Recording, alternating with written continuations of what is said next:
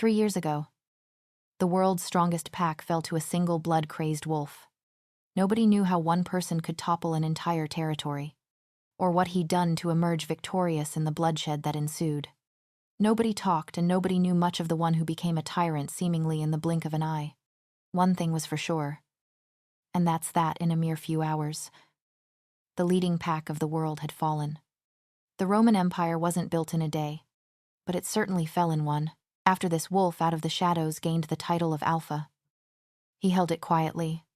Connections were cut off with his new pack. What happened within those borders were a mystery to the rest of the world. But rumors seemed to have their way of spreading. People talked of the new Alpha spilling blood at every turn, how he would slaughter dozens without even being provoked, that this one wolf was so absurdly powerful that he ruled by himself, no Luna, no Beta, no adversaries, yet nobody knew what drove him. 3 long years this went on. Eventually, any more news of the pack fell silent. Until one day, it becomes loud. That day, something happens that shakes every werewolf to their core. The tyrant Alpha is exiled, driven away from his own claimed territory. The pack struggled to rebuild after that, left alphaless and weak. But they were no longer anyone's concern. The world had their eyes on the one whom they threw out instead. Word spread rapidly that the exiled Alpha is with a vengeance, that he roams the woods, trespassing from territory to territory, just looking for another pack to conquer, to rule. Every wolf across the globe quivers, on edge and paranoid, doing whatever they can to prepare themselves, to ward off the monster lurking somewhere out in the woods. And the Visari pack is no exception. Although their new Alpha has a different approach to the threat, and that is to take a Luna to fortify the pack's leadership. The more leaders, the more intimidation to outsiders. Right, snow crunches under my feet as I walk along the mountain path. The hoot of an owl mixes with the faint voices of people partying in the valley below. I envy them. They get to celebrate the exact thing that's caused me 3 mental breakdowns and a stomach twisted with dread. I sigh, slowing my pace. I can't stop it at this point, but I'll sure as hell stall for as long as I can. Maybe the alternative isn't so bad. Being invisible and ignored might be better than being tied to a narcissistic asshole. I come to a high point in the trail and step off of it. A moth flutters up from a patch of tall, dead grass. It dances around in front of my face for a second before disappearing up into the black, starry sky until it's too small to see anymore. Likely off to hide somewhere else. I'm jealous of its freedom. It can hide from its problems. I can't. Through a gap in the trees, I look down to where the pack members are preparing in the clearing. Their bonfire is burning bright and tall, disrupting the otherwise black shadows and creating a spot of warmth among the cold landscape. Even with the distance, I can see the snow sparkling in the firelight. A beautiful winter night has never looked so ugly. 4 days earlier. This one or this one, I wonder if squirrels live in neighborhoods. If a squirrel lives a couple trees away from another, does that make them neighbors? Or what if a squirrel builds a nest in a tree that already has one?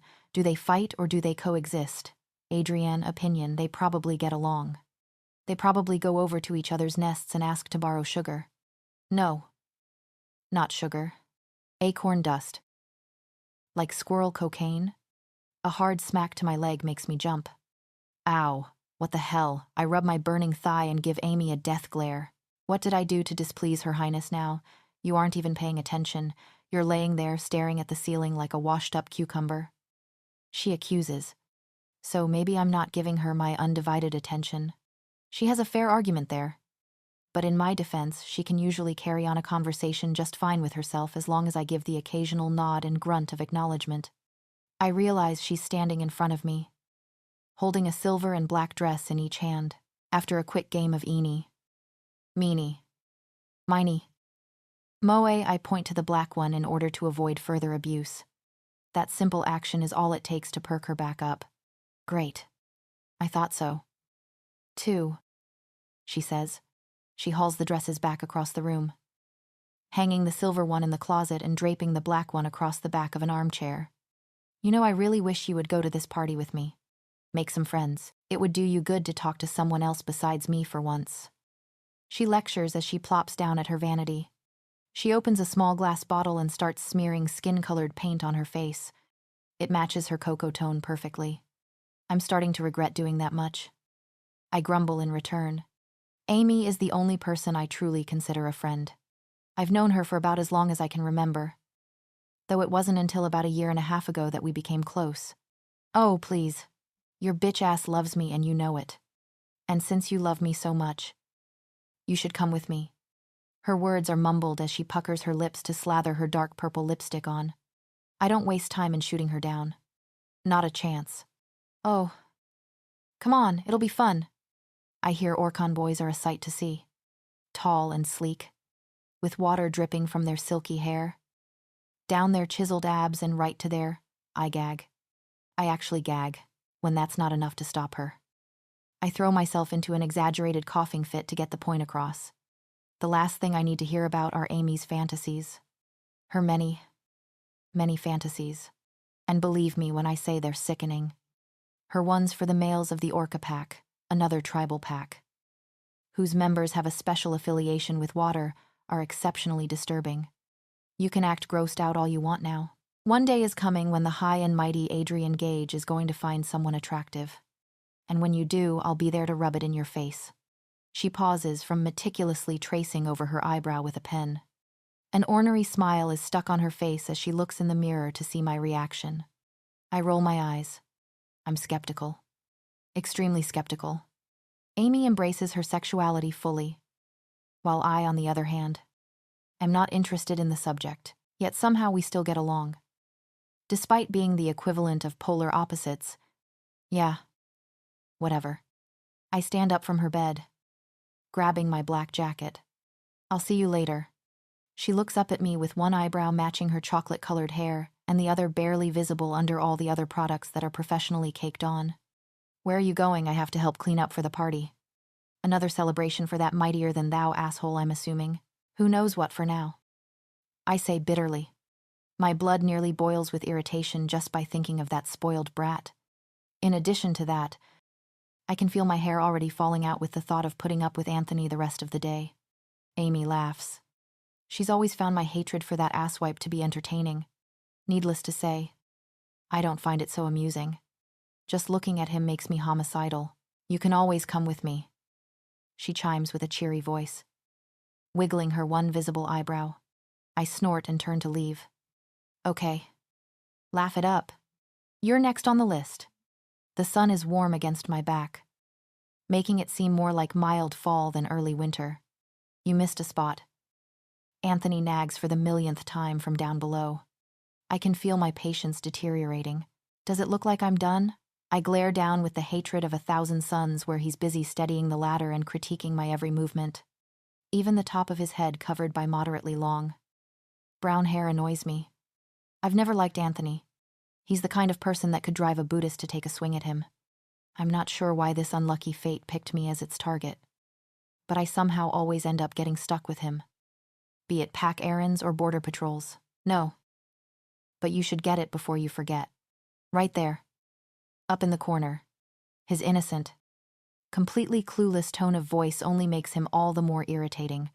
I clench the sponge tighter, causing all the water to run out and down my arm. Shouldn't you be hanging ribbons or something? I'm just trying to help you. Okay, this party is for you. You know, he points to another spot on the second-story window that I've been cleaning for half an hour because it's impossible to satisfy this annoying freak. For me? What do you mean for me? It's for Nathan, just like everything else. I say, scrubbing the window like I have a vengeance to settle with it. Nathan is the alpha's son, along with his upcoming 18th birthday.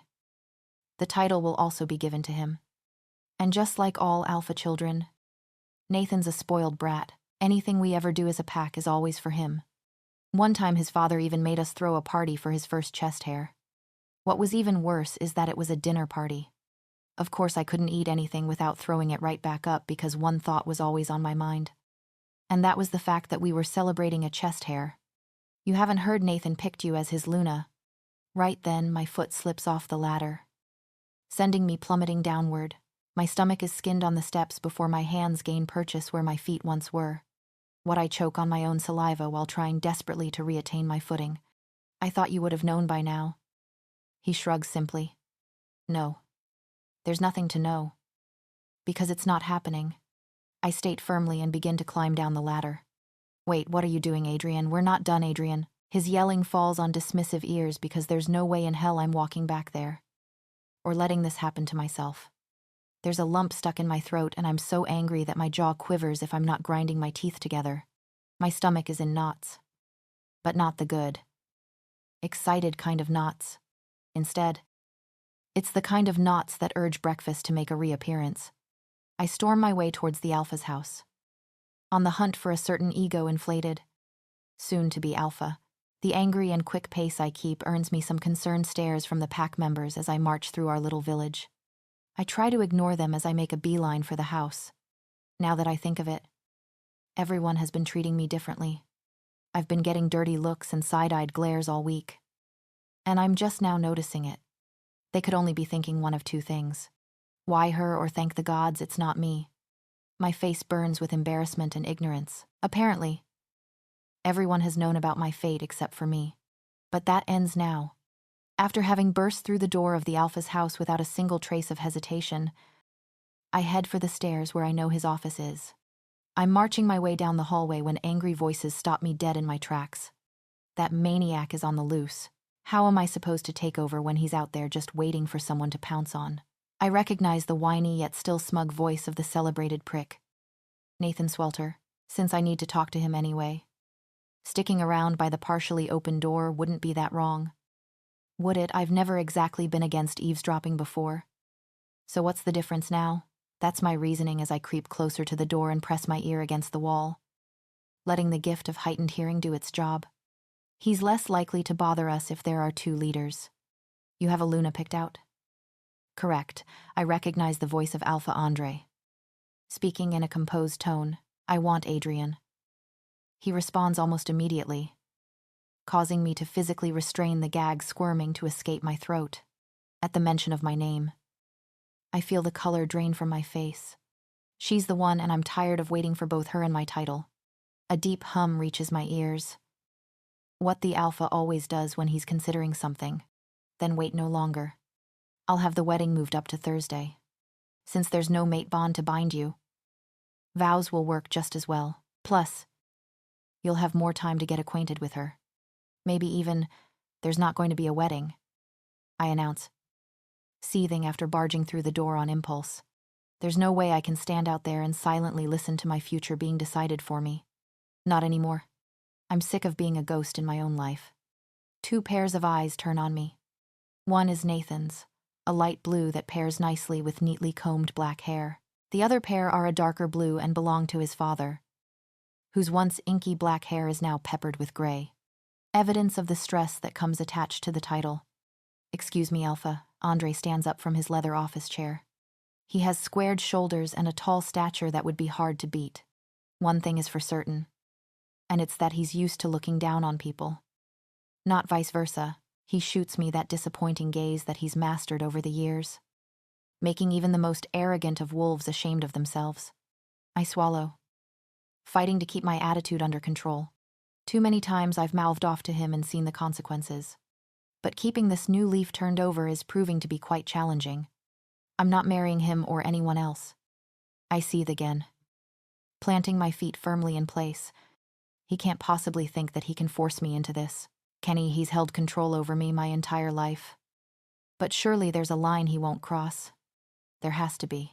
To my right, Nathan lets out a frustrated moan. Why can't you just cooperate for once? He whines at me. I thought we were past this. I can give you everything you want. Who turns down the title of Luna? He looks to his father for help with pleading yet demanding eyes. He's never grown up. He still reminds me of that same child who threatened to throw a tantrum if he didn't get his dessert. Or the one who threatened to have my fingers cut off if I tried to play with a toy he'd forgotten he even had. You can't give me shit or you wouldn't have treated me like it my whole life. I shoot back, feeling a growl starting to rumble deep in my chest. He's always thought of himself as royalty and everyone else peasants. But in my eyes, a king without a crown isn't a king at all. Alpha Andre snarls at me for my backlash. Watch your damn tongue. He then turns to his son, confidence thick in the air around him. She'll do whatever I say.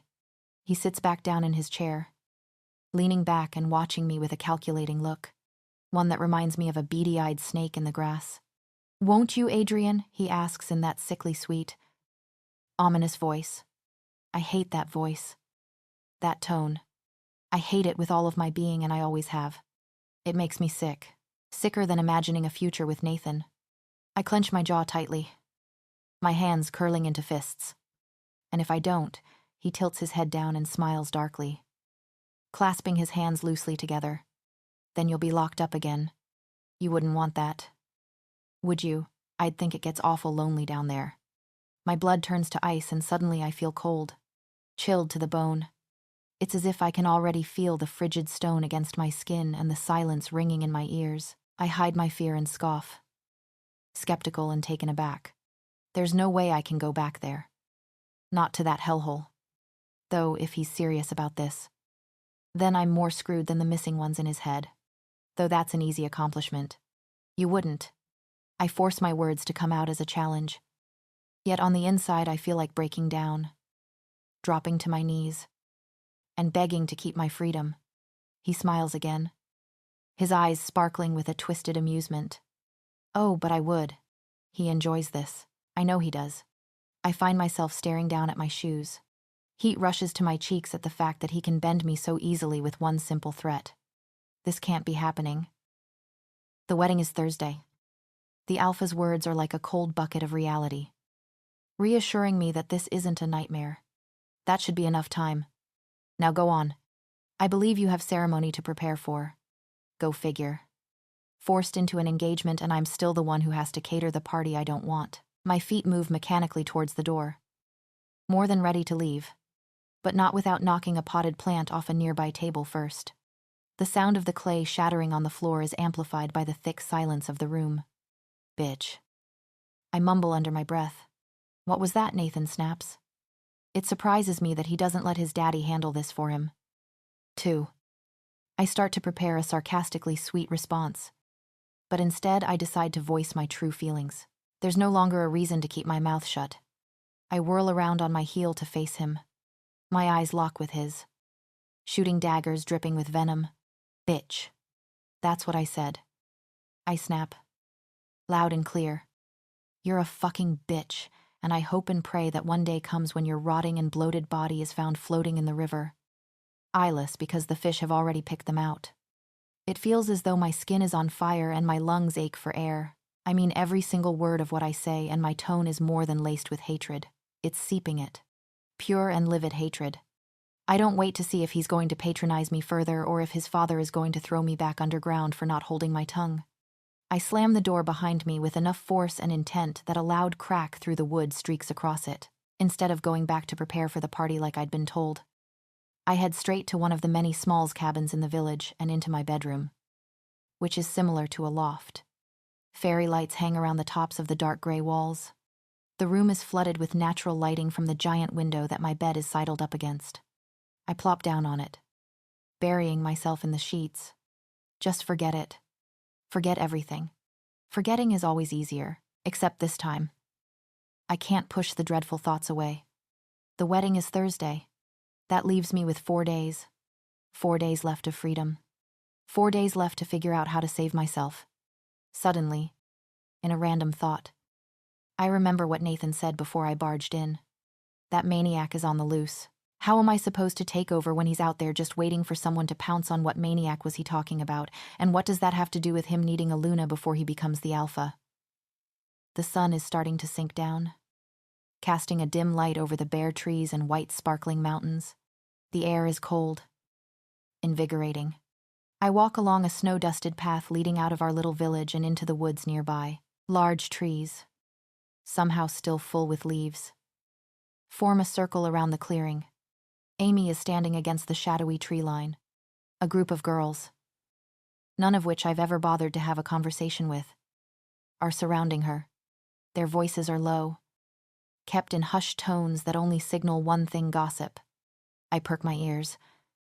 Listening in, I hear he's ruthless. A monster whose wolf is 3 times the size of any other alpha. A petite, bleach blonde, Mia whispers, her eyes wide for emphasis. Her brunette friend shudders before giving her input. They say he's an absolute beast. He goes out, commits mass murder whenever he feels like it. Suddenly, she lowers her voice even more, and it turns shaky. God. What if he comes here? Who knows where the hell he is right now? They all exchange wide-eyed glances, looking to gauge each other's reactions. Who the hell are they talking about, and why are they so jittery?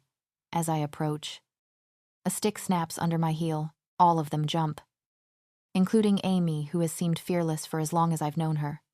Maya even lets out a choked scream. All of their eyes turn on me as if I were the devil come to claim their souls. Their faces ghostly pale and their mouths are agape.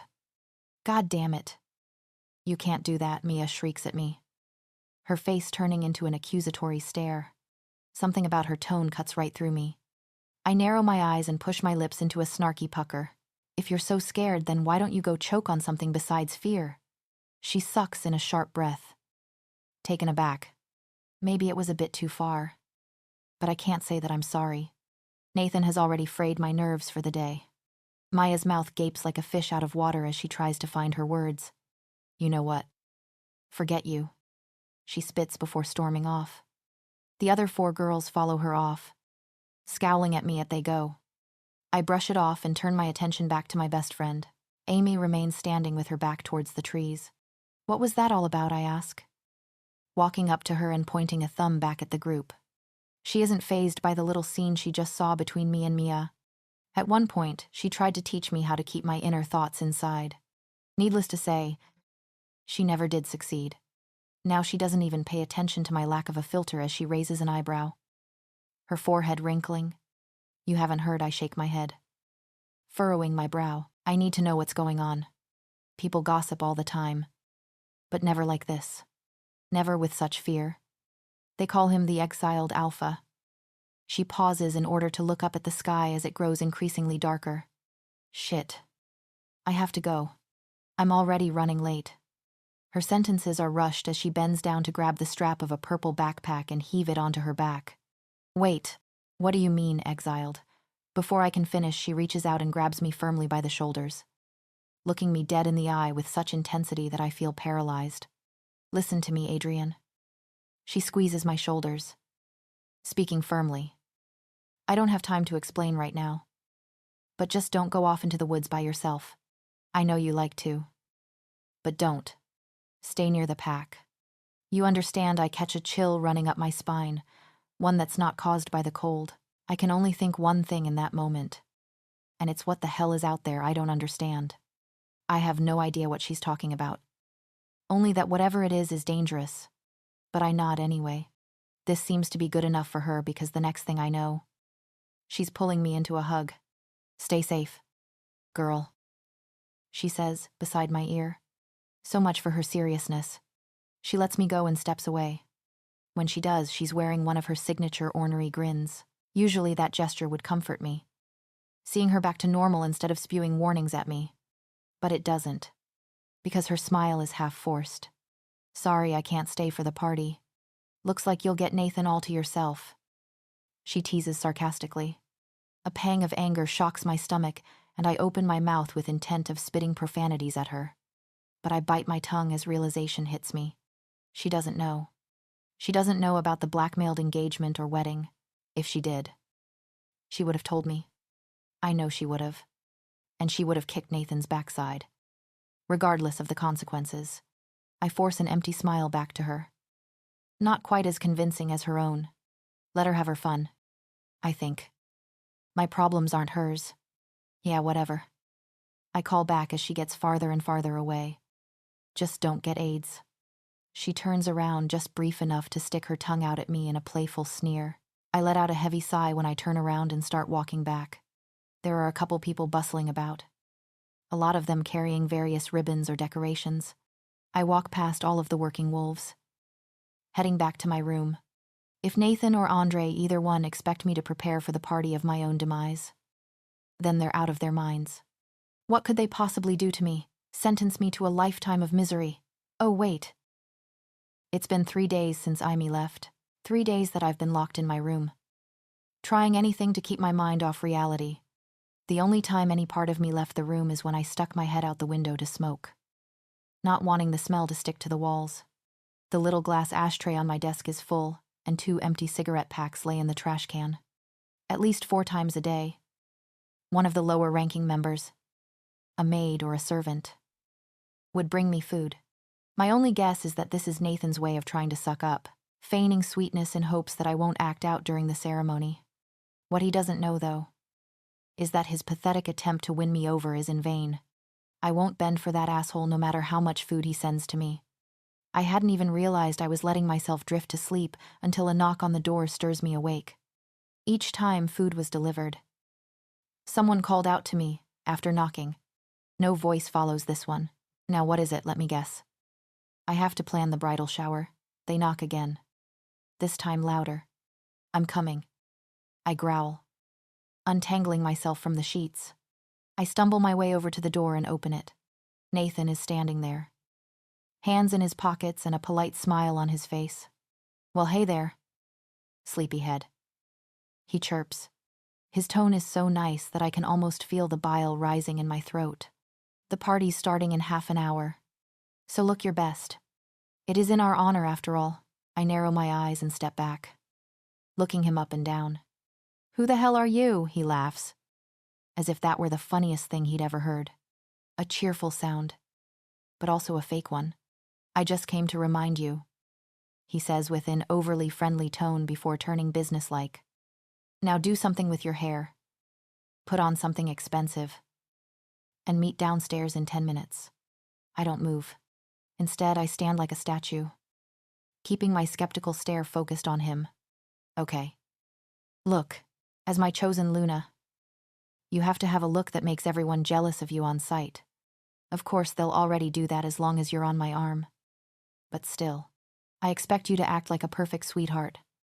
And if not, there will be consequences. And just like that, the act is up. His conceited and bossy attitude is back in full swing, along with that pulsing vein in his neck. It always makes an appearance when he doesn't get his way. I continue staring at him with dead eyes, knowing it would eventually make that nerve of his crack. If he intends to try and control my life, which he does, then he'll at least have to give me his reasoning. Why am I your chosen Luna, I ask. Suspicious. It doesn't make sense to me. We don't get along anymore. So why would he want to marry me against my will at that? He smirks, meeting my eyes with a devious gleam of his own. You're mouthy. Adrienne Gage. A sharp tongue and a clever head. That's what people can't see until it's already too late. He moves closer, lifting my chin with his thumb, with less than an inch between our cheeks. His hot breath fans over my ear as he speaks in a low whisper, and I can't forget those gray eyes. They're so cold, so unpredictably, so unreadable. He swipes his thumb across my jaw as he steps away, turning and leaving just like that. Remember, he calls, his voice echoing in the dark hallway. 10 minutes, my fingers raised to touch where he did. I rub the skin until it starts to burn. I'm quite certain I've rubbed it raw with my palm, yet it still doesn't feel clean. So that's his reason.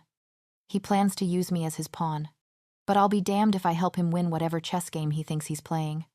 With Alpha Andre's threat in mind, I close the door and get to work on myself reluctantly. If only I had a fashion-savvy best friend like all the movies portray. Then this would be a lot easier. The cruel thing is that I do, except she's miles away, partying her backside off in another pack.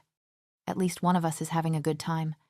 I comb through my long hair, letting it hang down my back. Working against the clock, I throw on a pair of dark jeans, leather boots, a white t-shirt, and a black jacket. He said to wear something expensive. But this event can be called a high-class cookout at best, technically. It's a bonding ceremony, which is the equivalent of a wedding to humans except without all of the elegance. Fancy clothes and decor, just like Nathan said. I find him waiting for me in the living room of the pack house. He stops his pacing in order to look me over from head to toe. How much did that cost? Enough. I answer as I walk past him. Is it designer, he asks. Coming up beside me. It is for tonight. He makes a disapproving grunt. We'll go shopping later. You look good, though. I stop dead in my tracks. Stiffening. Did he just compliment me? He offers me his arm. As if nothing out of ordinary had just happened. Wouldn't want to be late. I wipe the petrification off my face and force myself to take the arm he's offering. It's an internal fight to keep myself from pulling away from him. Something about having any sort of contact with him seems wrong and stomach-churningly unappealing. When we walk up to the open forested area that the party is set up in, everyone's eyes turn on us. The urge to shrink down and out of their sight is crippling. But there's nowhere to go. Plus, I have too much pride to even attempt to hide against Nathan's side. Public shame can only go so far, and that would be on an entirely new level. There's no doubt in my mind that this is the latest gossip of the pack. The oh-so-beloved Nathan Swelter, soon-to-be alpha of the Visari pack, is claiming a mate who isn't his. He leads us past a towering bonfire whose flames reach high into the dark sky, and to a long table set on a wooden platform which acts as a makeshift stage. There are 4 seats at the table, all at one side so that the occupants would all face the crowd. Alpha, Andre, and his Luna, Nathan's mother, sit together at one end. I break away from Nathan and go past them, planting myself at the furthest end, as far away from them as I can be. To my misfortune, Nathan sits down next to me, far closer than I'd prefer. No more than half a minute passes before he places his hand on my knee and starts tugging at my leg. I shoot him a burning glare so heated that he should burst into flames on the spot. Seriously, I snap, keeping it at a whisper. He growls lowly, leaning closer. You're mine now. Show it. I clench my canines together so hard that my jaw aches. I roll my eyes and huff before throwing away my dignity and following his orders, lifting my legs so that they're in his lap. It's a Visarian display of ownership. While sitting, the female would position herself so that the back of her thighs touch the top of the male's, though her butt stays in her own seat. In intimate cases, only between true mates, the male would wrap his arm around the female, her head resting on his shoulder. However, that's not the case for us. I put my thighs on top of his. But other than that, I keep as much distance as possible. It wouldn't be hard for someone to figure out that we're not mates. The stiff body language, the tense and mechanical movements, and not to mention my obvious disgruntlement. It's enough to make any spectator cringe with secondhand embarrassment. And of course, there's plenty of them to do so. Practically the entire pack is staring at us from below, unblinking, despite the cold winter air. My face is on fire. Act natural. Nathan scolds in my ear. Maybe if I weren't being blackmailed, I could. I hiss back. Alpha Andre stands up, clearing his throat and sending us both a scolding look. He then slaps on a pleasant smile and faces forward to address the pack. Wolves of Visari, may I introduce to you to your soon-to-be Alpha and Luna? He announces, making a grand gesture towards us. His speech goes on after that. Most of it, if not all of it, is him rambling on about Nathan's childhood and his meager yet exaggerated achievements. Not a single thing is said about me. It's almost like he completely forgot that I could have been considered his daughter at one point. I'm not surprised, though. Nearly half an hour of empty words and transparent compliments later, he concludes his speech with something along the lines of, "May he reign long and prosper with this pack." Applause bursts from the crowd when Alpha Andre sits back down. Although I tuned out the majority of his speech, I highly doubt the applause is sincere. When the clapping starts to fade, a single hand in the middle of the sea of people pops up. Nathan and Adrienne aren't mates. What happens when she finds her mate Will? Nathan then find a new Luna. I perk up upon hearing my name. But Nathan opens his mouth first. There will be no other Luna, he answers. My brow furrows when I realize his tone is almost defensive. Who knew he was such a good actor? He continues. And slowly the defensiveness dissipates into professionalism. I chose Adrienne. The ceremony will bind us. And if her mate has a problem with it, he can either get over it or take it up with me. I shiver. There's something about talking about my hypothetical mate that seems unnatural. Wrong, even. And I don't like it. There were no more questions after that. I was beyond thankful. The sooner this torture is over, the better. Pack members begin passing out the food. giving me the dreadful cue to talk to the alpha's offspring. When did you turn into plastic? I ask him. What, you're fake? Nathan. Just like your little declaration of caring about me. His gaze hardens and his jaw tightens. Like I've hit a nerve. That's good, though. Because I'd sever it if I could. I'd watch your attitude if I were you. He warns dismissively. I glance down at his palm resting right above my neck. Then back up to him. And I'd watch your hand if I were you. I growl. My teeth turning to canines. Various dishes are sat down in front of me. All of them fresh and steaming. But none of them are bribing enough to make me stay. Where are you going? Nathan asks as I abruptly stand up. Having not even touched a single morsel of food, I mumble a bitter retort. One I'm sure he can hear. For a walk. Get off my back. I don't look back. Not even after hearing the rattling of silverware when a palm slams down on the table. Growling follows. Low and provoked. I guess now we both know what it's like to be inconvenienced by someone else. Let her go. Alpha Andre orders. I can just imagine him grabbing his son's wrist and pulling him back down before he can even get up. He's controlling like that. Except this time. I'm thankful for it.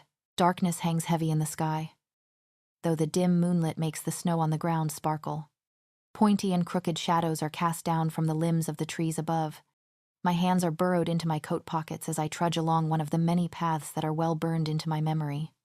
I had stormed off and away from the party. I want away from all of them. As I come to a high point in the mountain trail, I catch sight of the bonfire far below, like a giant burning ember among the gray. Bleak landscape. Suddenly my stomach drops. I temporarily forget all of my woes of dread as I remember what Amy had said to me. Don't go off into the woods by yourself. Stay near the pack. As if to go with my immense feeling of regret. My skin prickles with apprehension. Goosebumps pop up all over my arms, along with the hairs on the back of my neck rising. Darn it. Darn it. Darn it. Darn it. Amy would kill me if she knew I didn't listen. That is, if this notorious lurking beast doesn't do it first. I tense up, suddenly getting the feeling that I'm being watched. Though I know it's only a simple symptom of paranoia. Right, I shake my head. Laughing at myself. I'm acting as ridiculous as Mia and her group of floozies. Either way. I turn and start back down the same path I came. The snow crunches loudly under my feet. Almost like static in my ears that's loud enough to drown out everything else. As I go back down the path, my mind goes back to reality. Dread settles in my stomach at the thought of going back to that asswipe whom his mother mistook for a person and named Nathan. When I slip back into the vicinity of the party, I can't help but to notice the tense atmosphere of the people and their constant whispering, or how their eyes are wide and flickering around as they talk to one another. It's true then, they really ran him out.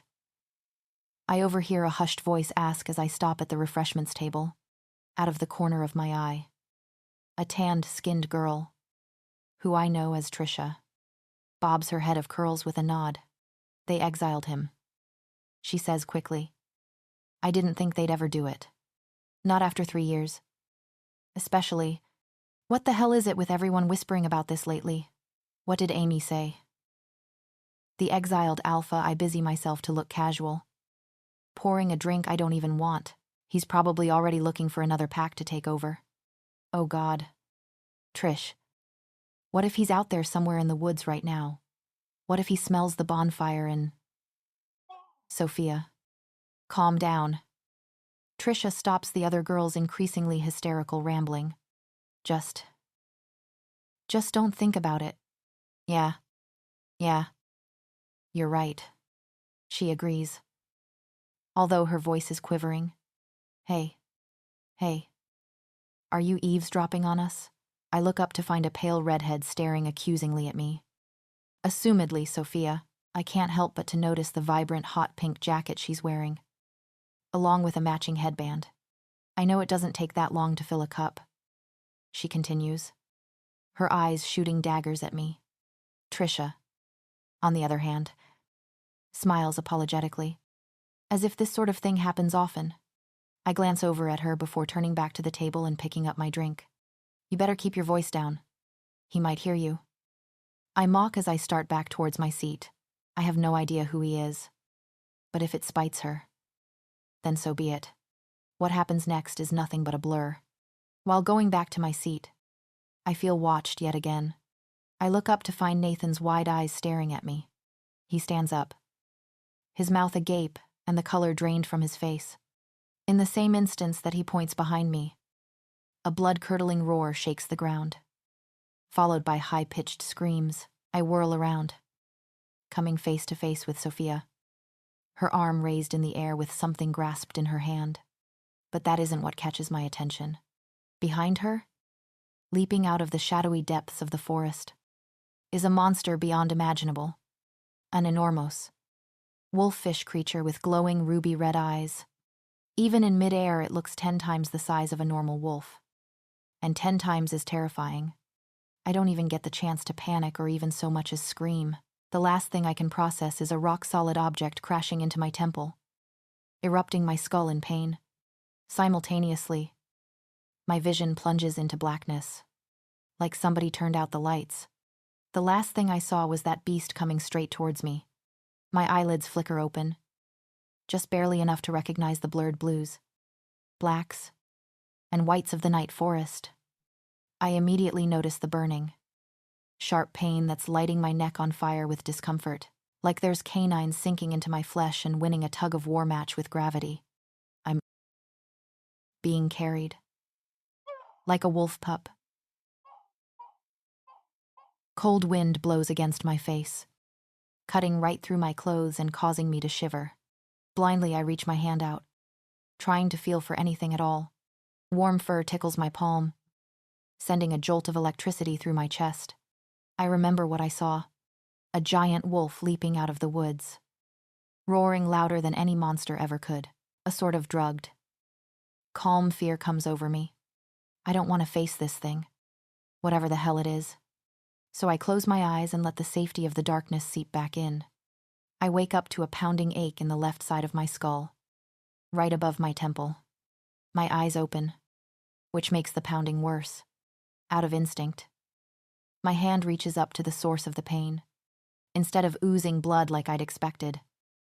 I'm surprised to feel the soft gauze of a bandage wrapped securely around my head. I roll my head to the side to take in my surroundings. Through the trees, in the distance, a bright orange flicker stands out against the night. The bonfire. I can barely see it through the trees. How did I get out here so far, sitting up? I close eyes, close tightly as I wait for the spinning to stop and the nausea to pass. When I finally open them again, my heart stalls. Staring straight at me is a complete stranger, though strange is far from the word I'd use to describe him. As soon as my eyes lock with his, all of my senses immediately pulse in unison, shaking me to my core. All my attention is on him and only him. His smell, his looks, and even the pleasant rhythm of his heart in my hyperactive hearing. Or maybe that's just mine beating violently out of my chest. He's sitting cross-legged on the forest floor, leaning forward as if to get a closer look at me. His eyes are a pure obsidian color, and they hold an uncanny resemblance to the glowing red ones I vaguely remember. His messy hair is a brownish copper, which matches the thin layer of clean-cut stubble on his perfect jawline. Even with the small bit of distance between us, it's clear that his build is larger than an average person's, not to mention 3 times as muscular. I can't even try to think straight. He's attractive in a way no one person should be allowed to be. His fingers flex in and out, the tendons in his wrists popping up along with some veins in his forearms. Judging from the raw power stored in that action alone, it would be ridiculously easy for him to take a life away. Those hands look like they could bring death in a dozen different brutal ways, and I feel like they have. Yet for some reason, I yearn to reach out and touch them. The pulsing sensation gets stronger, making my focus on him so heightened that everything else is dull. My lips part slightly, but no words come out. Instead, it gets stuck in the front of my mind, lingering at the tip of my tongue. Mate. I flinch at the word. He makes a move to get up and I scramble backwards on my butt, fighting my every instinct to go forward. My back meets the smooth trunk of a snow-covered, fallen beech tree. It blocks me from going any further and I exhale heavily. Of course, that's my luck. He's coming slowly toward me, making my breath hitch. From a standing position, his size looks impossibly larger, and impossibly like a force not to be reckoned with. His nostrils flare as he sniffs the air. A low growl rumbles in his chest, getting louder as it travels up to his throat. "You smell like him," he says in disgust, pushing it out through gritted teeth. Him? Does he mean Nathan? But if that bothers him, then that makes two of us. "And you smell like a wet dog," I retort without missing a beat. That was a lie. That was the biggest lie I've told in my entire life. He smells good. Really good. Like an addictive, masculine cologne mixed with the natural scent of a pine forest. And the fact that that scent makes my stomach twist with nerves scares me. His gaze burns into me, telling me I made a mistake. The lighting in his dark eyes seems to dance, like a black and gray fire burning in his irises.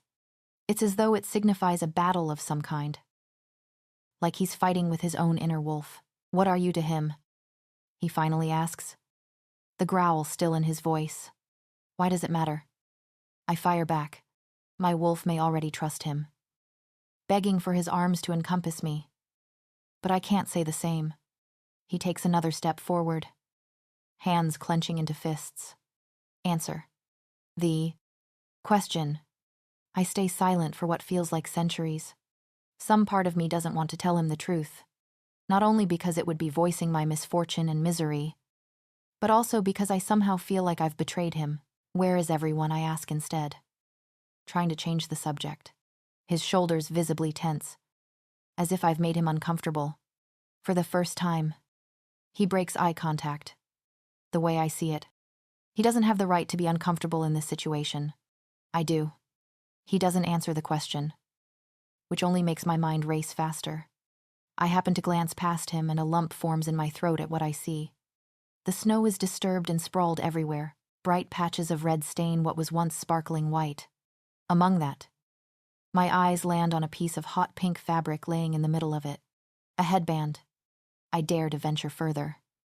Looking even farther past, a body is laid, sprawled and broken in the snow. I recognize the disheveled, fiery red hair. My blood runs cold. "Did you?" I don't need nor want to finish the sentence. He follows my line of vision before answering with a simple, emotionless reply. "Yes." I swallow hard, feeling my hands start to shake. Why am I so nervous? If he wanted me dead, he would have killed me while I was unconscious. Why? "She hurt you." As if on cue, my hand comes up to touch the bandage around my head. He cares if I'm hurt or not. No response comes to mind for that. That girl didn't mean anything to me. She made snide comments about everything and walked over everyone. She was rude and a pain in the neck. But still, it doesn't seem believable. But if Sophia is dead, who else went with her? I hadn't even realized I was lost in thought, staring at the ground until the snap of a twig pulls me back to reality. My neck doesn't even have time to turn before I'm being scooped off the ground, pressed against a warm, solid body. An electric sensation ignites wherever we touch, erupting my skin in a tingling, pleasant fire. It's like a chain reaction, making my heart start to pound again in my chest, along with my muscles relaxing instantly. The logical part of my brain tells me I should be concerned about where he's taking me, but I can't focus on anything except his body against mine. My neck tilts to rest on his shoulder, the sensation lulling me into a state of tranquility, whether it's the possible concussion giving me hallucinations or not. I think I hear a faint, animalistic purr in response. I close my eyelids, focusing on the smooth gait of his walk while being carried by arms that make me the equivalent of weightless. It seems like minutes pass by before I open my eyes again. When I do, we're in the small village of my pack. I happen to look up, and in the second-story window of one of the houses, half a dozen pairs of eyes are staring down at us. Among them are Mia's. Her face is twisted with contempt, glaring hatred at me even through the glass. I can't be bothered to react this time. I look around and notice that not a single person is outside. They're all in the windows, peeking out and watching us like hawks. It's almost as if they're scared of something. What did they witness that I didn't, besides Sophia's death? I'm carried straight through the middle of the village, right to the grand cabin at the end, the one notoriously known as the Alpha's house. The stranger carrying me, my mate, is unfazed. He continues on as if it's his territory, as if he has every right to be here. He steps over the threshold of the front door, angling me carefully so that my feet don't hit the frame when we pass. The entire pack just watched helplessly as a trespasser waltzed through our village and stepped into the Alpha's house without a trace of hesitation. What did he do to them? The door clicks shut, plunging the room into darkness at the mercy of night. But more importantly, my stomach knots as the stairs creak under the weight. What will he do to me? My heartbeat pounds in my ears as the bedroom door clicks shut behind us. This stranger has an iron grip on me, not to mention an aggressiveness that could terrify anyone. I want so badly to feel safe in my mate's arms, to let myself relax against his warm chest. But I can't. Anxiety only grips me tighter as he carries me towards the bed. The sheets rustle quietly as he sits me down on the edge and begins pulling off my jacket. My heartbeat pulses in my throat as the panic begins setting in. Once the jacket is off, he tosses it onto the floor, almost in a disgusted manner. He pauses for a minute after that, raising his nose as if to sniff the air. I take this opportunity to squirm further onto the bed, and further away from him. I hug myself tightly and pull my knees halfway to my chest. Suddenly, the white t-shirt that I'm left with feels much too thin for comfort. I swallow nervously, watching as he walks over to an attached room and turns the light on, revealing a bathroom. My skin prickles as I watch, the saliva cold in my mouth. What's he going to do? In one swift motion, he raises his arms over his head, peeling off his shirt. My eyes feel ready to bug out of my head. I did not sign up for this. The light behind him illuminates his figure, creating a sublime, muscular silhouette made of rigid lines and defined curves. I can only faintly see the center of his outline, but it's enough to tell that his abdomen is no less apparent. Striding towards me, his steps are slow and confident. He stops in front of the bed, looking down on me with intent. Dark eyes. I lean back as he reaches forward, but I don't lean far enough. His fingers touch under my chin, igniting the area with a tingling feel as he gingerly pushes my jaw closed. Heat rushes to my cheeks when I realize my mouth had been open. Was it that obvious? My eyes flick to his uncertainly. What happens now? Because there's no way in hell that I'm letting these clothes leave my body. Wash his scent off, he orders, his voice like steel. There's no denying that it's a command, not a polite suggestion. He then drops his t-shirt carelessly into my lap. His voice is cold as he instructs me, begrudging even. Then put this on. With that, he lets his gaze linger for a few seconds. Then, he turns and strides out of the room, closing the door behind him with a loud click to disrupt the nerve-wracking silence. I scrunch my face up in both discontent and confusion. He wants Nathan's smell off of me. That's the only conclusion I can come to, and a likely one considering his earlier disgruntlement with the scent. Being treated as a doll to be dressed up is irritating. But in this case, I don't want Nathan's scent on me either. Cautiously, I slide off the bed, watching the door like a hawk. I half expect him to burst through it at any minute, spewing more demands. With shirt clenched tightly in my hand, I pad into the bathroom, shutting the door behind me and making a point to lock it. Maid or not, my privacy is my own. The searing water is uncomfortable, drumming against my back, between my shoulder blades.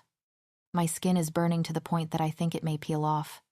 I've always preferred the cold, and I'd never choose a hot shower over a moderately room temperature or even a slightly cold one. But I need to feel the pain. I need to have the distraction it provides, almost like it's a pause button. I fight to keep my mind off the situation at hand, along with the questions that go with it. Did this stranger, my mate, whose name is a mystery, take over the pack? How many of my pack members did he kill? Am I still expected to marry Nathan? I shake my head, pushing away the curiosity. Whatever happens, happens. It's not like I was allowed to control my life before. What's the difference now? My focus turns back to my reddening body as I turn the water off and step out of the shower. I'm shaky as I put my clothes back on, my muscles lulled into a trance from the heat. Even more warmth pools in my stomach when I take a deep breath of the addictive scent clinging to this ominous stranger's shirt. I'm not a petite person per se, but it's still oversized to the point where I might be able to get away with not wearing anything else. Nonetheless, I slip my jeans back on anyway. There's a certain line drawn in my dignity that I'm not quite ready to cross yet, and walking around pantless with a shirt tail barely covering my backside would require crossing that line. When I re-enter the bedroom, my lovely and very congenially mate is nowhere to be found. Is this my window for escape? As soon as the thought crosses my mind, I ridicule myself for such a ridiculous idea. Running away from everything I know just to be killed on sight as a rogue, I'd rather not. Yet, at least. I wander out of the bedroom, which has to be the guest one considering its lack of a scent, and down the stairs. Right out the front door I was carried through. The stranger doesn't stop me. Nor is there even any sign he was here. Outside, the entire village still looks deserted and desolate. Everything is dark, with only the moon acting as a dim lamp of silver light. The snow crunches beneath my feet as I wander through the empty streets, which are really just worn-out paths weaving between the cabins. My nostrils flare when a certain hair-raising smell reaches my nose. Immediately, goosebumps rise over my arms as I slow to a stop in the middle of the village. Smelling the air more intently now. Blood. No. It's more than just blood. It's carnage. If that smell, combined with the dark, soulless streets, isn't enough to send someone over the edge, then having your every move watched is just as before. When I look up, I find the curious, frightened eyes peering at me through the windows. A growl escapes my throat. I'm some kind of spectacle for them, and that fact piques me. I stare right back, but whoever it is doesn't budge. If they won't come out, then I guess that means I'll go in. The heavy door of the pack house shutting behind me is louder than it should be. Usually I would avoid drawing too much attention to myself. But between Nathan's ceremonies and whatever the hell this can be called, I haven't been left much of a choice. When I turn the corner going into the grand living room, I'm met with about a dozen pairs of those staring eyes, glaring at me through the dark hue and blue shadows of the room. "You're wearing his shirt," Maya's irritating high-pitched voice exclaims as she throws her arms out dramatically. She's standing in front of one of the large windows beside the couch. There's no doubt that she was peeking out of it just a moment before. I'm not sure what she's trying to imply by her comment, but it runs right through me nonetheless. "You're clothed at all," I regurgitate her exaggerated shock right back to her. More often than not, she's usually showing more skin than she's covering, and it's far from being subtle, which is why I'm surprised to find her covered from head to toe in winter apparel. I can sense the room grow impossibly tenser. Everyone silently watching shifts uncomfortably in their seats and standing positions. But some of them I can feel staring holes right through me. Maya crosses her arms and sneers. "You're calling me a loose woman, but you're the one who just went to bed with a tyrant." I freeze. Tyrant. Then it clicks. This is the tyrant everyone has been whispering about. The monster that Amy warned me to stay away from. So much for that. Enough. Maya. Alpha Andre growls. Entering through the kitchen, his presence immediately weighs down the air, making it heavy with tension. "Adrienne." He motions past himself, gesturing for me to enter the room he just came from. Alpha Andre may be the last person I want to talk to, next to his son, but I gratefully take the opportunity to get away from Ya. As I stride across the room to Andre, I stick my tongue out at her in a taunting sneer. She always hated being scolded by Andre instead of being his lapdog, and I've always loved her indignation over it. Once in the kitchen, I clench my jaw when I see Nathan sitting at the table. There's no denying that I have strong feelings for him, just not the feelings he wants me to. But repulsion is a very strong feeling nonetheless. Although repulsion isn't what I get, we approach the table. It's more like happiness, because there's just something about of him, with his head down, held between his hands, with stress creasing his features. That's satisfying to me. "Explain to us," Andre says, leaning past me to lay his palm flat on the tabletop. "What that monstrous villain wants with you." "Explain to you," I repeat, raising an eyebrow. "You're the ones who watched it happen, and you're the one who he took into my house." Alpha Andre retorts coolly. So I'll say it again. He stands up straight as if to add an intimidation factor. What does he want with you? I realize that I don't want to tell them. This thing between me and that monstrous villain, assuming it is what I think it is too personal to be ruined by Andre's opinion and Nathan's hatred. So I play dumb instead. I don't know what he wants. I answer, adding an irritated tone to make it sound believable. Andre hums as his eyes rake over me, from head to foot and back, deciding whether to believe me or not, whether to kill his prey or let it walk another day. That's his shirt, he observes, stroking his black and gray beard. I notice his nostrils flare subtly. Smelling. Did he make you wear it? I nod. Half a minute passes by. Half a minute of Andre deep in silent thought and half a minute of Nathan and I in silent confusion. Then, he speaks. You're the meat. He says, come again. He was watching the ceremony from the dark. He concludes. He knows you're Nathan's chosen Luna. Taking his pack is one thing, but taking his Luna is a statement of further dominance. He's baiting Nathan to challenge him and you're the bait. The meat. I blink. Dumbfounded. His theory sounds surprisingly reasonable, probable even. My stomach drops as I consider the possibility that he's right. The feeling of stupidity heats my cheeks. Maybe I didn't know as much about this stranger as I thought. Maybe his ferocious desire to replace Nathan's scent with his own had a different motive than I thought. Maybe what I thought I felt for him was nothing at all. Out of the corner of my eye, Nathan stiffens in his seat. His jaw is clenched without a doubt. And I'd bet money that the vein in his neck is just waiting to make an appearance. So he's toying with me, Nathan growls.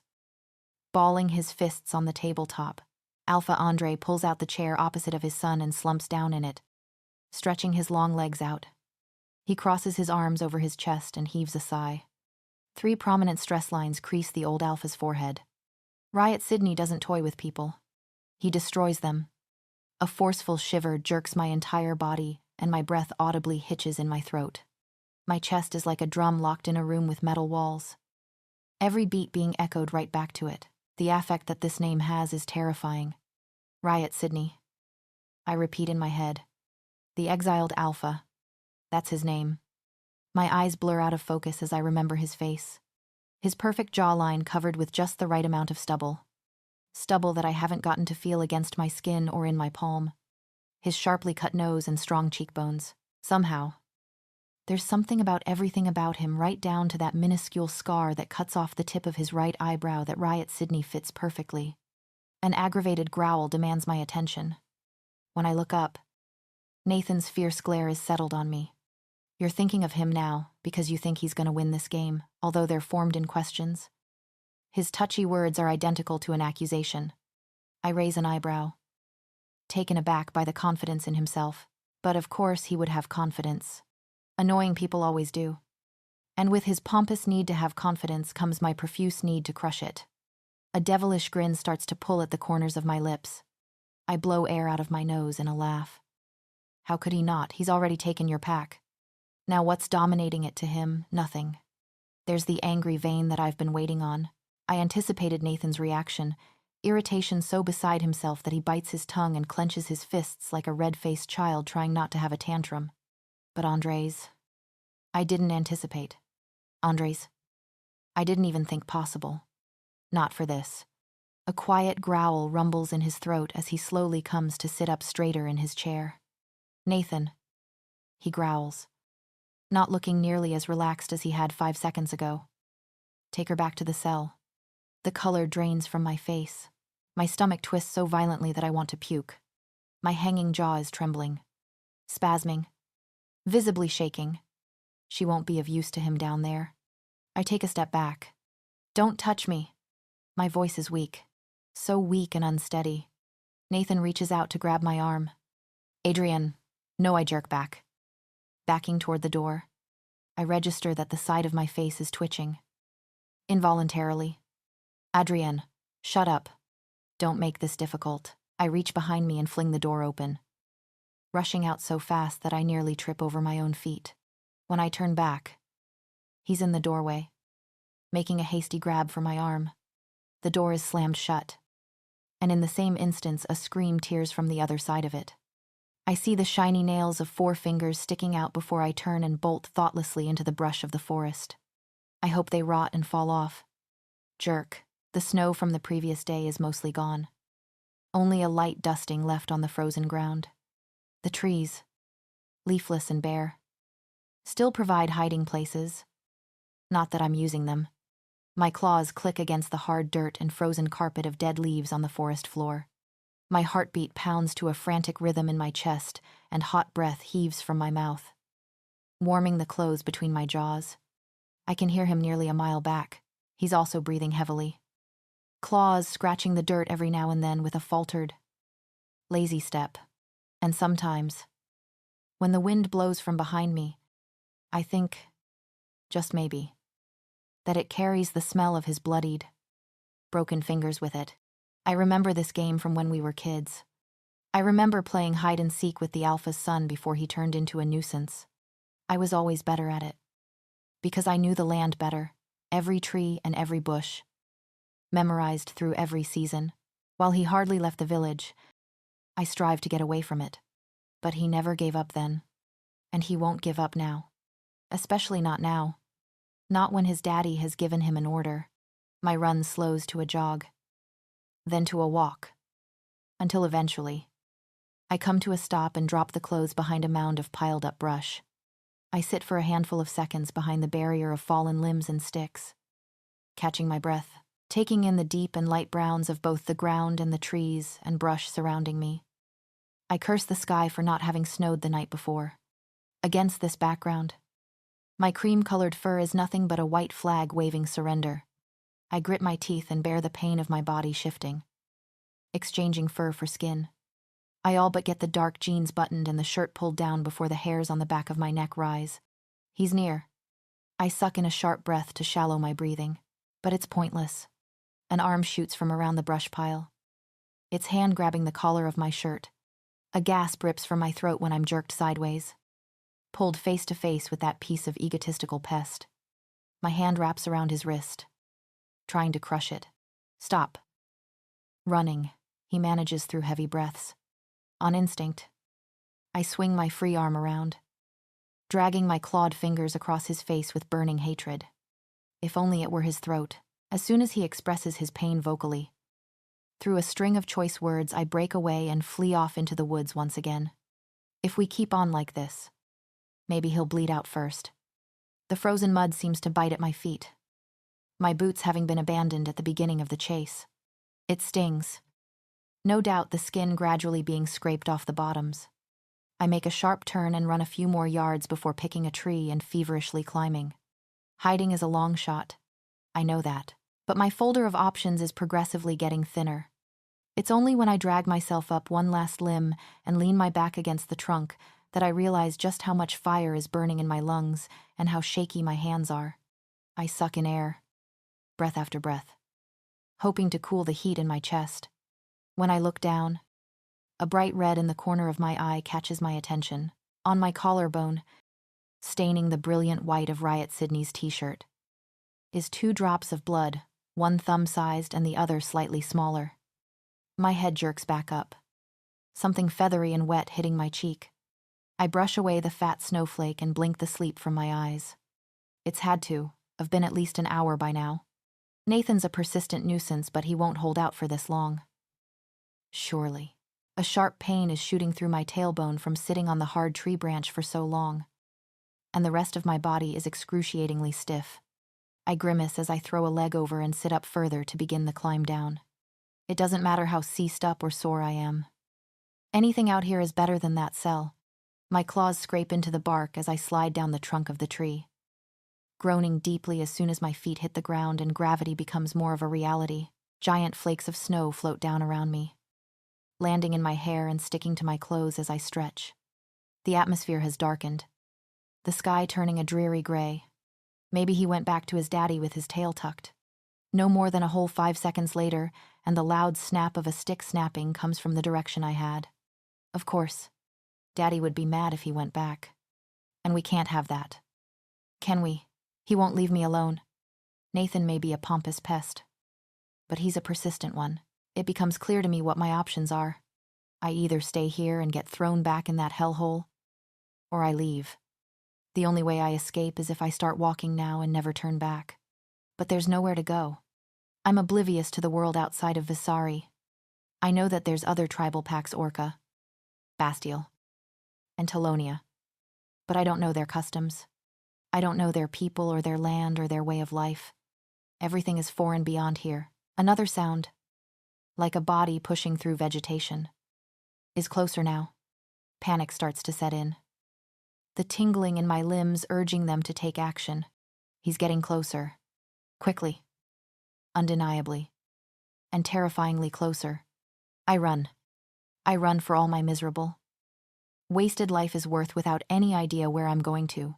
I just run. Twigs snap at my ankles and my bare feet are yet again cold and pained on the frozen ground. But I'm not stopping. I don't care if I leave a trail of blood in my path. It irks me that I can't shift. Since 4 legs are infinitely faster than 2. But shifting now would be like sounding the alarm for him to come find me. For whatever reason. A werewolf can sense whenever another one shifts nearby. It's a strange feeling. Like a presence over your shoulder, except the presence comes from the shifting wolf's location. The next thing I know, my shoulder is being plowed into the hard ground as a giant furry mass hits me from behind. I can feel the skin being scraped off my arm and elbow, and the bloody wounds being filled with dirt and snow. My jaw is slammed shut in the process. My teeth clamp down involuntarily on my tongue, sending tears to my eyes. I don't even register the pain. Instead, my attention goes to what's standing over me and pinning my back against the ground. And it's not Nathan's light gray wolf. Either. It's that giant, nightmarish monster I saw right before my pack was taken over. The one that dragged me into the woods with a paradox of gentle canines at the back of my neck. I never got a good look then. Only a few glimpses through bleary, barely conscious eyes. Now I have a good look. Gaping up at it as it looks back with searing eyes. I'm unable to move. Staring petrified. I jerk when he moves his muzzle closer to my cheek. He smells it first, and then nudges the loose tendrils of hair aside with his cold nose. A drop of blood slides down my face, leaving a warm, sticky trail all the way to my jaw. I realize there's a numb burning there, like a claw scratched into my cheek. I must have done it during the fall and not even noticed. He starts to lick the wound, his soft canine tongue acting as a painkiller. The blood is wiped away and the burn starts to die out. Once satisfied, he starts sniffing elsewhere, as if searching for my wounds. He makes a low growling sound when his nose stops just above my collarbone, right over top of the 2 red stains, the stains made by Nathan's broken fingers. Just as suddenly as he'd flattened me to the ground, he hurriedly steps off. For a split second, I think there's a flash of red in his eyes. But when I look again, it's gone. As he turns away from me, I take the opportunity to stand up. His wolf is a sight to cower at. Supernatural wolves by default are abnormally large. But there's something more looming about this one that I just can't explain. Even in a standing position, he still casts a shadow over me. When he turns back to me, there's a subtle flash of light within his irises, followed by a quiet rumbling in his chest. Then he jerks his head in the direction of the village, staring me down with a threatening gaze. It's like he's accusing me of something. He's angry with me. But why then, I realize? This is technically his pack now, and now he's caught me running away from it. I wring my hands together nervously in front of my stomach. My heart is beating so loud that there's no way he can't hear it. But it's not from the adrenaline of the chase this time, it's from fear. What will he do to me? All the warnings I've heard whispered. All the craze. All the terror everyone has had for this wolf all pops into my head. What will he do, judging by the stories? The possibilities are endless. I take timid step backward. A horrifyingly enraged snarl rips from his lips as soon as I do. This radiance of power and aggression that he gives off. It's so strong that I can hardly control myself. For the first time in my life, my instincts are telling me to cower. I just want to lay down and cover my head with my hands and hope for the best. Yet I don't. I stay standing, staring at the ground in front of me and fighting the urge to close my eyes. When he starts to move towards me, with his enormous paws crunching the leaves beneath them, I tense up even further. He circles me, walking around until I can feel his presence behind me. Then his nose prods me between my shoulders' blades, forcefully shoving me forward. He's taking me back to the village, and back to that annoying pest. Fantastic. The entire way back, he follows close behind, close enough for his hot breath to fan the back of my neck. By the time we reach the Alpha's cabin, which is assumedly his now, I feel like a prisoner. He escorts me right through the door, not offering the chance to falter a single step. My cheek is bleeding again, and a dampness is on my hairline that I can't decide between being moisture from his breath, nervous sweat, or werewolf slobber. I settle for not knowing.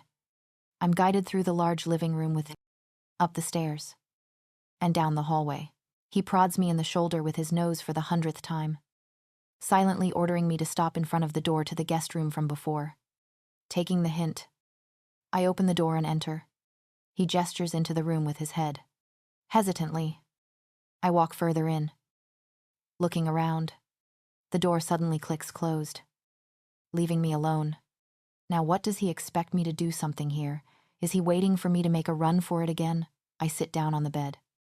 Sinking down in the plush comforter, I look at my lap, spacing out while mindlessly picking at the hem of his shirt. I'm still zoning out when the doorknob turns suddenly, making me jump in my own skin. He's standing in the threshold of the door. My eyes go directly to what's in his hands. "What are you doing?" I blurt out with a bit of a squeak. I swallow nervously, watching his every movement like a hawk. He approaches me. A long, thick rope hanging in his grip. "Hold out your hands," he orders, standing in front of me now. "Are you serious? You're gonna tie me up now?" I ask with a skeptical laugh. This might not be the time to be laughing. "But are you kidding me?" He growls loudly and suddenly, making me yank my arms up in a heartbeat and hold them out at his mercy. He starts by tying my wrists together, then my hands while my fists are balled, making it impossible to spread my fingers, and henceforth impossible to use my claws.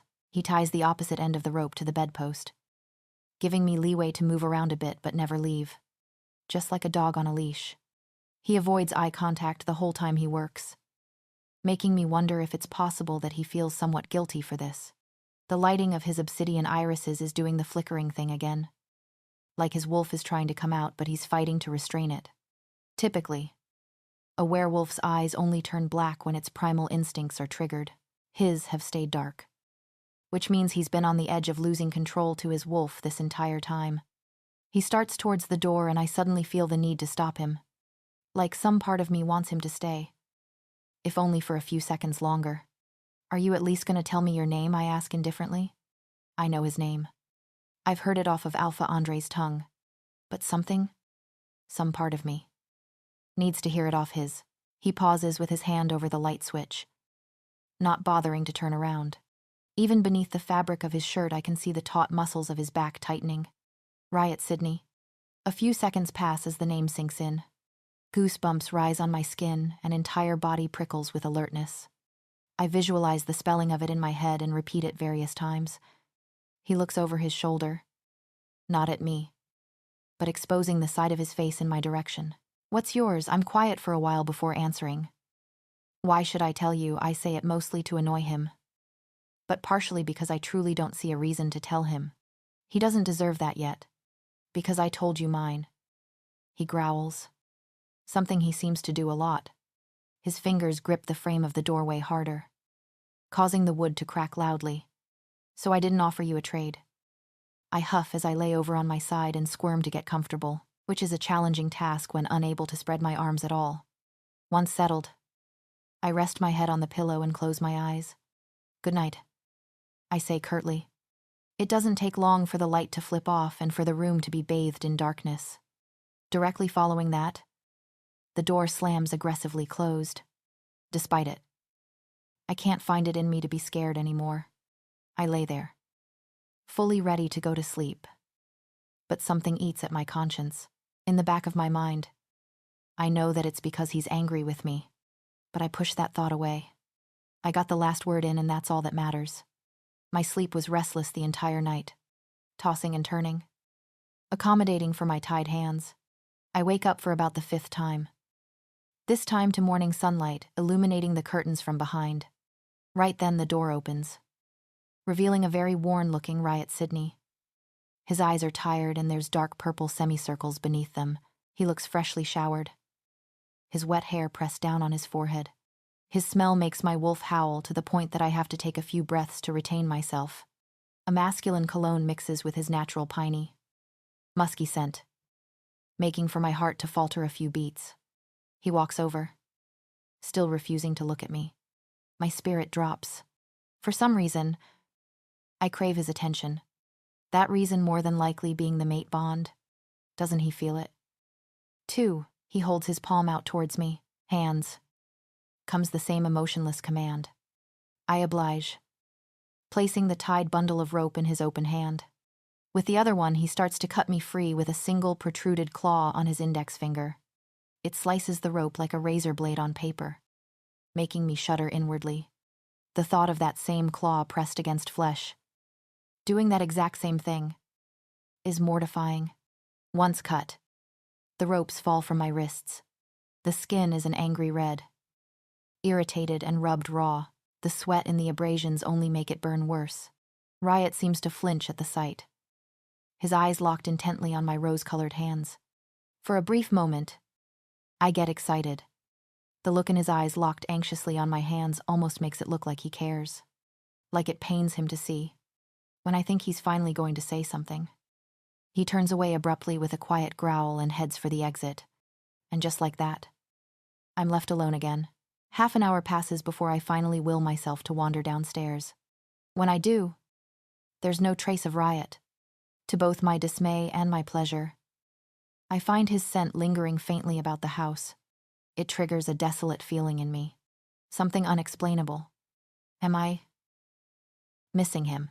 Before I get the chance to figure out what it is, 3 solid knocks sound from the front door. At first I freeze, remembering Alpha Andre's latest command, put her back in the cell. Now they've come to get me. They know Riot brought me back, and now they know that he's gone. I take a shaky breath as the icy chill of vulnerability clenches my heart. A few seconds later, 3 more knocks come. More impatiently now. God damn it. Open the door. Adrienne, a very irritated, yet comforting voice yells from the other side. A voice I've got stored away in my memory as belonging to the only friendly person in this pack. Immediately I'm rushing to the door, my adrenaline-filled fingers fumbling over the handle to get it open.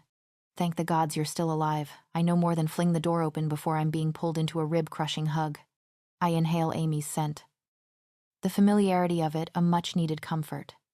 My nose presses down on the top of her shoulder, my face burrowed into her curly strands of dark brown, almost black hair. I swear to you I'll castrate that worthless nuisance. She growls, her chin bobbing on my shoulder as she does. Have at it. I grumble, finally freeing myself from her suffocating bear hug, whether she hears the vexation in my voice or sees it on my face. Her brown lips fall into a frown, but it's not a sad frown, because her sharp eyebrows scrunch madly together along with it. Where the hell does he get off thinking you owe him a marriage? Her voice is irate. The more she talks, the angrier she seems to get. The blackmailed marriage. I had almost completely forgotten about it, and remembering it only makes all of my previous questions resurface. Surely Nathan won't still try to go through with it. A sickening bile rises in my throat with the thought of how close I came to being bound to that spoiled jerk. The only comfort I find, however, is in the fact that so long as Riot is here, holding the title of Alpha just out of Nathan's reach, then that spoiled brat has no power over me. How many died? Amy suddenly asks, the burning anger still present in her chocolate-colored irises. I shake my head and shrug. No idea. Sophia, at least. There's a silent pause between us, not an awkward one, but one long enough to let me sink into my thoughts. I contemplate telling her about Riot, about my suspicions, about his strange, almost bipolar behavior. But right as the first word is on the tip of my tongue, it falls back down. If I say it out loud, if I allow someone else to know about what I think is between us, then it only becomes that much more real, and that terrifies me. How did you know I was here? I ask instead. changing the subject with a nervous gulp. She gives me a pointed look. Adrienne, the entire pack knows he brought you here. That's all they're talking about, how apparently he's using you as some kind of pawn. She rants with disapproval, giving me the impression that Nathan isn't the only one on her grievance list. Although she didn't say a name, only a pronoun. My heart speeds up and my face heats slightly. Darn it. Stop. Speaking of being a pawn, Amy continues, oblivious to my spike of nerves. Andre is asking for you. He's waiting at the pack house. He's asking for me, after ordering for me to be put back in that hellhole and then sending his son to play a high-stakes game of hide-and-seek with me. He has the audacity to ask for me.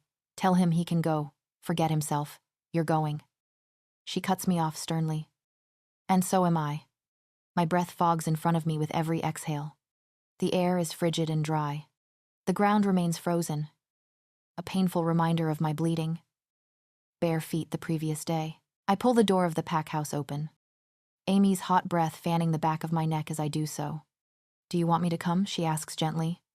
I shake my head in response and assure her that I've got it handled. After about a minute of arguing with her, I finally convince her to wait outside. I walk down the lightless hallway toward the living room. The radiate warmth of a fireplace increases the closer we get. When we enter, Andre immediately shoots up from the leather couch. His long legs stretch out, no doubt containing pent-up energy. His fingers curl repeatedly into strained fists as his livid eyes lock with mine. He's not pleased, and neither am I. When he opens his mouth to speak, I already anticipate his words. I gave you an order and you resisted. He says it in his classic condescending, ashamed tone. The exact tone he uses anytime he wants someone to feel guilty for something that isn't their fault. I gave you my loyalty and you didn't care, is what I want to say. But for once, as if the silence of the room were giving me time to think, I bite my tongue. I notice Nathan sitting by the fireplace on an adjacent couch. He cradles his right hand in his lap. And, to my utter shock, he avoids looking up. His head is down and his shoulders are slumped. Just like a newly restrained dog.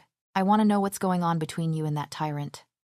He spits the last word through his teeth in disgust, like it would soil in his mouth if he didn't get it out fast enough. I don't get very far in my answer before he cuts me off. Tell her what you smelled. He barks at Nathan. For a second, I almost think I see the golden boy jump. His scent was circling us. Nathan says. It hardly sounds like his voice without the arrogance flowing through it. So that's why Nathan stopped following me. That's why. For the first time in his privileged life, he gave up on something. It's not because I out-endured him or because he lost my scent or decided to grow a heart and let me go free. It was because Riot's scent was there, threatening him with his presence, acting like a border between Nathan and I. I remain silent. I try to keep myself from reading too far into it. But how can I not? Don't think this is a permanent thing, as if he read my mind. Andre shatters the bit of hope my wolf instincts had started to drum up. Once this problem is dealt with, then he won't be around to intervene with your punishments anymore. Better yet, he won't have a reason to. His voice is cold, purposefully indifferent. In fact, it's vain. Don't get attached. Adrienne, he's not your friend. All you are to him is a pawn. I don't let a long pause of silence follow his words this time. My jaw has clenched as hard as it possibly can, and if I go any longer without opening it, it'll reach its cracking point. And what am I to you, I snap. Staring this poor excuse of an alpha dead in the eye. For years I looked up to him. Admired him even. At one point he was almost like a father to me. But things change. Don't they? If you say anything other than a pawn or a waste of space, then you're a liar. I growl. My hands are shaking and my heart is pounding as I dare say my next words. You should have just left that infant in the rain where you found it. We play a speechless staring game. Andre and I. He doesn't respond with anger, nor does he wear it on his face. He doesn't have to, though. I can feel it filling up the room, ready to swallow us all. When he finally answers, it's impassive. I'll withdraw my order of lockup. For now, you're dismissed. He doesn't have to say it for me to know to take the truce. As soon as my feet cross the threshold of the pack house, Amy is beside me. I expect her to start ranting about Nathan and his father, or badgering me about wanting to know every last word that was said back there. When she doesn't, I'm shocked. We get a few meters through the village, walking down the main path between the houses.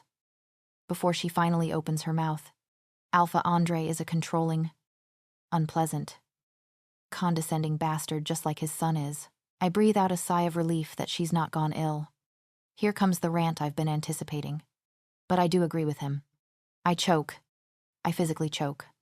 You what? Just hear me out.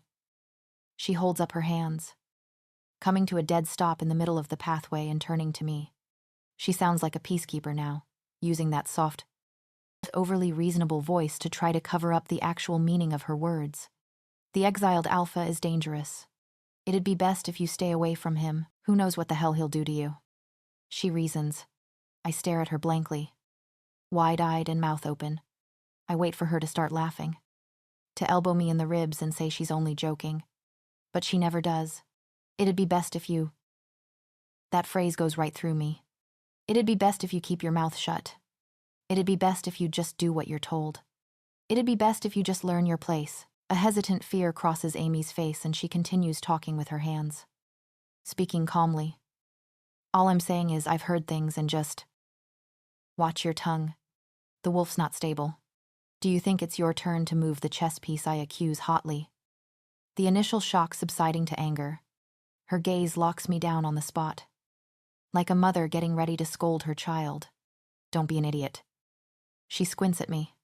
I'm trying not to get you killed, whatever motives he has. They weren't formulated with the consideration of anyone else. I don't respond immediately, and I find my eyes resting on her, contemplating her perspective. I don't know his motives, and I don't know his intentions for our pack. There's no argument that I can truthfully use against her here. As if realizing she's won, her voice softens and quiets. You weren't here when he took over Balage. The rumors we heard were nightmarish. We had no idea if they were true or not. But that only made it worse. And then... nothing. It all stopped. She snaps her fingers. Like that. She pauses, taking an anxious breath. And then we got the word of his exile. You saw the effects of that. The fear. Her eyes flit to the ground and back to me. I'm begging you. Adrienne, stay away. Her argument is valid. I'll give her that.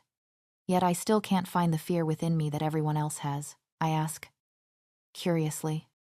What makes him any more dangerous than any other power-hungry alpha? She looks around, almost like she's on edge. He's not of the same breed as the rest of us. My face scrunches in question. What do you mean he's a lichen? No. The lichens lived in the same time as the gods and goddesses, and died with them as well. But this tyrant, he's something else. And what's... I make air quotes using my fingers. Something else. She shakes her head. I don't know. I've just heard stories. It's like he's a different breed of werewolf. Something beyond us. Amy and I parted soon after our chat. I left her at the doorstep of her house. Not necessarily on bad terms, but tense ones nonetheless. I can see her viewpoint. But somehow it still irritates me, and I don't know why. Now, as I climb the steep path winding up one of the mountains surrounding our village, I feel my legs burning. It's not a painful burn, though. It's a liberating one. I come upon a familiar circle of trees, grapevines hanging in thick curtains around them as if to make a wall. Walking up to it, the peacefulness of the place sinks in. This was my escape, when I still lived in Alpha Andre's house. I would come here to escape Agatha, our housekeeper and nanny. She bore prejudiced mindsets, and just like everyone else seems to, she saw me as her target. She'd pull me away from Nathan and I's training, forcing me instead to clean up their messes. She tried her damnedest to turn me into the perfect maid and housewife. Needless to say, she never succeeded.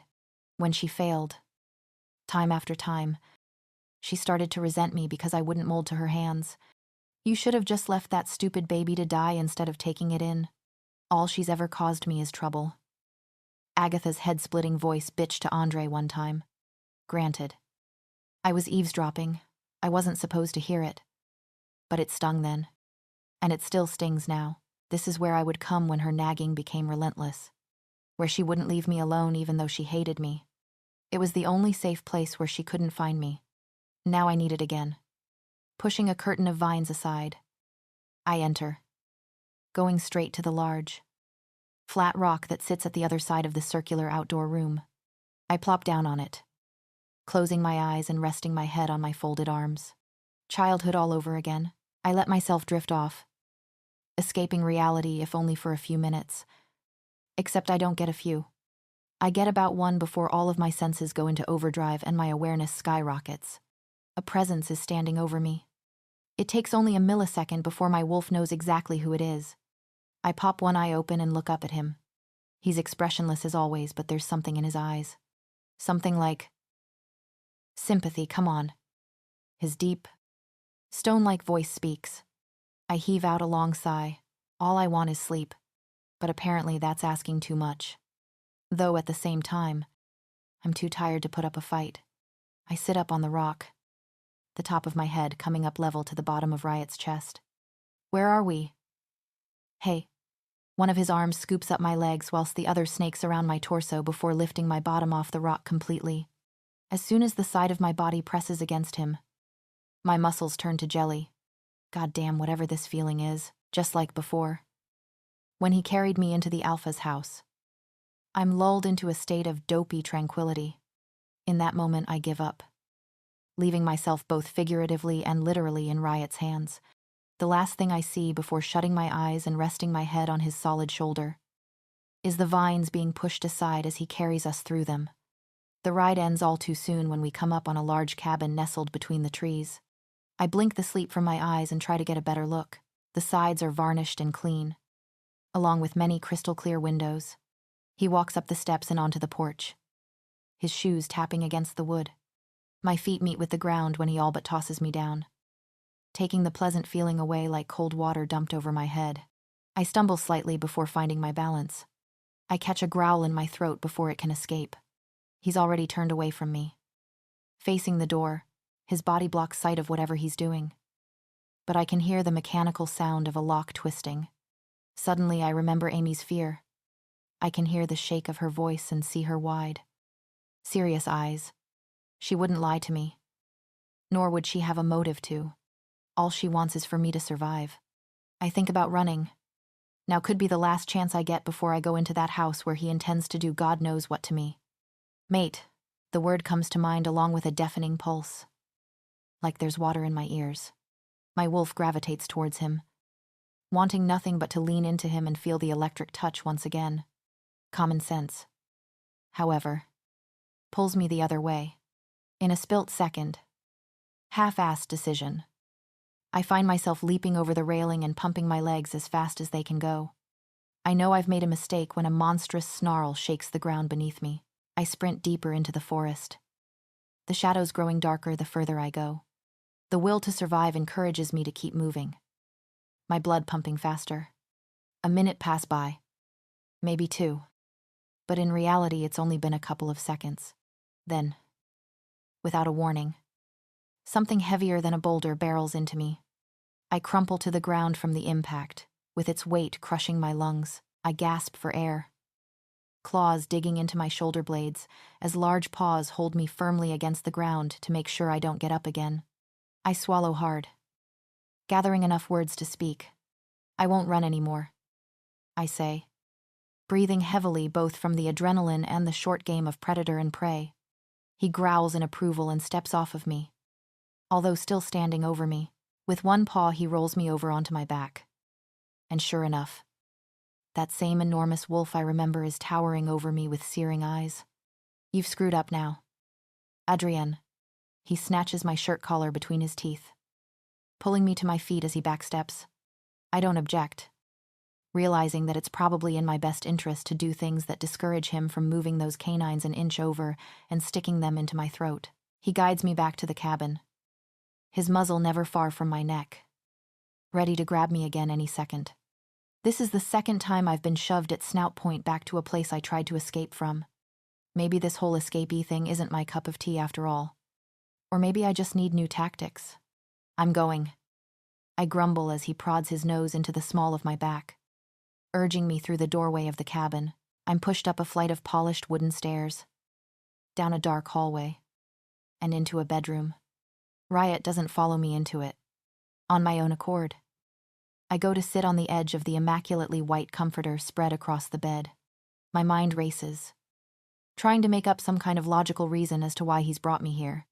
Away from my pack, the pack he's just conquered.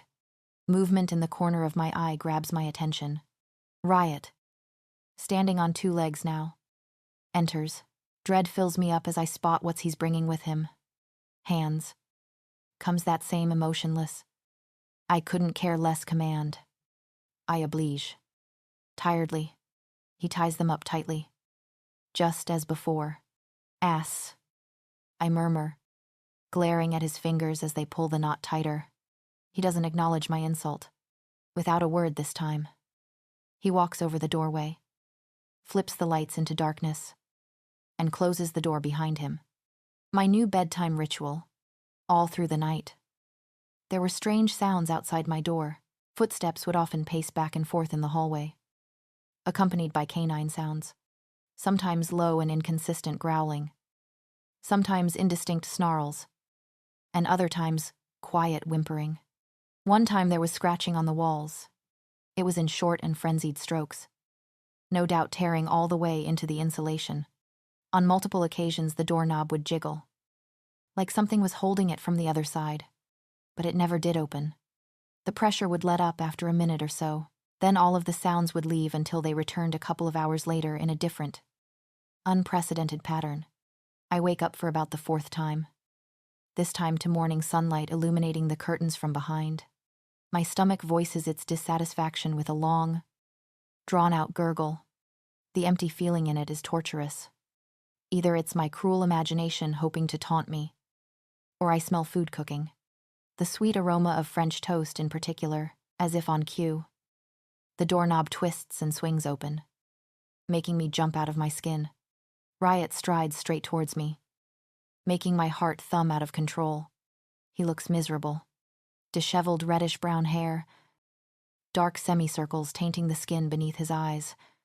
His broad shoulders, usually held high, are slouching and his mouth is pressed into a thin, emotionless line, avoiding my eyes with his own. He holds out a large open palm to me. Hands, with the razor blades at the ends of his fingers.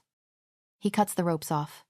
The red, irritated, burning skin hurts and looks just as bad as last time, if not worse. Food's downstairs if you want it, he says before exiting the room, this time leaving the door open behind him. Mate. That's a funny concept. I've heard so many stories of what a mate is supposed to be, how everything is supposed to be perfect and taken straight from a storybook.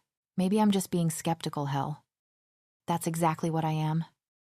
But this is far from what everyone promised. One moment he acts like he cares, cleaning my wounds so gently, and then the next I'm being tied up like a dog. Nonetheless, I couldn't pass up the offer of food. I lingered a bit in the room before going after him. When I stepped out of the room, the hallway was found in a mess. There were places on the carpet that were shredded to threads. Long claw marks were carved messily into the wall, fluffy pink material leaking out. A chill went down my spine at the sight before turning away. My nose acted as a guide as I made my way down the stairs following the sweet aromas. It led me to the kitchen.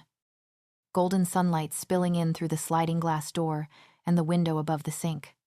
I walk in just as Riot is sitting a plate filled with food on a wooden-framed glass table. He barely glances at me before leaving the room. What the hell is wrong with this guy, huffing to voice my annoyance?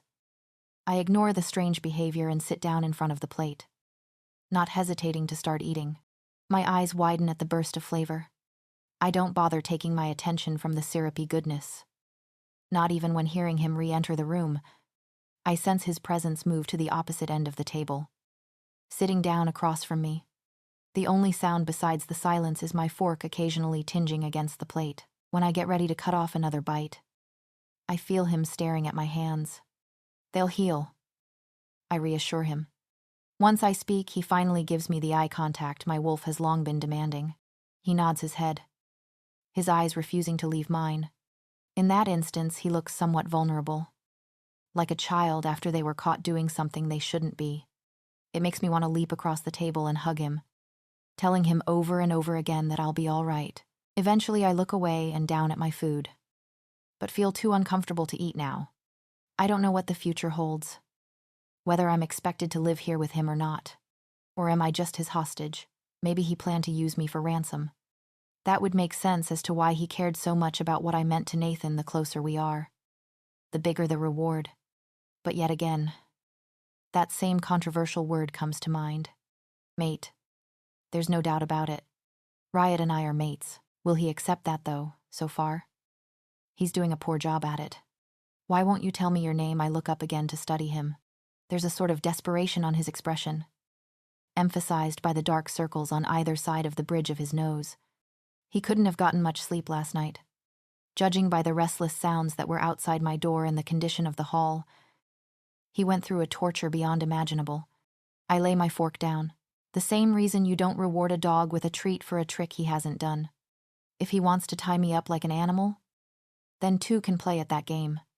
The familiar rumbling starts in his chest again, and his fingers turn white as they grip the edge of the table. You're weird, he mumbles while studying me suspiciously at an angle. He's calling me weird. The one who went out of his way to invade my pack and drag me away to an unfamiliar forest is acting as if I'm the pest. You're bipolar, I retort, leaning back in my chair and crossing my arms to watch him with the same skeptical gaze he's sending my way. Seconds turn into minutes, and minutes into hours as we sit there in an unspoken staring context. The longer he stares at me, the louder my heartbeat sounds in my ears. The longer I stare at him, the more I want to feel the touch of his skin on mine. He starts to squirm slightly in his chair. Invisible discomfort. He breaks first.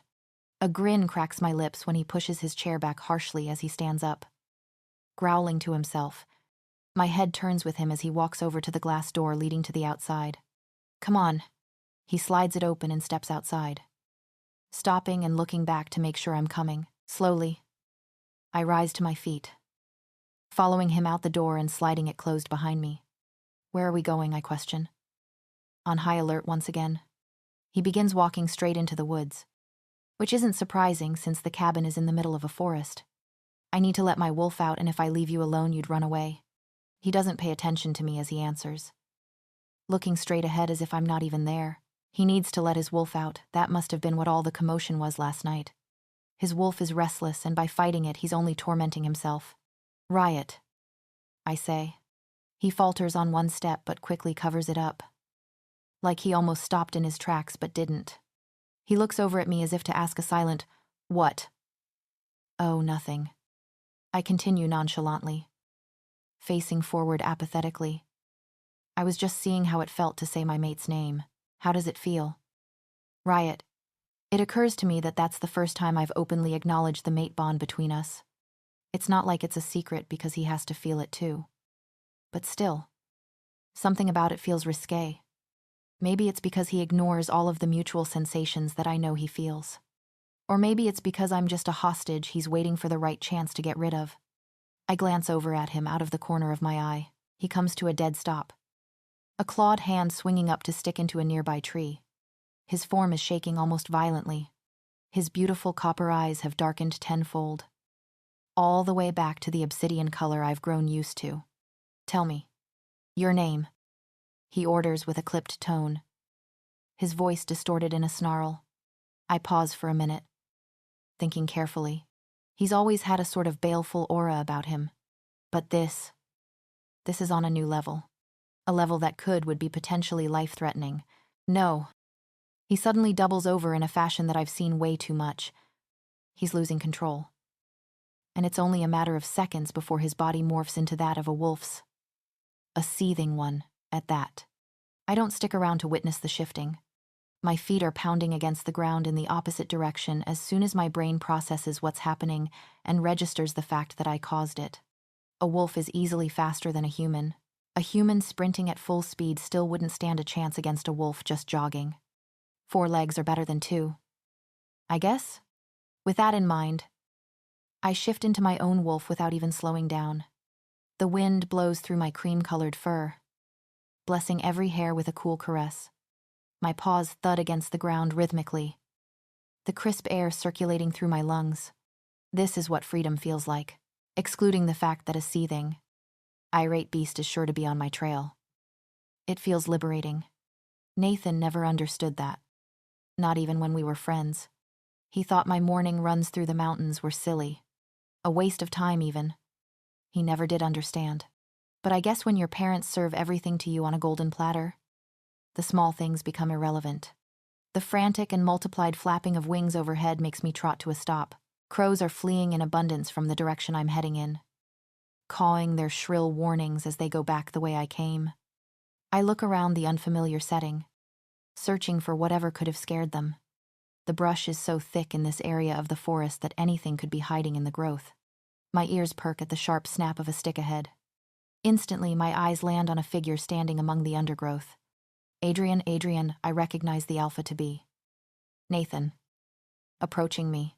Where the hell have you been here? He takes his jacket off and tosses it at me. Shift back. He says it so demandingly, and with a pang of irritation in his voice, as if he's actually angry with me for making him go through the trouble to find me. Like it was my fault the tyrant picked me to carry off into the woods.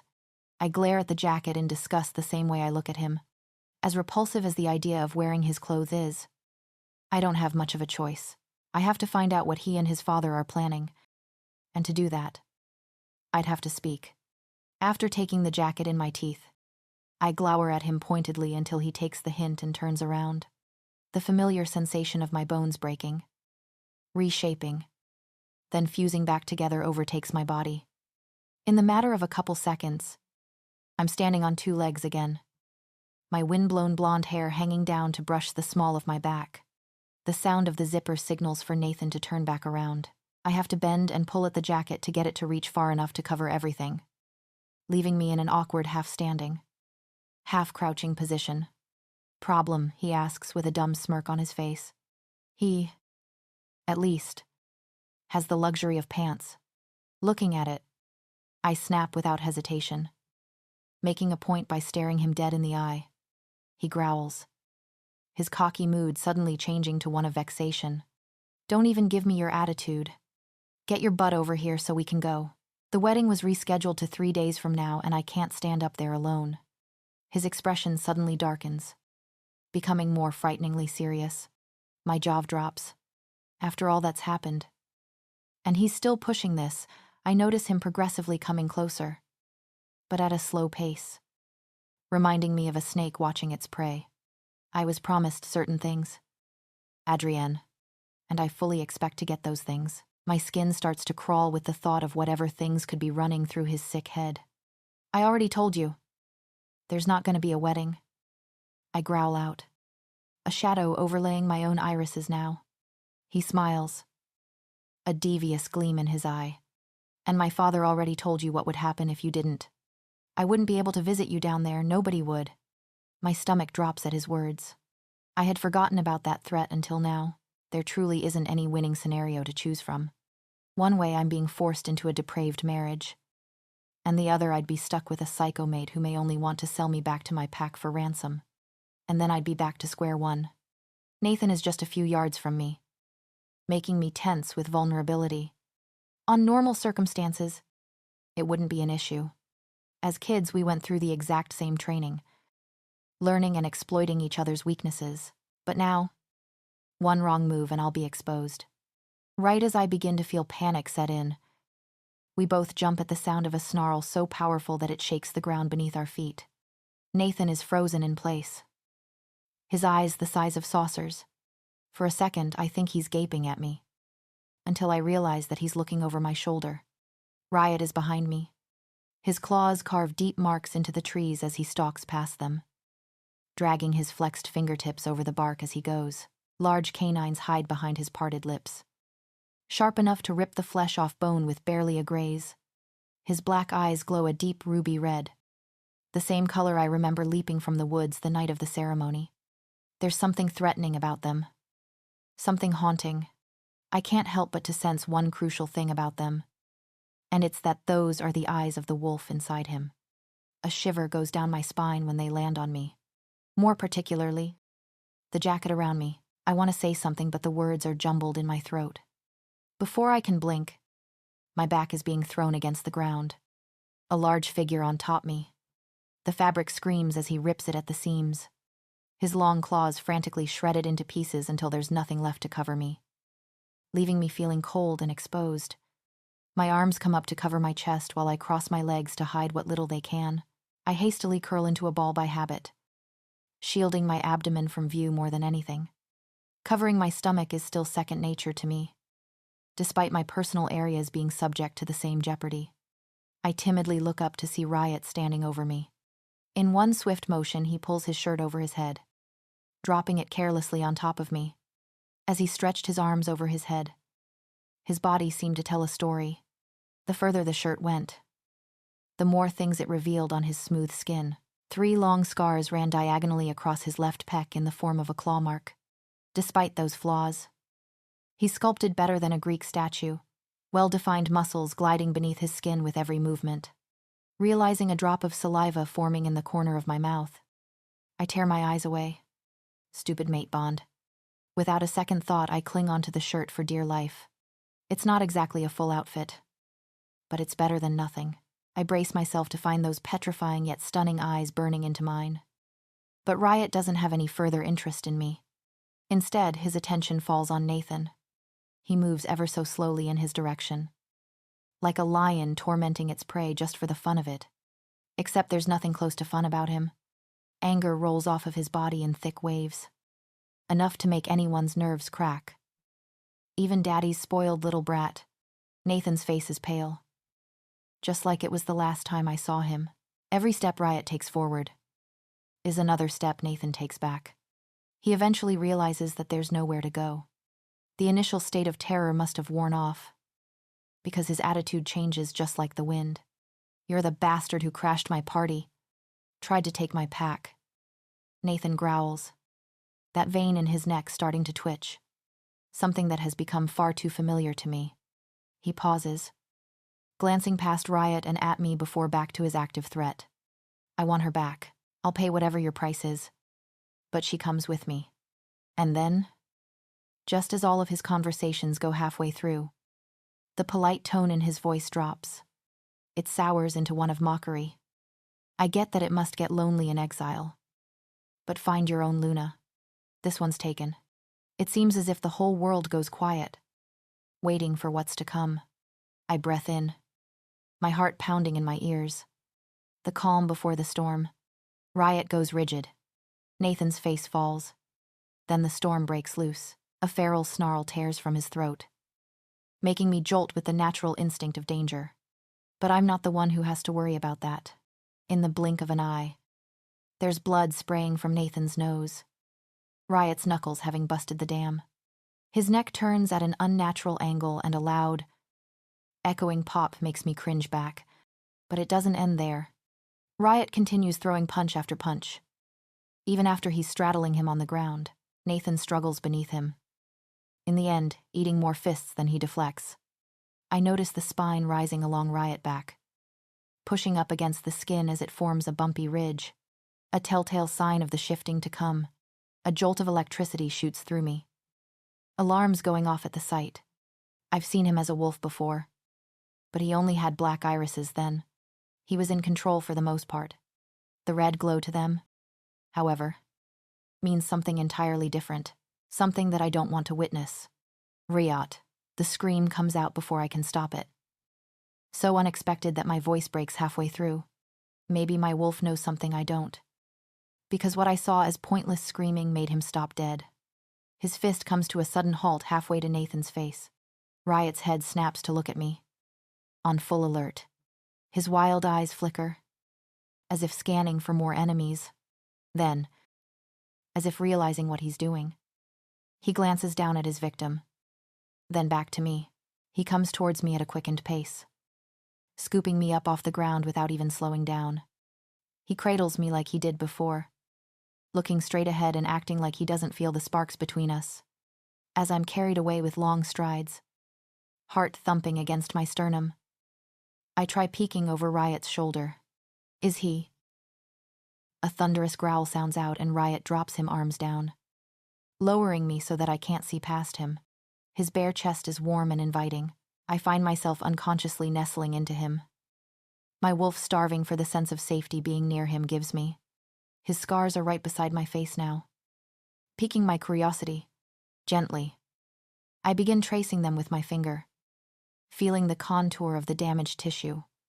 His body tenses at my touch, yet he refuses to acknowledge it. His jaw clenches tightly, stifling a reaction. In an act of mercy, I drop my hand into my lap. Pushing his wolf again isn't a good idea. In fact, it's a terrible one. Nathan might have learned the hard way. But I certainly don't need to. Letting out a small sigh, I lay my head on his collarbone. It's Adrienne Gage. He cranes his neck. And even though I can't see his face, I know he's looking down at me. What? My name? I clarify, mindlessly studying the curves of his bicep. It's Adrienne Gage. I had started to fall asleep in Riot's arms. My eyelids began batting slowly until they closed. Barely awake. I feel him squeeze me closer to his body. The electricity between our skin lulls me into tranquility. Except this time, reality doesn't come back like a slap to the face. He doesn't drop me as soon as we get to the cabin like last time. He carries us through the door, up the stairs, and down the hall further than I've been before. He turns into another bedroom. This one with black walls and white trim. Basically the opposite of the one I'd slept in. He sits me down in the middle of the room. The plush carpet soft against my bare feet. He starts rummaging through dressers, plucking out articles of clothing. Soon he walks over to a door on the far side of the room, opening it. He holds out the handful of clothes to me as I approach. Everything should be in there. With that, he all but shoves the clothes against my chest. Walking out of the room. His latest nice streak is now over, but at least it lasted longer than the previous ones. I step into the bathroom and lock the door behind me. Undressing is simple since the only thing I had to cover me was his shirt. I lay the clothes he'd given me on the counter after quickly looking through them. A black V-neck and gray sweatpants, both which smell like him. Riot didn't talk for the rest of the day, which left me on my own. And of course, leaving wasn't an option. While I spent most of my time playing solitaire with a deck of cards I'd found, he was pacing around the house, restless. A lot of the time he was outside, just watching the woods. I suspected Nathan had put him on edge, and he probably expected him to send more wolves after us. I'd made the living room my home for the day. It has a typical hunting lodge feel to it. There's high windows that fill it with natural light and various animal mountings. The main spectacle being an enormous moose head hanging above the grand stone fireplace. The floors are wooden, stained with a dark varnish to perfect the look. Despite the beautiful room, there was something strange about it. All of the furniture was wrapped in plastic, as if to keep the dust off of it. This made my mind reel. Was the house abandoned and he just found it, or was it his and he only used it on special occasions? Such as a kidnapping, I had uncovered part of the large leather couch, allowing enough room to let me sit comfortably.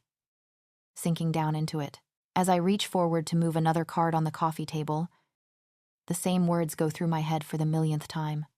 Tried to take my pack. It must be lonely in exile. I haven't been able to get my mind off of it. Exile. A word I'd heard all too often lately. As if on cue. The door opens and closes, signaling that Riot is back. He'll stay for roughly an hour, and then he would leave again. That's the pattern he's following all day. I feel his presence moving across the room behind the couch, ignoring my existence like it's nothing. It bothers me. It makes my chest crawl with a fear I want so badly to forget the feeling of, I haven't said anything to him being brought back here. And I don't want the chance to be voiceless again. Not to him. You want to play, I ask? Anxiety pooling in my belly along with anticipation. I'm tired of beating myself. I wait a couple seconds. Hopeful. But he keeps walking. The saliva in my mouth goes cold. No. No. It's fine. He's not ignoring me. He's thinking of an answer. It's fine. When no reaction comes, I try again. Afraid of losing, I guess I can understand that. The panic grows by the millisecond. My hands are jittery as I reach out to pick up another card, trying to convince myself to be casual. He's almost gone now. 1 foot out of the room. He doesn't hear me. He's not turning around. At the last minute, in a flash of desperation, I blurt out his name, almost yelling, "Riot." He stops, standing in the doorway with his back to me. Why am I here, I ask? The silence of the room amplifying. If I'm such a damn bother to you, then just let me leave. The more I talk, the angrier I get. I was brought here against my will only for the one who's supposed to be my mate to act like I'm a nuisance he was stuck with. He turns around slowly. I flinch when his dark eyes are staring daggers at me. There's so much venom in his voice that I have to hold back a whimper, another doing of the mate bond. Why, so you can go back to him. Good luck picking him off ground. He ends in a growl, his hands flexing like the first time I saw him. He wants to hit something, or fight someone. Anything that lets his aggression be released. My brow furrows tightly, and going against all my instincts, I raise my voice at him. "What the hell are you talking about?" I jump back at the sudden shattering of glass, the arm of the couch jutting into my back. I quickly spot the fragmented vase pieces strewn across the floor. Or throw something. That works. 2. "Tell me you're not his Luna." He's shaking as he comes closer, but his voice is as steady as a kill shot. Deadly and certain. The length of the couch is the only thing separating us now. And even that's not enough. I can feel the presence of his wolf surfacing. The same lethal aura that rolled off of him before Nathan got in his way. The fear starts to disintegrate. That's what was bothering him. That's what made him hate me for the entire day. My stomach flutters with excitement at the thought of him being possessive. One word could send him off the edge at this point. It'd be like throwing a bone off the cliff and watching his wolf drag him off after it. So I say 4. "Why are you jealous?" An amused smirk curls my lips. "Heck right I am." He responds immediately, with dead certainty. I blink, the smirk falling from my face. "Wait." "What?" Him admitting to caring about me was the last thing I expected. He steps closer, the couch proving to be a sad excuse of a barrier. My back arches, the armrest preventing me from scooting away any further. Soon he's right in front of me, barely giving me room to breath. His arms cage me, one on the armrest and one on the back of the couch. The close proximity hits me like a punch in the gut, forcing all the air out of my lungs. When I inhale again, my nose fills with his addictive scent. I swallow, trying not to let the regret show on my face. "Answer me." His face is unreadable, but his voice is a death warning. I give what sounds like more of a question than an answer. Technically, a growl rips from his throat, deafening and murderous. The leather squeals as it tears at the mercy of his claws. I press myself even further into the cushions, wishing it would just have mercy and finish swallowing me whole.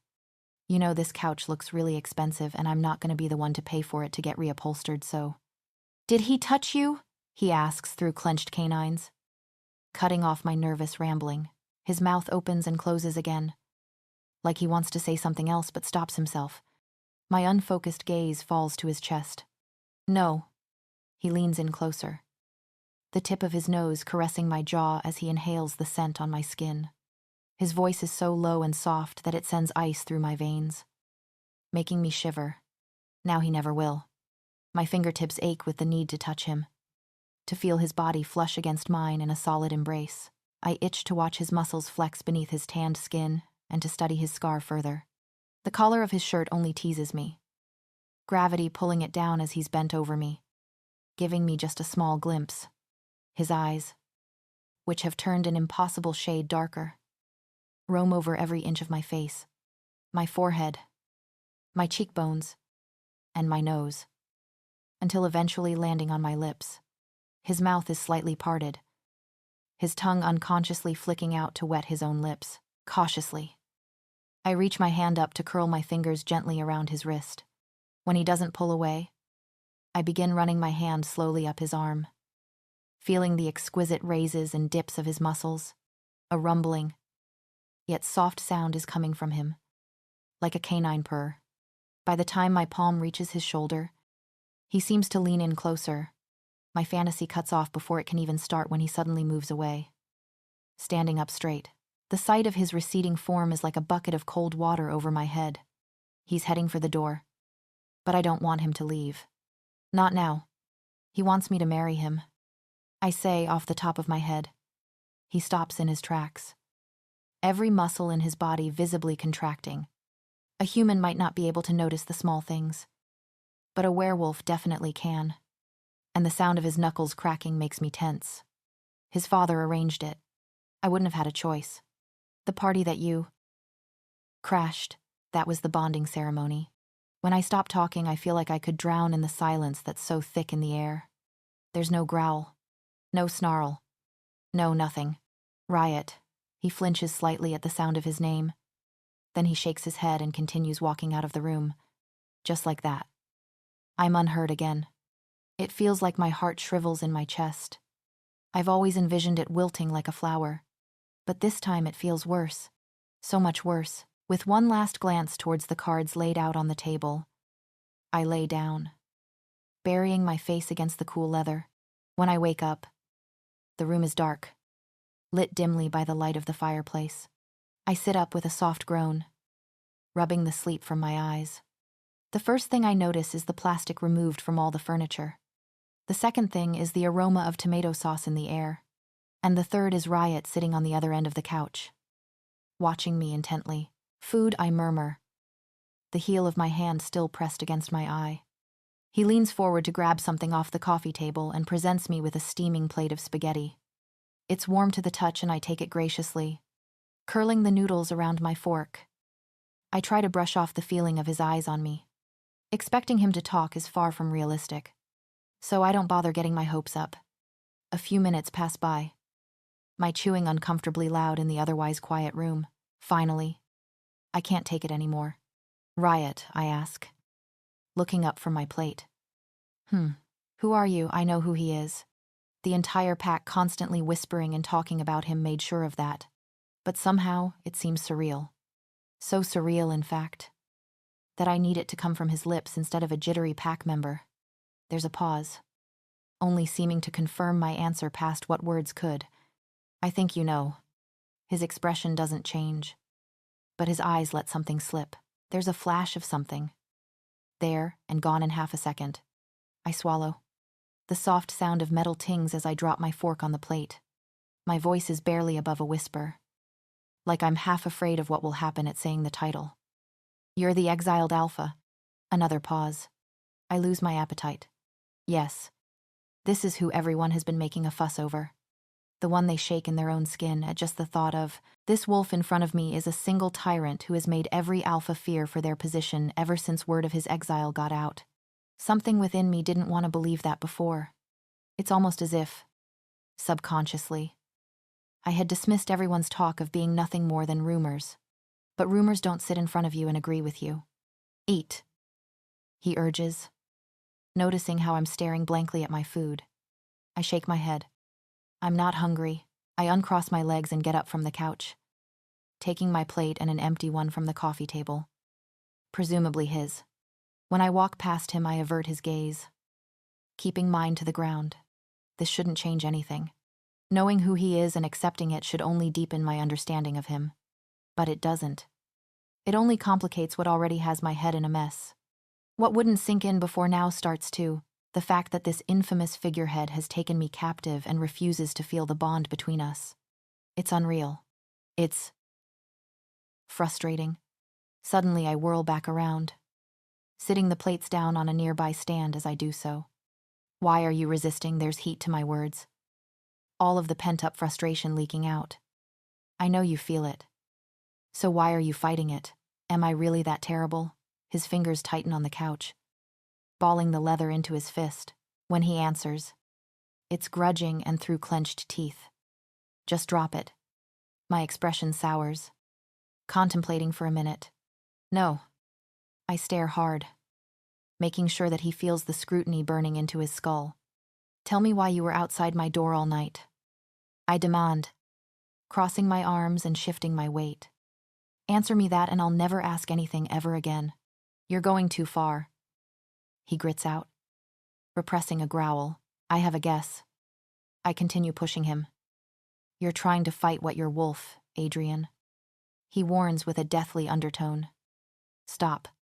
The sound of my name off his tongue for the first time makes my heart accelerate. Threatening or not. In a split and thoughtless second, I spit back a taunting response. That's funny. Nathan has never asked me to stop. The words are out before I can stop them.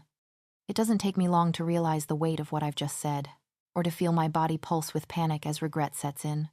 My arms fall to my sides, as does the smug look on my face when the house shakes with a thunderous roar. I cover my ears and close my eyes. But I still hear the loud, banging racket. When I look again, the couch is flipped over on its backside and laying on the complete opposite side of the room. Riot is facing me, his chest heaving rapidly as a constant growl comes from his throat. The deep ruby glow of his blackened irises in the dark put the light of the fire to shame. He takes a hesitant step towards me, then 2 steps back before abruptly turning and striding for the front door. My feet are glued to the floor as I watch him swing it open. It slams into the wall with enough force to undoubtedly form a hole. It seems like an eternity before I can snap myself out of my daze. What have I done? I jog out onto the porch after him, just in time to catch the view of an enormous dark-furred wolf disappearing into the forest. I don't expect him to come back. Not anytime soon. He needs space. So I try to wait. I try to pass time faster with sheer force of will and want, which only turns into me prancing restlessly around the house. What if he's going after Nathan, assuming he's even alive to finish what he started? Or what if he's just leaving me here with no sense of navigation to the way back to my pack? Or maybe he just wants away from me. If it's the latter, then I can't say I blame him, telling my overly aggressive mate that I had relations with a wolf he already hated. That's sure to get him to open up. Enough time passes for my stomach to knot up with guilt. Every passing minute I'm coming up with scenarios of what he could be doing out there, each one worse than the last. Eventually I can't take it anymore and find myself wandering amidst the looming trees, following the distinctive scent of Riot Sydney. The moon shines harshly overhead, but even its light can't penetrate the thick canopy of leaves. There's a gentle yet chilling wind blowing through my hair, disheveling it. I start to wonder why I'm out here, why I'm not running to find the way back to my pack. Why? Instead, I'm tracking down the infamous alpha in exile whose title has the world shaking in paranoia. Adrienne. I melt at his voice, coming somewhere from the shadows. I turn in its direction. Riot is sitting slumped against a tree, his fingers tangled tightly in his hair. He doesn't bother to hide his nudity. It takes one glance before I'm averting my gaze. Heat rushing to my cheeks. I don't know what you want me to say. He's staring aimlessly at the ground, his elbow propped on his knee. He looks exhausted, his eyelids and lips drooping. My brow furrows. What do you mean? His hand drops from his hair and he laughs bitterly. I don't know. It's like, when you're around, all my senses go into overdrive. When you're close, my heart starts pounding harder and I can't think straight because my wolf goes dumb in the head and I always want to touch you and it's weird. He says it all in minimal breaths, the words rushing out. His tone is sharp, fluctuating between high and low notes. I take a step forward. The sight of him hurting hurts me in turn. Please don't, he begs, dragging his palm over his face. Riot, God. Don't say my name. Why? I challenge, defying him by easing closer. Because you're afraid you'll feel something I'm not afraid. He snaps. The wind blows in his direction, moving my hair to lay on my chest. His nostrils flare, and I know he can smell my scent. Then, show me, I say, taking another bold step. Show me that you're not afraid. He throws his head back suddenly, letting out a deep, guttural sound. His lips curl back in a wince, revealing sharpened teeth. He's clashing with his wolf again, this time in a losing battle. In a flash, I'm to him, kneeling at his side. Somehow I stay calm despite the apprehension growing within me. You don't have to fight it. I resist the urge to throw myself at him or to even touch him. I don't know how he would react to that, especially in a state as distressed as this. His chin lowers back down until his eyes meet mine. There's a brokenness in them that makes my heart ache, that makes an all-too-familiar pang of hatred ricochet on the walls of my stomach. His voice is quiet and defeated. I want to touch you. I want to touch you so bad. Gingerly. I hold out my hand. So touch me. He inspects it for a few seconds, as if deciding whether to trust me or not. With great caution, his hand raises to engulf mine, our fingers lacing like a perfect puzzle piece. He watches our hands intently, like he's actually trying to see the invisible sparks dancing between our skin. I break the hold, and in the time that our contact is broken, a flash of panic crosses his face, like he's afraid of losing something. My fingers wrap around his wrist, bringing his palm up to cup my cheek. It's okay. I whisper reassuringly. His fingers twitch at the touch before giving my face a gentle squeeze. We need to get back to the cabin, I say, searching his face and failing to make out an emotion. Why his posture suddenly improves. Alert eyes darting around the forest around us. I stand up, pulling him up with me. Because the couch is in the wall and I don't clean up messes that aren't mine. Riot lingers claustrophobically behind me as I lead the way back to the cabin. He isn't touching me, except for his hot breath tickling my shoulder. I bite my tongue. He's not stable. He's been struggling far worse than what I realized. If I want him to trust me, then I'm sure as hell not going to push him away. We walk through the front door that was left slammed open. He frowns when his eyes land on the couch. One end is propped in the wall. Drywall powder dusting it white. We'll worry about it later, I say, going around him to jerk the door handle out of yet another hole in the wall. I shut it and lock it. You should sleep. I take in his weary appearance.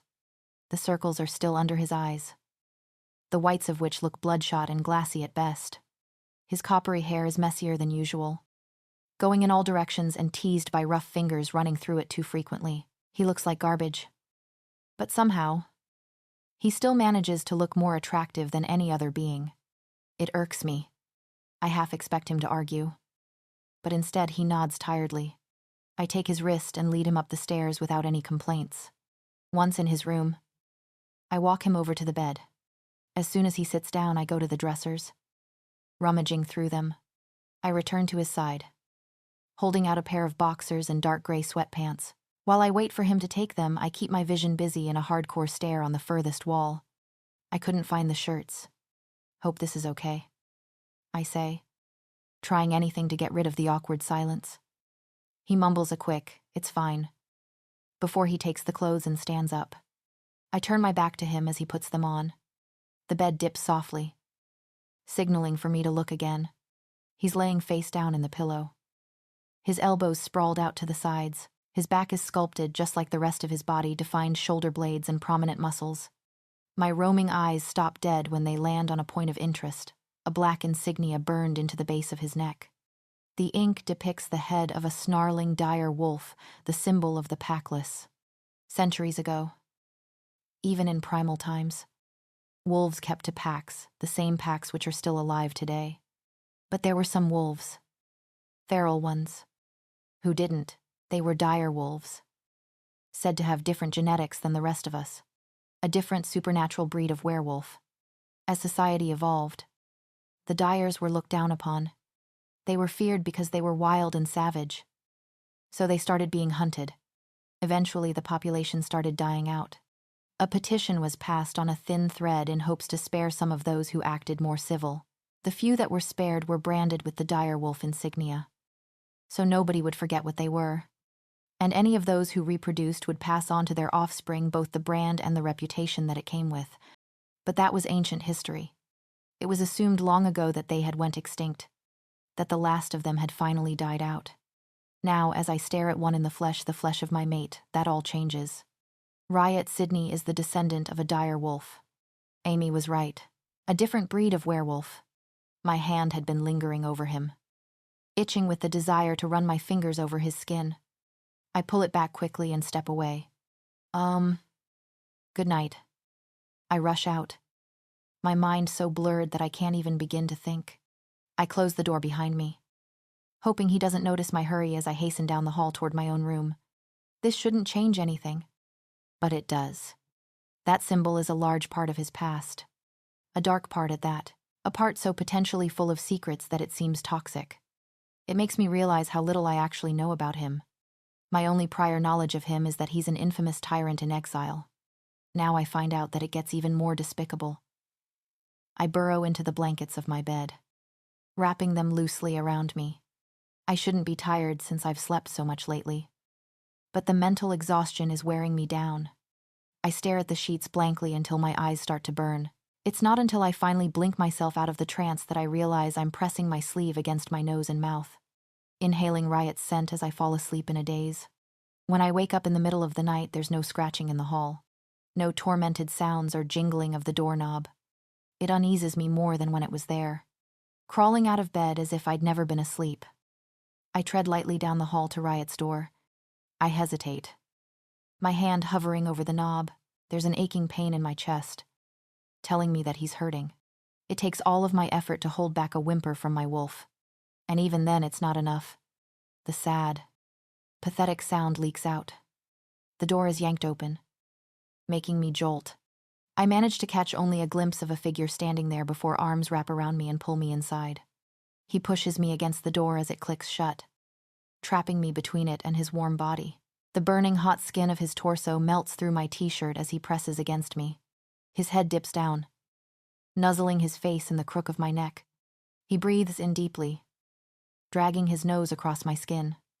Despite the heat radiating from his body, I shiver. Past his shoulder, I can see that his bed is in a mess. The sheets are twisted and sprawled everywhere. Pillows strewn across the floor. His fingers dig into my wrists with a death grip. You haven't slept, I barely get the words out. My breathing shallow. His head rocks back and forth on my shoulder, answering no. Stay. He murmurs against my hair. That single word makes my heart flutter. I can't quite tell if it's a plea or a command. Either way, I nod silently. He steps back and walks to the bed. I follow, crawling into the opposite side of the bed. My back faces him. About 2 feet of distance separating us. A few minutes pass of staring at the back of my eyelids. Fully awake. My fingertips worry at the material of my shirt as I try to relax. A low growl behind me makes me stiffen. It stops with a sudden, louder note. The bed dips and the sheets rustle as Riot tosses and turns. Smaller, frustrated growls coming from him. I tingle with the instinct to comfort him. Why am I so bad at this? Taking a deep breath. I roll over to face him. His hands are pressed against his face, his elbows sticking up in the air. I banish that 2 feet between us, sidling up to him and throwing my arm across his exposed stomach. I use the side of his chest as a pillow. Warm tingles shooting through my cheek. He tenses beneath my touch. Right when I brace myself to be shoved off, a large arm drapes across my back. It pulls me closer against him. I wait for the tension in his body to dissipate. But it never does. His muscles stay rigid, making it the equivalent of hugging a thermal stone statue. I frown against his side and let out a long sigh, the hot air only blowing back in my face, as if sensing my aggravation. A hand comes up to brush my hair behind my shoulder. Tentatively, he touches my ear, taking the thick metal piece pierced into the cartilage between his fingertips. Vizari, he states, playing gently with the metallic green ring. Every wolf has a permanent ring in the top of their ear. The color differentiates pack affiliation, each color symbolizing a different pack. The rings are wide, around 3 millimeters thick, and made with an unbendable steel. Once it goes in your ear as a newborn, it never comes out. I nod against his chest, mumbling a soft yes. He's quiet for a couple of seconds. Go to sleep. That's the last thing either of us say before the silence takes place for the rest of the night. About an hour in, and I feel Riot relax beside me. A small smile cracks my lips as I close my eyes. A long, satisfying groan leaves me as I stretch my arms above my head. Waking up, my eyes open to an empty bed. Riot's lingering scent the only proof that I didn't sleep alone. Not thinking much of it, I get up and enter the bathroom. The air is hot with steam and heavy with the smell of body wash. signaling that he was here recently, dismissing it.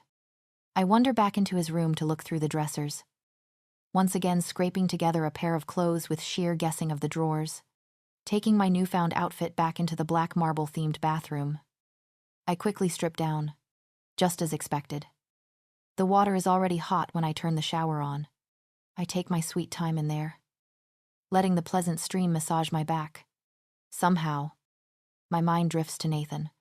Today is the day I would have married him against my will, the day I would have turned into a puppet at the end of his strings. But instead I'm here, in a cabin I don't know the location of, trying to teach the meaning of the mate bond to an exiled tyrant. Oddly enough, I'm grateful for the change of fate. After stepping out of the shower and taking a towel from the cabinet, I begin drying off. The plush fabric is soft against my skin, encouraging me to take my time. When I stand up from drying my legs, I come face to face with myself in the mirror above the pristine sink. My blonde hair, naturally highlighted with darker streaks, lays in wet, straight strands reaching down to my navel. Realizing how exposed I am, my hands raise the towel up in front of me, covering my stomach from view. Shifting my gaze up from there, it lands on the reflection of the metallic green ring. A convenient distraction. Visari. The word comes to mind. My pack. Just the name comforts me with a feeling of nostalgia. Even if a good portion of my memories are painful, that's not the land's fault. It was Alpha Andres and his egotistical sons. It makes me wonder if I'll ever step foot on that territory ever again. I have no idea where I am. Even if I could go back, would I even want to? A series of banging through the walls catches my attention. I hold my breath on a whim, listening as it gets more frantic. It suddenly stops. A few seconds of silence pass. Then it starts again. Something ramming against the bedroom door. The sharp crack of wood snapping sounds out as it gives in. I scramble for the clothes on the counter and throw them on with record speed, an oversized white V-neck and black sweatpants hanging loosely on my hips. My frantic hands fumble with the drawstring, pulling it tight only to drop it again. The banging is drastically louder. Now, at the door of the bathroom, I barely get it knotted before the only barrier between me and whatever the hell is out there falls to the floor. A bleach blonde barges in, his alert eyes scanning the room before finally landing on me. "She's here," he shouts over his shoulder before turning back to me. His face is vaguely familiar and the ring in his ear matches mine. He's from my pack. Although I can't remember ever speaking to him before, I can hear Amy's humorously exasperated voice in my head. "That's because you don't speak to anyone, when all I do is stare." He breaks the silence for me. "Nathan sent us to take you home," he says. The look on my face must be misleading, because his tone turns soft and comforting, like the fear-me-not way you would talk to a child on the verge of tears. "It's okay," he says gently, as if he's wary of his words. "He won't get you again." Then it clicks. They're trying to save me. They think I was kidnapped, which technically is true. But by my mate. Does that even count?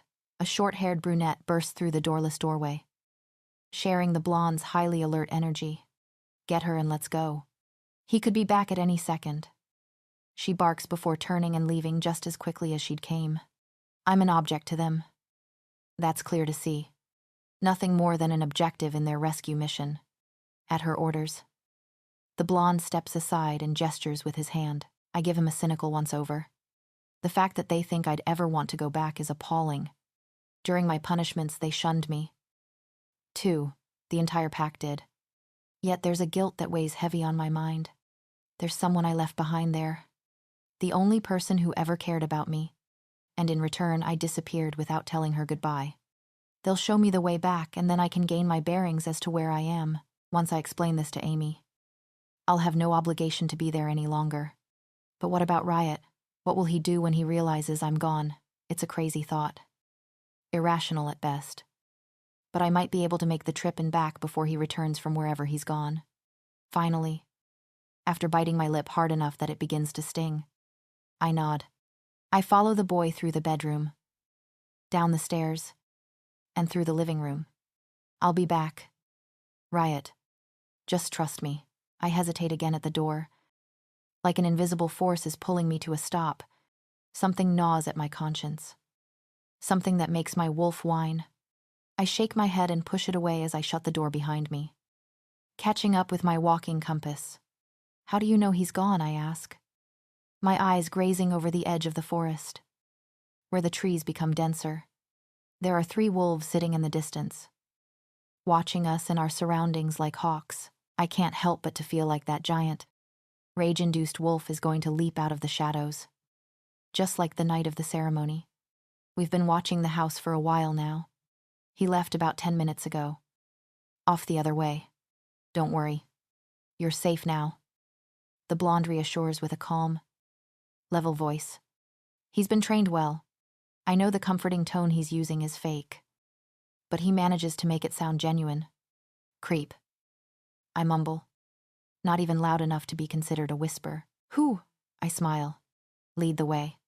As they lead the way, I try to lag behind. But not far enough that they'd notice. One of them mentioned it once, to which I excused it as being sleep-deprived for the past couple of days. They seemed to believe me. Every couple of minutes I would scratch the bark off of a tree or stand a stick up against the trunk while they weren't looking. Occasionally I would drag my feet a bit, another symptom excused for being awake for too long, turning the leaves up in an obvious manner. The cabin had been on a flat area on the side of a gigantic mountain, concealed by the trees. Not the mountain, but the cabin. Nothing could hide something that enormous. Even after reaching flat ground, it was a long walk until I began to recognize my surroundings. When the Visari camp comes into view, the 3 who remained in their wolf forms kept walking. The blonde stops abruptly, turning on me. His expression is completely different. Like he took his sleeve and wiped off his stage paint. His hand grabs my throat, shoving me roughly into a tree. His face is inches from mine, my back pressing into the scratchy bark. I suck in a sharp breath through my teeth. You're a terrible liar, he snarls. I told you we watched the house. That means we saw you getting all cozy with your captor. He tightens his fingers around my neck. Stockholm Syndrome only goes so far. Adrienne. He presses me harder against the tree with his hand. But I refuse to give him the satisfaction of watching me gasp for air. I put my palm on the arm holding me and extend my claws. With a steady pace, I inject them all the more gently into the very muscle fibers. Someone likes sniffing everyone's business but their own. I croak out, grimacing at my burning lungs. He leers at me, staring holes through my face. He breaks eye contact only to glance at the claws, steadily digging into his flesh. As if making a split-second decision, he releases me. Gravity pulls me forward, revealing that my feet had been nearly off the ground. When he steps back, blood flows from the fresh holes in his arm, dripping onto the dirt. He acts as though he'd done me a favor. Nathan is waiting for you in his office. He doesn't know. I'll let you deal with that. He pivots on his heel to walk toward the camp with a cocky sway. He turns his head, calling a warning back over his shoulder. Although I'm sure it's not meant to help me in any way. Don't expect to be welcomed with open arms. I rub the red marks on my neck as I watch him walk away. I stare harshly at his retreating form with hopes of him catching fire. But he never does. The path I follow through the mountainous terrain of Visari territory is familiar and well-traveled. A sense of déjà vu washes over me at how many times I've walked through these woods alone. This is the only place where freedom exists, so I came here to find it. Nobody cared to follow me up the path when I went on my runs, which meant there would be nobody to turn a deaf ear on me or shout orders in my face. Now I'm just stalling up here, looking down on the small houses nestled in the wintry hollow. The surrounding mountains shield the camp from the weather. That's the thing about the Visari Valley. It's protected, safe, which is why Riot Sydney's arrival shook them so much. He's not safe. And not even our beloved mountains could protect us from him. Taking one last deep breath, I turn off the path and head for the bleak little village below. As I passed pack members, the only acknowledgement they showed me were cold stares. None of them said anything, and I didn't bother to ask why. It feels too much like the past, and the old anxiety starts prancing in my chest. That blonde jerk spread rumors. That's all. I go to Amy's house first. With an all-too-familiar screw, Nathan. He can wait mindset. She isn't home. my repetitive rapping on the door proving as much. A dusting of snow covers the deck of her front porch. No footsteps are disturbing it besides mine, meaning she hasn't been here in a while. Somehow that makes a pang of worry settle in my stomach. The only person I came back for. And she's not even here. Disappointment fills me, knowing this was my last chance to see her, to explain myself to my best friend. I stall for a while longer. Sitting on the bench on her porch, I watch whirlwinds of snow dance in the distance. Manipulated by the breeze. Time passes, and still no Amy. Giving up on waiting, I decide to rip the Band-Aid off. I don't knock when I reach the Alpha's door. I open it slowly, peeking my head inside before my body follows. Just as expected.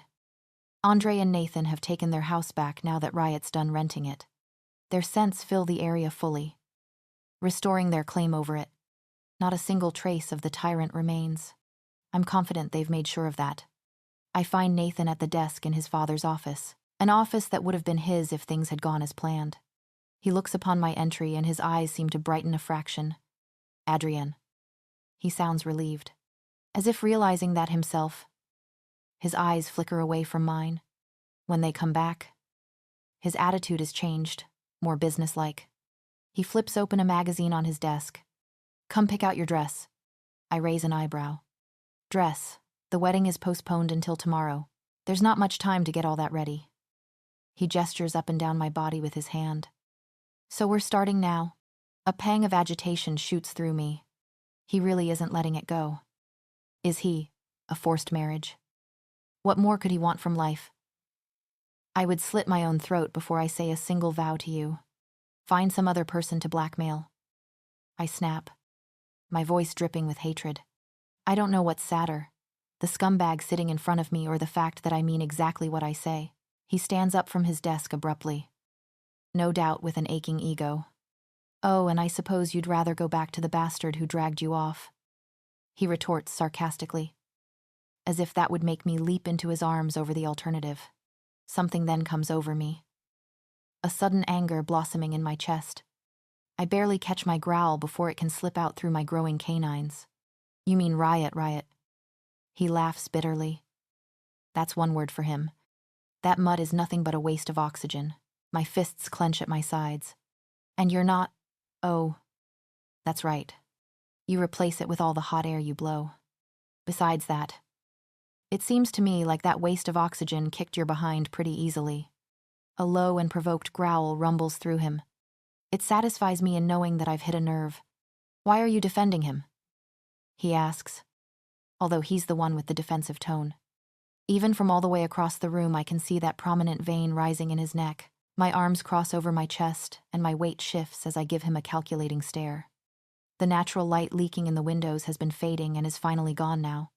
Outside, the sky has turned gray and angry, and there's a soft thunder rolling in the distance. Wouldn't you like to know? I sneer. He takes a step out from around his desk, coming threateningly closer. I would actually...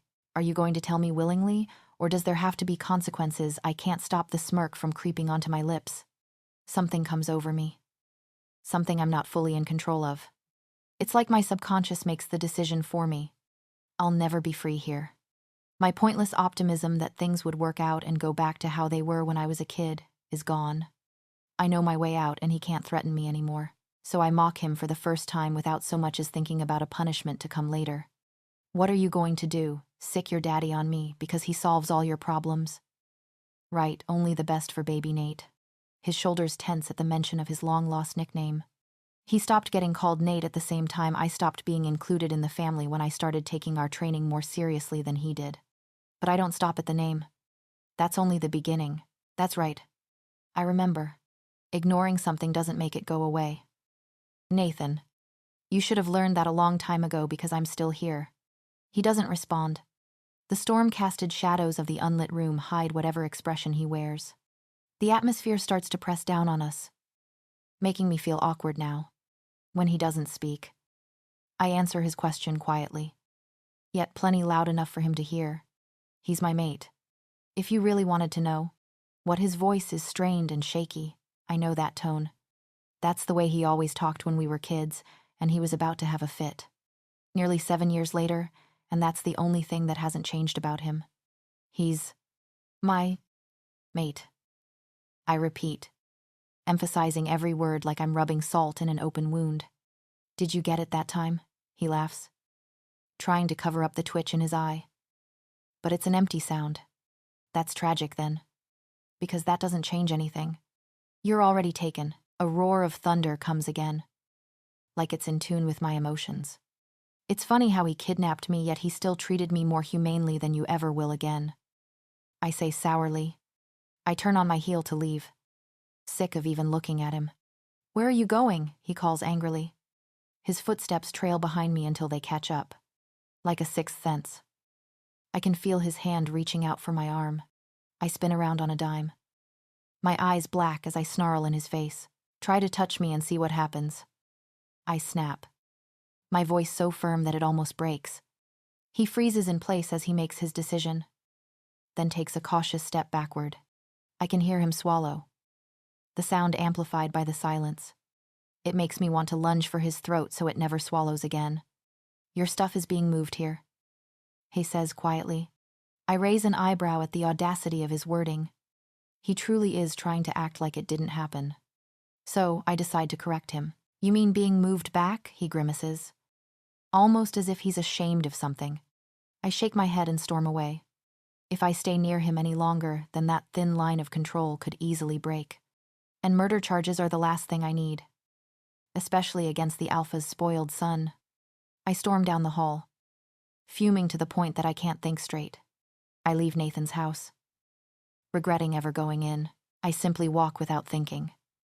And somehow, my legs lead me to a rock face that helps to form the natural walls around our camp. This side of the barrier, however, has an opening, an archway carved into the stone of the cliff. The stairs within lead into the underground, a massive cave made into the rock. As I descend down, a heavy feeling settles in my stomach. Everything is the same as I remember it, the glistening lake 30 foot below where I walk, the silver bars in the wall that seal off my chamber from the rest of the world. The only thing different is that there are no guards standing point to shun me. As soon as I peer through the bars, reality washes over me like a flood. I realize that my eyes are hot and my vision is blurred. My breathing becomes shallow and shaky as I stare at the bare, short corridor. It splits at the end, the corners hiding what's further in the cell in either stone hallway. My mouth goes dry when I see a small orange roll of paper laying on the ground in a pile of smeared ashes. I notice I'm squeezing my own hand, the knuckles of one pressed into the palm of the other. Why did I come back? It's not like I'll miss it. It's been a year and a half, the longest I've ever stayed out uninterrupted. Now that record is being threatened. Miss it, a deep voice echoes in the cave. I turn my head, but the rest of my body is cemented in place. My response is immediate, and somehow composed. No. Then I would watch that mouth of yours. Are we really going to have this problem again? Alpha Andre comes to stand beside me calmly, facing the chamber just as I am. He talks in a soothing manner. Nathan told me about your little scene. Of course he did. What else did he tell you, I ask? That you found your mate. He looks at me from the side. That he's the exiled Alpha. Correct, I swallow and nod. Andre looks back to the empty cell. That complicates things. But you're still to be the Luna of this pack. He pauses, speaking slowly and simply. You're going to pick Nathan over him. And if you don't... He nods his head wordlessly toward the cell. I finally find it in me to move, stepping back and angling my shoulders to face him. I'll think about it. I lie through my teeth. He gazes at me, a doubtful gleam in his eyes. I'm sure you will. I saunter past him, resisting the urge to bump his shoulder aggressively with mine. I keep my pace slow, trying to hide the fact that I'm falling apart on the inside. Snapping at Nathan is one thing, but disrespecting the Alpha is another. I learned where that boundary lay long ago. Whether I always acknowledge it or not is up for debate. As soon as I reach ground level, a gust of wind hits me in full force. All of the leaves rustling across and blowing across the ground makes a soft static in my ears. A streak of lighting flashes in the distance, the loud crack coming seconds later. I push against the wind as I make my way towards the Viserian settlements, my hair whipping behind me. People rush into their houses, doors and shutters slamming to ward off the storm. I make a beeline for my room, basically leaping up all the stairs until I reach the loft at the top. As soon as I open the door, I slam it shut with a snarl. Half of my belongings are gone. My closet is standing open. Nothing in it besides empty hangers. The dresser drawers are pulled out, completely bare inside. The fairy lights are gone, as is anything else that was hanging on the wall. The room looks naked. I go straight to my desk, praying that what I need is still there as I jerk open the top drawer. I breathe a sigh of relief when I see it. Maybe it's all the memories of the past that push me to pick up the red box covered in bold warnings and disclaimers. Maybe it's the nostalgia of going down there again that makes me pull one of the sticks from the carton as old habits resurface. I spark the lighter and light the item, trying to numb the pain just like I did when I was at my worst. I put it between my lips and inhale deeply, closing my eyes. When I open them again, I blow out a long drag of smoke, coughing as my lungs readjust to the familiar stimulation. My hand shakes as I hold it between my fingers. Just like that. That same dark place is dragging me back again. The smell of the smoke makes me sick to my stomach, bringing back the view from the other side of those silver bars. I can hear the silence, minus the soft rippling of the lake and the annoyed breathing of the guards. Out of the blue, my mind snaps back to Riot. I don't have to choose like Alpha Andre wants me to. I can't. It's impossible to choose when there's only one choice. 3 curt knocks come from the door, pulling me out of my own head. Even through the smoke, I can pick up Nathan's scent, one I've come to loathe. I move without thought, dropping the item and grinding it into the carpet with my shoe. I go over to the window and slide it up. My legs go out first, and my knuckles turn white from my grip on the sill as I brace myself for the fall. The shock travels from my feet all the way up to my thighs. When I lose my balance and fall forward, I catch myself with my hands on the cold dirt. Quickly recovering, the package in my pocket seems to burn a hole right through the pants and straight into my skin. I train my mind on anything else in an attempt to forget about it. Observing the few blades of grass on the ground in great detail, I stride angrily out of the village, with no intentions of looking back. I reach the top of the ridge overlooking the houses when the freezing rain finally breaks loose. Although it's only about noon, it looks like nighttime as I make my way through the forest. I wipe at the water streaming down my face, trying to find the trail I'd left myself. A bare spot on a tree catches my eye where I'd ripped a slab of bark off. I follow the rest of the markings with ease, the only challenge being keeping the pouring rain out of my eyes. It doesn't take long for my clothes to become soaked. By the time the cabin finally comes into view, which is an eternity, and countless hours later, my legs are burning from the climb and I'm dripping wet. Strands of hair are plastered across my face. Not a single dry spot on me. The cabin is as dark as the sky, looking eerily vacant. The front door lays flat from where it was broken down early in the morning. I step over it as I enter, searching along the wall for a light switch. When I finally find one, a large chandelier hanging from the high ceiling illuminates the room. I stare in horror at the scene, my mouth falling open. The house is wrecked. I thought the couch in the wall and broken door were bad enough, but it gets worse. So much worse. The couch is now in the middle of the room, sideways and flipped upside down. The coffee table is snapped in half, the halves laying on complete opposite ends of the room. There are obvious signs of rage, like splintered pieces of wood from the claw marks on the floor or vases shattered against the walls, although the moose head mounted above the fireplace is the same. He looks different to me, like he's witnessed something he didn't want to. I wander into the kitchen to take in the damage there. The table is in the corner, the glass part of it shattered and sprawled in a million pieces over the tiles. I don't get the chance to look at anything else, because my eyes are glued to one thing and one thing only. In the middle of the room, a dark furred wolf is curled into a ball among the shattered glass. Its paws are covering its eyes and its tail is tucked between its legs. It lays quivering, whimpering, tormented. The wolf is so preoccupied in its own misery that it doesn't even notice my presence. My lip quivers as a desperate, grieving pain takes hold. I scamper over the shattered glass strewn across the tile, dropping to the floor when I reach him. I throw myself over his back and shoulder like a blanket, clinging onto him as if my life depends on it. Glass shards dig into my knees, but I don't even feel them.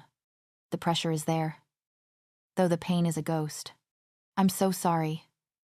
I breathe out, my face buried in his silky pelt. I'm beyond sorry. Sorry doesn't even begin to graze the surface of what I am.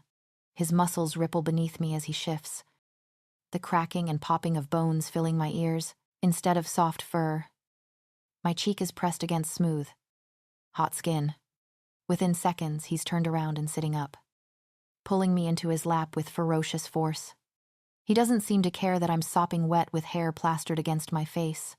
His arms lock around me, pressing me flush against him, like clockwork. My legs go on either side of his torso and my arms wrap around his neck tightly, hugging his head against my collarbone. I shouldn't have left you. I murmur against his shoulder. My fingers drag across his skin as they curl into fists, holding onto him for dear life. He inhales fervently, taking in my scent. His wolf was making his life hell because he was fighting it. I knew that. Yet I still left him alone to deal with the anguish himself. I'm an idiot. A moron. Riot. Say something. Please. I beg. His silence has always been frustrating. But I'm not frustrated anymore. I'm terrified. Terrified of what I might have done. He tightens his arms around me, squeezing me, even if I wanted to. The possibility of breaking away now is fictional. Why he croaks out against the junction of my neck and shoulder. His hot breath makes goosebumps rise on my back. Why I repeat. Why what he pulls back. His hands moving to grip my sides as he looks at me. Something flashes in his obsidian eyes. Something I can't even begin to understand the meaning of. Why did you go with them? His voice is jaded. I can't tell if he's broken inside or building a fire. I had to. I come back, and you're just gone. Strange scents were everywhere. His growl lowers to an even deadlier level. Mixed with yours. His fingers are digging into my sides, and the growth of his claws isn't exactly subtle. Nonetheless, I hold back the wince. You don't know how badly I wanted to track them down and rip them limb from limb. His eyes darken as he talks, as well as his tone, until the point that I see canines flashing behind his lips. Just because their scents were on yours. Before I can even state my claim, another foreboding growl leaves his throat. And you let them. He suddenly lifts me off of him, sitting me carelessly on the floor beside him. He gets up in a hurry, walking out of the kitchen before I even have the chance to blink. Amidst the shattered glass, I there for a minute, letting the sparks of his touch fade away. In that minute, I feel nothing. Emptiness, until the anger sets in. Somehow the blame always falls back to me. This time. However, I'm not letting it. You're blaming me, I fume as I follow him into the wrecked living room. He pivots around on a dime, his chest heaving like it's a bomb set on a timer. When he opens his mouth, that bomb explodes. You went with them willingly. I didn't have much of choice, I fire back. Thought my volume is far from the same level as his. I catch a blur of movement in the corner of my eye. My hand flies up as reflex, and the sharp smack of flesh meeting flesh follows. I don't break eye contact as I process what's just happened. His knuckles are pressed into my palm. His fist held in my palm only mere inches from my face. You're not defenseless. Adrienne, you had a choice. His burning gaze is enough make any wolf crumple. But if Alpha Andre couldn't break me in the 17 years he's had at me, riot Sydney isn't going to in one try. Yeah, I say, glaring right back at him. I did have a choice, and I chose to come back. I drop his fist from my grasp, throwing it back to his side as if to make a point. My point being that his is irrelevant. His face is like a stone precipice, an unreadable slate looking down on me when I begin to think he's not going to respond. He finally asks, "Why did you come back?" I shrug. "The same reason you brought me here in the first place." We both have questions, and he's capable of answering all of them. If playing mind games is what it takes to get those answers, then so be it. Blackened irises roam over my face, memorizing every line and every contour. Ever so slowly, I can sense the distance between us growing shorter as his body gravitates closer to mine. And what reason is that? The hot-blooded timbre of his voice makes me shiver. His fingertips graze my waist tentatively, beckoning me to come closer. I notice his lips slightly part as he leans in, his eyes clouded with something I haven't quite seen before. You tell me. My heartbeat is thumping inside me, pumping pulsing blood through my veins. My fingertips and hands tingle to touch him. Due to our close proximities, his lack of apparel suddenly becomes obvious. I resist looking down, knowing exactly what I'll see there. Heat other than his breath rushes over my face. Go put on some pants. And just like that, the intensity of the moment goes up in smoke. A quiet growl leaves him as he pulls away. Not like the life-threatening ones I'm used to hearing, but one of vast annoyance. A small smirk pushes its way onto my mouth as he steps back. It may be just my imagination, but I think I see the edges of his lips turn upward as he turns away. Once he's gone, I calm myself down by taking in the state of the house for a second time. With a drawn-out sigh, I flip the couch back over on its legs and put it back to where it was to begin with, which is in front of the fireplace. I find a broom and start sweeping up the various debris thrown across the ground. I come to a spot in the floor that's splintered and morphed something awful. Small trenches are cut deep into the wood, albeit nearly prying the boards up. Beside that, a single three-clawed mark carved into the oak piques my interest. For some reason I can't take my eyes off of the mark. Something inside me stirs at the sight. A strangely familiar aura coming from it. Soon I'm kneeling down beside it, gently tracing over the splintered trenches. The quiet creak of the stairs causes me to leap to my feet. Heart racing. A clothed Riot comes down them, clothed from the waist down at least. His torso remains both without a flaw nor a shirt. Without a flaw. That is, except for the 3 long scars running diagonally across his right pec. Turning the other way, I go back to sweeping. It takes me about 5 seconds to realize what I've missed. And when I do, my blood runs cold. The mark on his chest matches the one carved in the wood almost exactly. The one on the floor he left in the midst of his torment. But the one on his chest. He scarred himself. But why here? His husky, nonchalant voice snaps me out of my trance. He's holding out a pair of clothes to me. Hesitantly, I reach out and take them from him, forcing a nod of thanks. I had completely forgotten about my sopping attire, too immersed in other things to care. I wander off down the hall and into the downstairs bathroom to change. No matter how hard I try or how many scenarios run through my head, I can't push out that one question. Why I snort to myself as I close the bathroom door. Such a hypocrite thing to ask why he has to have his reasons. Yet it's so much harder to understand when looking through someone else's point of view, from the outside in rather than vice versa. I can't even fully understand when looking through my own, much less Riot's, forcing it out of mind. I strip down quickly and toss my waterlogged clothes into the shower. The items in my pocket I stash away in the otherwise empty medicine cabinet. My hands seem to shake as I do. After closing the cabinet, I glance down at my bare stomach for only a brief few seconds. Why? Maybe the question was never meant to be answered.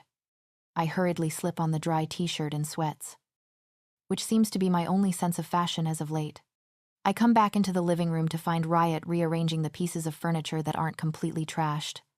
Without a word, I reclaim the broom and resume sweeping the floor. Time passes in an uncomfortable silence. It's been nearly an hour of quiet cleaning, and even then the house still looks like a mess. I'm focused on picking up a broken vase, piece by piece, when I hear a loud, agitated growl. Riot is slumped down on the couch, his hands covering his face as he looks towards the ceiling. "What the heck are you doing to me?" he groans out. I stand up from my crouching position and slowly make my way towards him. "I can't even be in the same room as you without feeling all weird inside. I want you near me, but you're so close yet so far. I have to walk around with your scent everywhere, and I hate it because I can't get enough of it." By the time he's done rambling, I'm standing in front of him, grinning down at my mate, who once again seems so stressed out. He stares at the ceiling with glassy eyes, the whites of them tainted with little red, squiggly lines. "Riot," I say gently, barely touching his knee. "I told you it's okay." He catches my wrist in his hand, steadily pulling me closer. I sit down on the couch beside him, turning my body towards him and tucking my legs beneath me. My knee is touching the side of his thigh. And although the contact is minimal, it somehow means so much. He still holds my wrist, showing no sign of letting go. His gaze searches my face yet again, going over every millimeter like he's sketching me in his mind. "I hate you," he finally says. I smile, sliding my fingers between his. Good. The days go by in the blink of an eye. And soon a week has passed. We repaired the house to the best of our abilities. Although the holes are still in the walls and the claw marks in the floors, we still sleep in separate rooms. Although there's an unspoken discomfort there, Riot's wolf has calmed down substantially, making the nights more peaceful. The days have been spent fixing the house. Now it finally looks lived in and not abandoned, nor the target of a tornado. I've grown used to random, inconsistent acts of affection from Riot. We still aren't close physically, but he's stopped fighting it as much.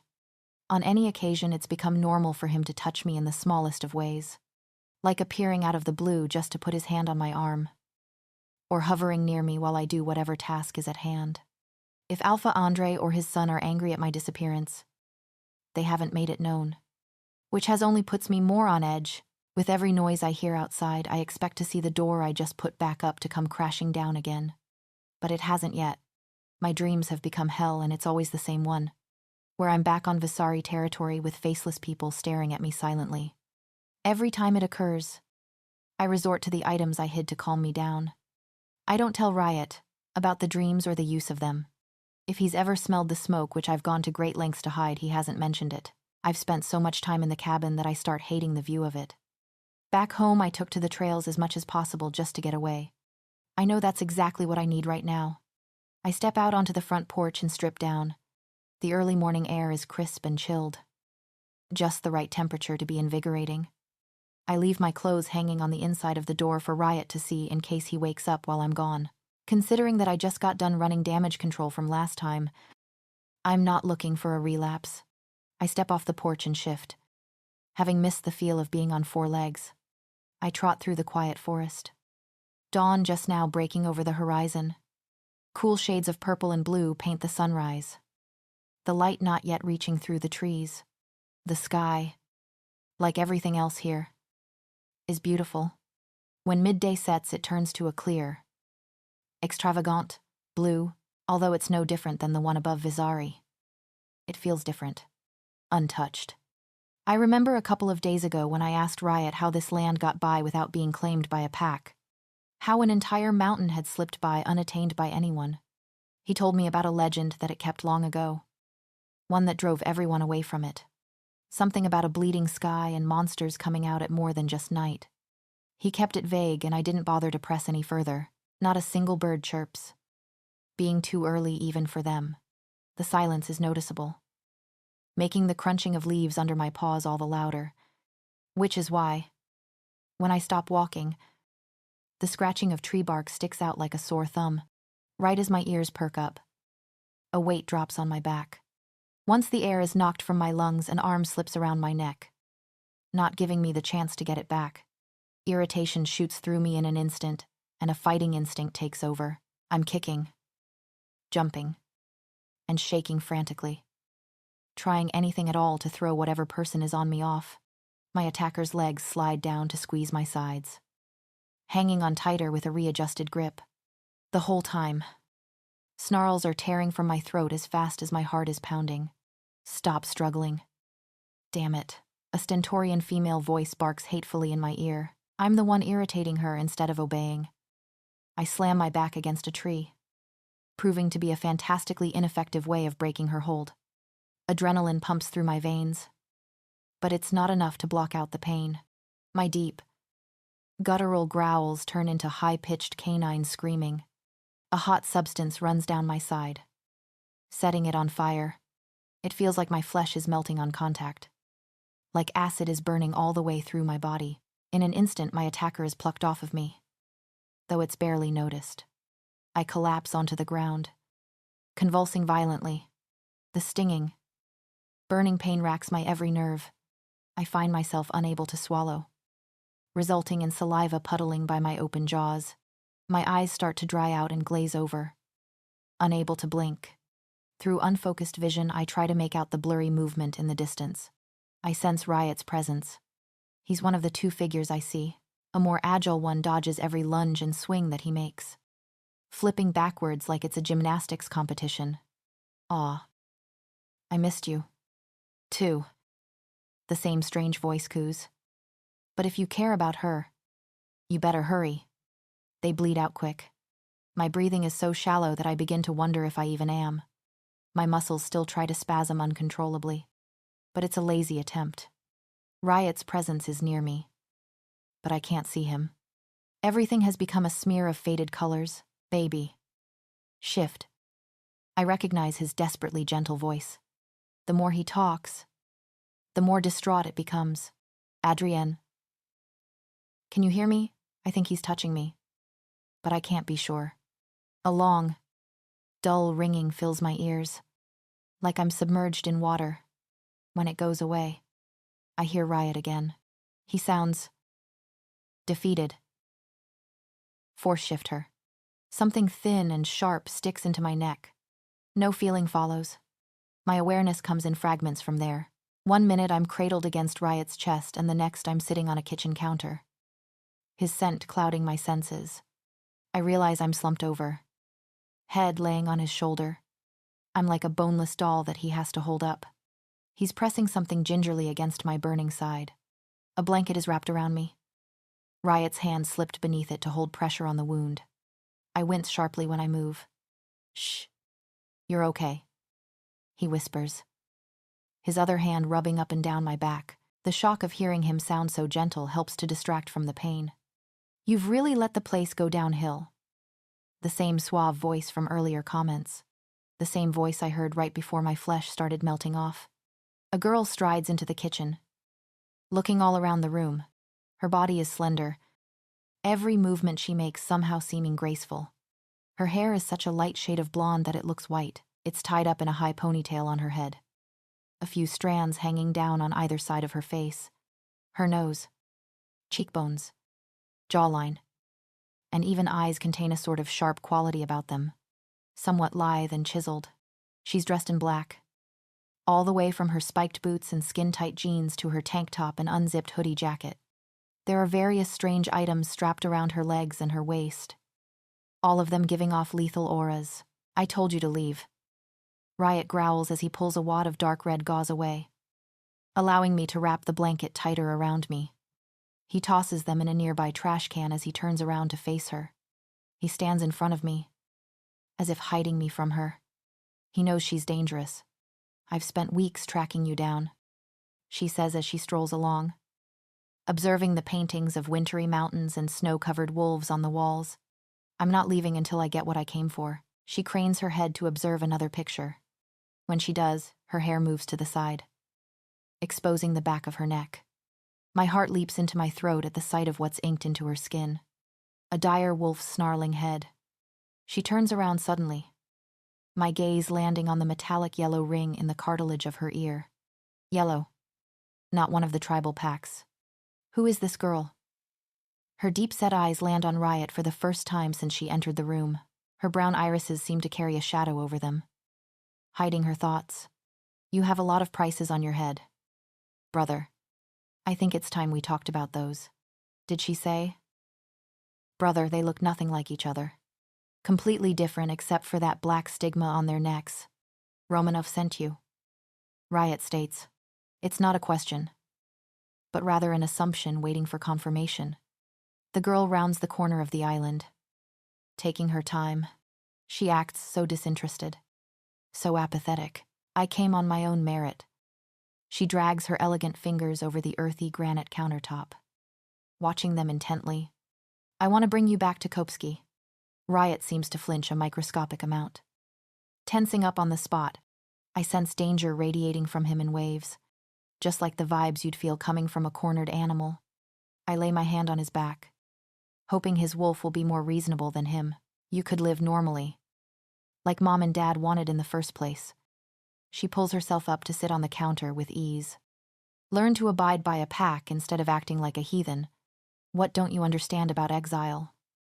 Senya Riot leans into my touch, his attention never leaving his sister. In any other case, I might feel sorry for her for being the target of his anger. But judging by the searing opening in my ribs, she's far from helpless. I already pulled those strings. She maintains, her tone confident. Within Kopskian walls, your rap sheet goes blank. All of it. All you have to do is live idly like a good boy. Riot laughs. Bitterly. What makes you think I'd ever go back to that hellhole of a prison? This is your only second chance. She snaps. Her voice raises an octave. The calm and collect attitude starting to unravel. The way you're going, you'll end up headless on a burning stake in the middle of a street. A low growl fills the room. And it doesn't come from Riot. He can handle himself fine. I announce, you should go find yourself a different babysitting job. For the first time since jumping on my back in the middle of the woods, Senya acknowledges my existence. Her calculating gaze scrutinizes me down to the core. Riot moves even more in front of me. But due to the height boost of the counter, he can't hide me completely. After an uncomfortable minute of being looked over passes, she jerks her chin towards me. Your mate, Riot nods. Despite the circumstances, I can't help but to feel a jolt of warmth inside at witnessing him finally admit it. I thought so. Senya hums, pleased with herself. She slides off the island, managing to make even that look graceful. She bends over and plucks a vial from one of the pouches strapped to her thigh. What if I told you? She swirls the purple contents around. That this is the only way to stop that nasty little wound from spreading. And eventually, killing her. And that the only way to get it is by walking through the Kopeski gates. Riot. You don't have to do this. I assure him for the last time. It'll probably heal on its own. In fact, I feel better already. I lie. It's not that I'm particularly ready to die. It's more like fearing the trade-off of actually going to this place called Kopeski. I've only ever heard of it before. A city accentuated with white and gold. They aren't tribal. Like Vasari or Orca or Bastille, they live under a different hierarchy. Different laws, different traditions. You're bleeding through your shirt. He growls. I look down and realize that he's right. There's a growing patch of bright red in the white material. Arguing against me so Riot doesn't have to. Soon he's standing in front of where I sit, picking up gauze off the bed beside me. He gingerly lifts up the hem of my shirt. And luckily for me, only at the side. As tenderly as possible, he presses the bandage against the open wound. With a suppressed wince, I take it from him and gesture him away. I'll do it. Just finish whatever you're packing. I hate being taken care of. Not that anyone's ever tried before. Rather than Amy, she's a motherly person. And somewhere along the way, I became her pup to protect. A pang of sadness hits me with realizing that I'll probably never see her again. Riot hesitates a bit before obliging and going back to the dresser. Reluctantly, I get up and shuffle into the bathroom, walking at a snail's pace. Even the smallest of movements sets my side and the surrounding areas on fire all over again. It takes so much to bear it that an inhabilitating lump forms in my throat. Don't whine, just shut up and tolerate it. Riot has been on edge, to say the least. Ever since his sister showed up, he's stayed tense. And hearing me screaming out in pain wouldn't help his mentality in the slightest. Nor my arguing that we shouldn't even go. My only hope is that he doesn't try fighting his wolf right now. Or that would be the final match thrown into the gasoline. I take a better bandage out of the cabinet under the sink. Standing in front of the mirror, I lift my shirt up halfway. The giant chunk taken out of my side is left raw and open. The blood oozing out and the flesh gleaming. Whatever concoction Senya dumped on me, it was crafted without mercy in mind. I wrap the thick white material tightly around my abdomen, trying to stop the blood flow. I tie it on the opposite side of the wound, and by the time I'm done, it feels like I'm wearing a girdle. When I walk back out, I can't seem to push the burning question away. Riot, I say. He looks up from his packing immediately, his eyes alert. Instead of meeting mine, however, they land on the scarlet stain on my side. What's the deal with the Kopski pack, I ask? Curious. Kopski is foreign to me.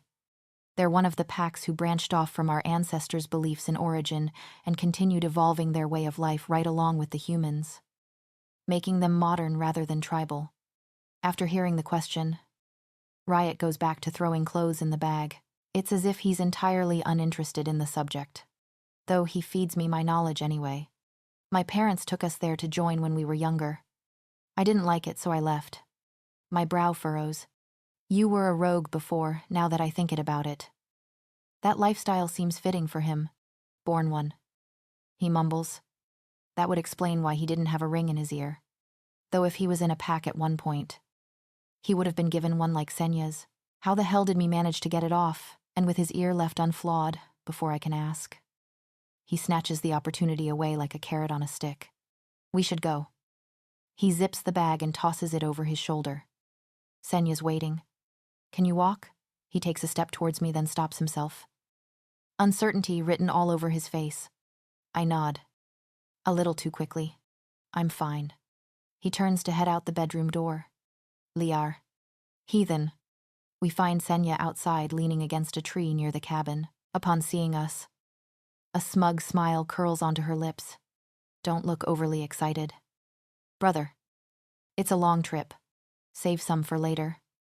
She prods as she pushes herself off the tree. There's a devious gleam in her eye.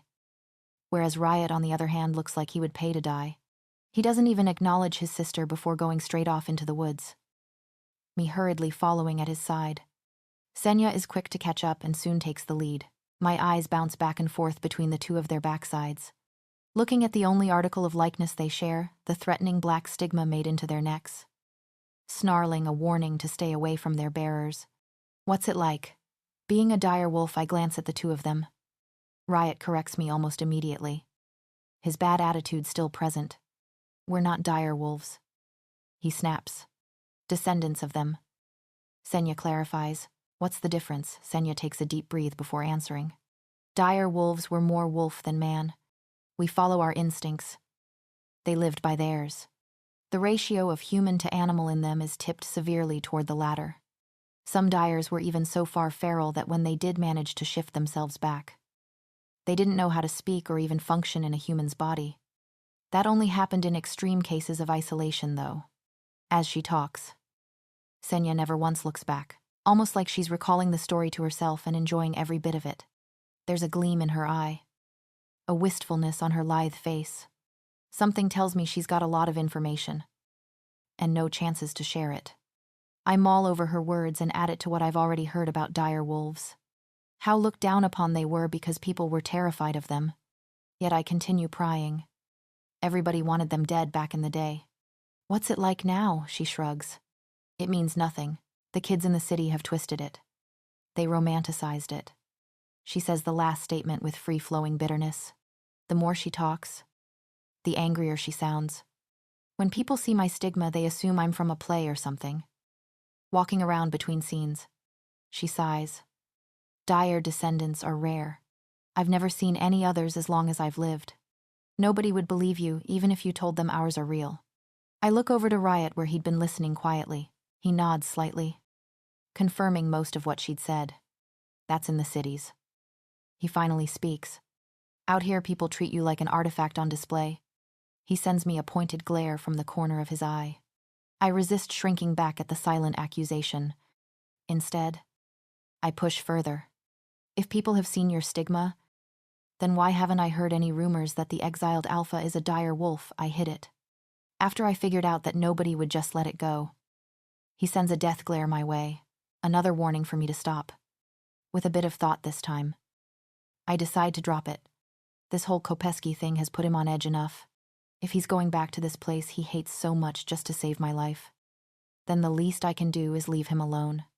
We walk in silence for a while from there. It's maybe a mile before Senya decides to initiate a new subject. She whirls around, walking backwards without breaking pace. Have you heard of Bloodrest? She asks, looking at me rather than her brooding brother. Bloodrest, I arch an eyebrow. Bloodrest, she repeats, holding her arms up and out to her sides. She's gesturing to the forest all around us. Does she mean the same legend Riot didn't feel like telling earlier before she can say anything else about it? Riot stops her. Did you bring us out here for a history lesson, or are you going to lead the way? He growls, irritation radiating from him in thick waves. Senya wrinkles her nose up in a sneer before turning back around. Maybe this is why I didn't miss you. Because you're so bitchy. She seems like the kind of person who could insult people and get away with it. But this time, her words hold depth. So much so that I find myself cringing back.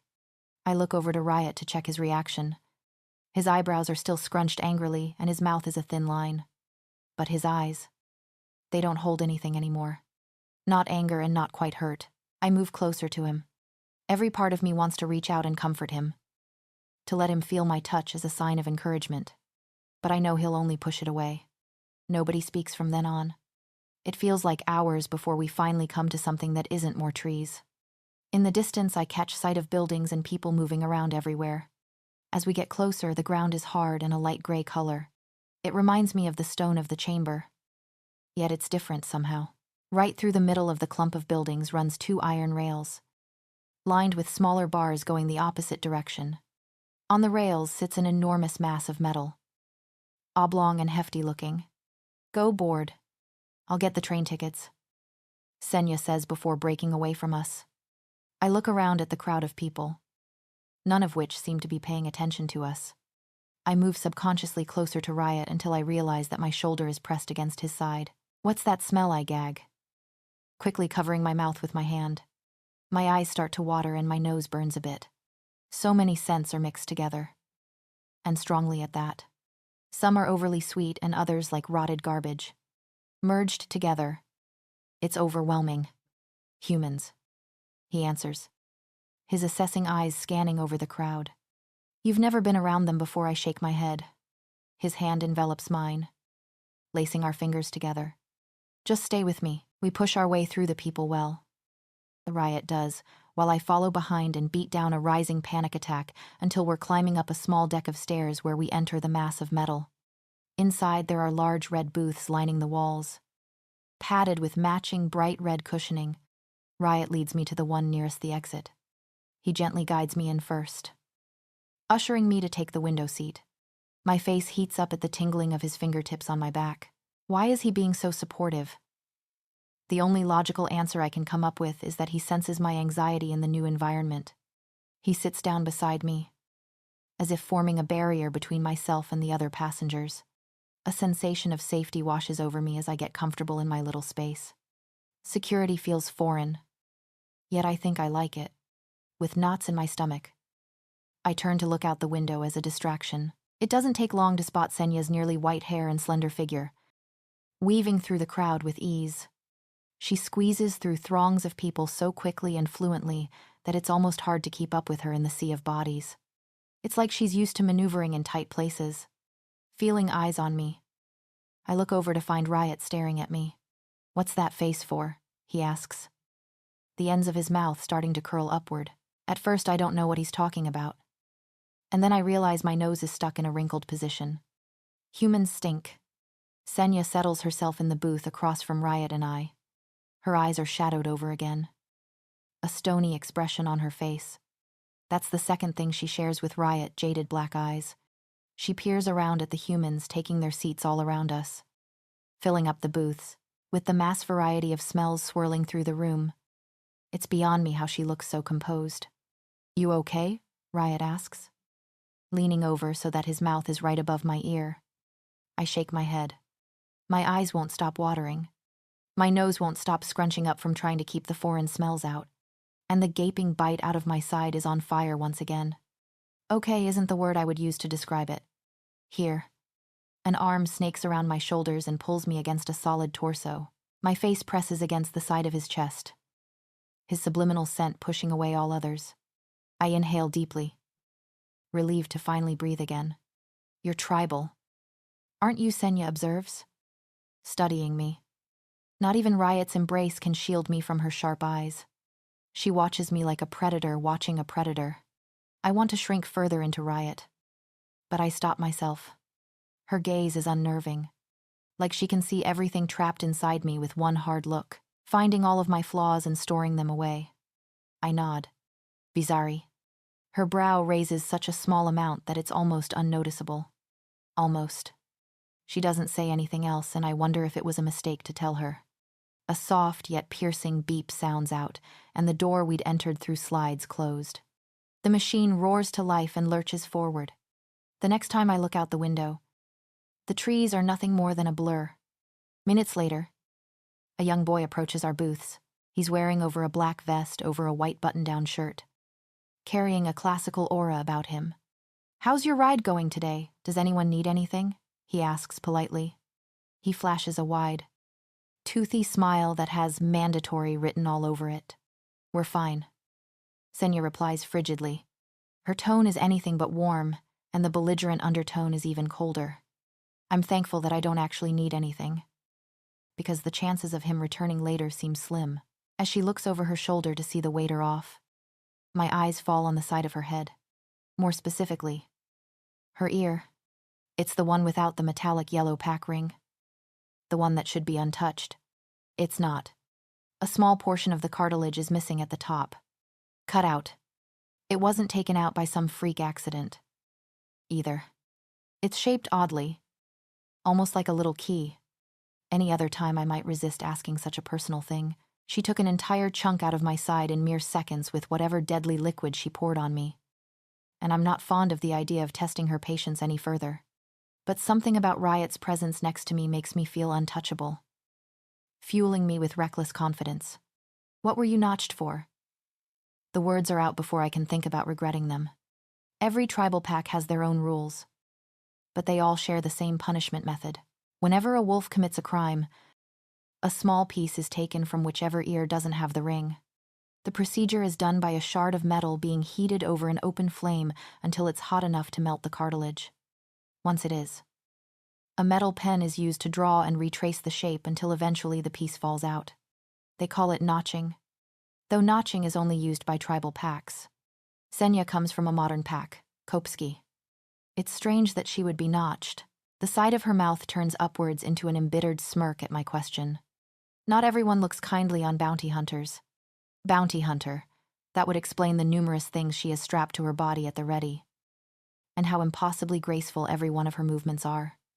I got caught one time. She holds up a shaking index finger for emphasis. And I'm smelling my own flesh burning. Wouldn't know what that feels like. I mumble sarcastically. Funny. It's almost like she forgot she intentionally barbecued half of my body. She rolls her darkened eyes. "Don't be petty," she says as she stretches her legs out across the seat. She leans back and closes her eyes, clearly settling in for a nap. Good. Maybe I'll be able to forget her existence for a short period of time. I look over only to realize that Riot is drifting off as well. I can tell how hard he's trying to stay awake by the way he's batting his eyelids and occasionally jerking his head back up. My lips curl into a grin as I study him. He doesn't look so tense. Maybe it's just the need for sleep that's dulling his alertness. But I choose to perceive it in a different way. One that tells me that he trusts me enough to doze off beside me. Then it hits me. If he falls asleep on me like this, I'm done for. The static like pins and needles would overtake my entire body, and the odds me getting him off without breaking open my wound again are non-existent.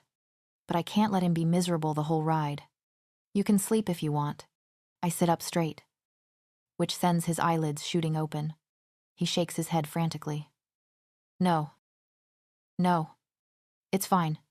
He glances around at the surrounding booths, as if he expects someone to be plotting our deaths this very instance. "Riot." I laugh. "If anything happens, I'll wake you up." Before he can object, I'm repositioning us so that my back is leaned against the wall and my legs are crisscrossed in the seat. I pull him down so that his head is resting in my lap. He doesn't resist, which only makes my wolf all the more excited. His hand grasps my arm, reminding me of how one little touch is all it takes to calm him down when he has an episode with his own wolf. Before I realize it, I'm smiling like an idiot and trying to beat down the building, desire to hug him as tightly as a koala does its tree. With this strong of a reaction from such a small gesture, I don't even want to imagine what he felt like after fighting it for so long. The hell he must have went through. My fingers find his coppery brown hair, running slowly through it. A satisfied growl comes from his throat, almost like a purr. Across the aisle I catch a man and a woman, both humans, staring. Their lips are pulled back in grimaces. I glare back at them as hard and intensely as I can. As soon as we finally make eye contact, I flash my canines in a silent snarl. Their faces flush of color as they scramble to get up and hurry towards the front of the aisle. That's right. Go cry wolf to whoever listens. Then we'll see who ends up in the mental asylum. This is your idea of handling things, Riot asks, looking up at me with a raised brow. It worked. Didn't it? He snorts as he closes his eyes again. Savage tribal. He mumbles. Exiled tyrant. I retort. Riot clings to me the entirety of his nap. Every time he would squeeze me tighter, I would squeeze his hand in return to prove that I'm still here. The simple action always seemed to satisfy him. It's hard to believe that at one point in time the entire population was so scared of these creatures that they wanted them slaughtered. I'm sitting here with possibly the only 2 dire wolf descendants alive, and both of them are out like lights, one even using me as a teddy bear. But those eyes, they match perfectly with all of the stories. I shudder at the mere memory of obsidian irises, the background of which glowing a dark ruby red. That wave of danger they sent out, I don't want to remember it. A man stands up at the front of the room and announces that we've reached our destination. The humans all begin to flood out. They're chattering, creating a low hum in the atmosphere. Riot. I give him a slight shake. Nothing. Riot. I say. Louder this time. No reaction. All right then. With a grand gesture of strength, I give him a shove. He lands with a thump in the middle of the aisle. An enraged growl following soon after. Can't say I didn't warn him. It takes him only a nanosecond to get up. Once he's back to his full towering height, he takes a threatening step towards me and I hold my hands up in defense. I'm already wounded. Remember, you wouldn't hit the injured. Would you? I hold my side dramatically. The wound still sears with a vengeance. But it isn't nearly as bad as the initial agony. He picks up the only bag of belongings we'd taken from the house and throws it over his shoulder. You'll heal. He mumbles lowly, and suddenly, I'm regretting my method of waking up the beast. I look over at Senya, and it's like she can feel my eyes as soon as they land on her. If you touch me, I'll finish killing you. She growls, sitting up. Her once high and flawless ponytail is smashed and hanging loosely, ready to fall out. A large red mark runs across her cheek like an eyesore. Riot growls. But this time, there's nothing playful about it. It's a warning. Lay a finger on her and I'll do more than just kill you. Senya stands up, maintaining equally intimidating eye contact with him. Her shoulders are squared with his, and her chin held just as high. She remains silent, but her words are clear. I'd like to see you try. I breathe a sigh of relief when she starts to leave, then take it back when she pauses beside him. I'll see you behind the walls. Brother. She presses something firmly into his palm. House 18C. Romanov will be waiting for you at the Citadel at midnight. If you don't come to him, he'll come to you. So don't be late. With that, she shoves his shoulder roughly with hers, brushing past him and down the ramp. By now, Riot and I are the only ones left, everyone else having already departed. I look at him and he looks at me. It feels like an eternity before he finally holds out his hand. Come on. Nearly a whole day. That's how far away I am from the cabin in the woods. And even further from my home. Home. I almost laugh at the word. Home is a place where you can always go to seek refuge and comfort. The Visari territory is a place I can never go back to. Not as long as Andre or his narcissistic spawn hold the title of Alpha. So no, the Visari pack isn't my home anymore. So where is beside me? Riot tugs on his disheveled hair for about the millionth time. We're walking along a towering stone wall, one I have to crane my neck to see the top of.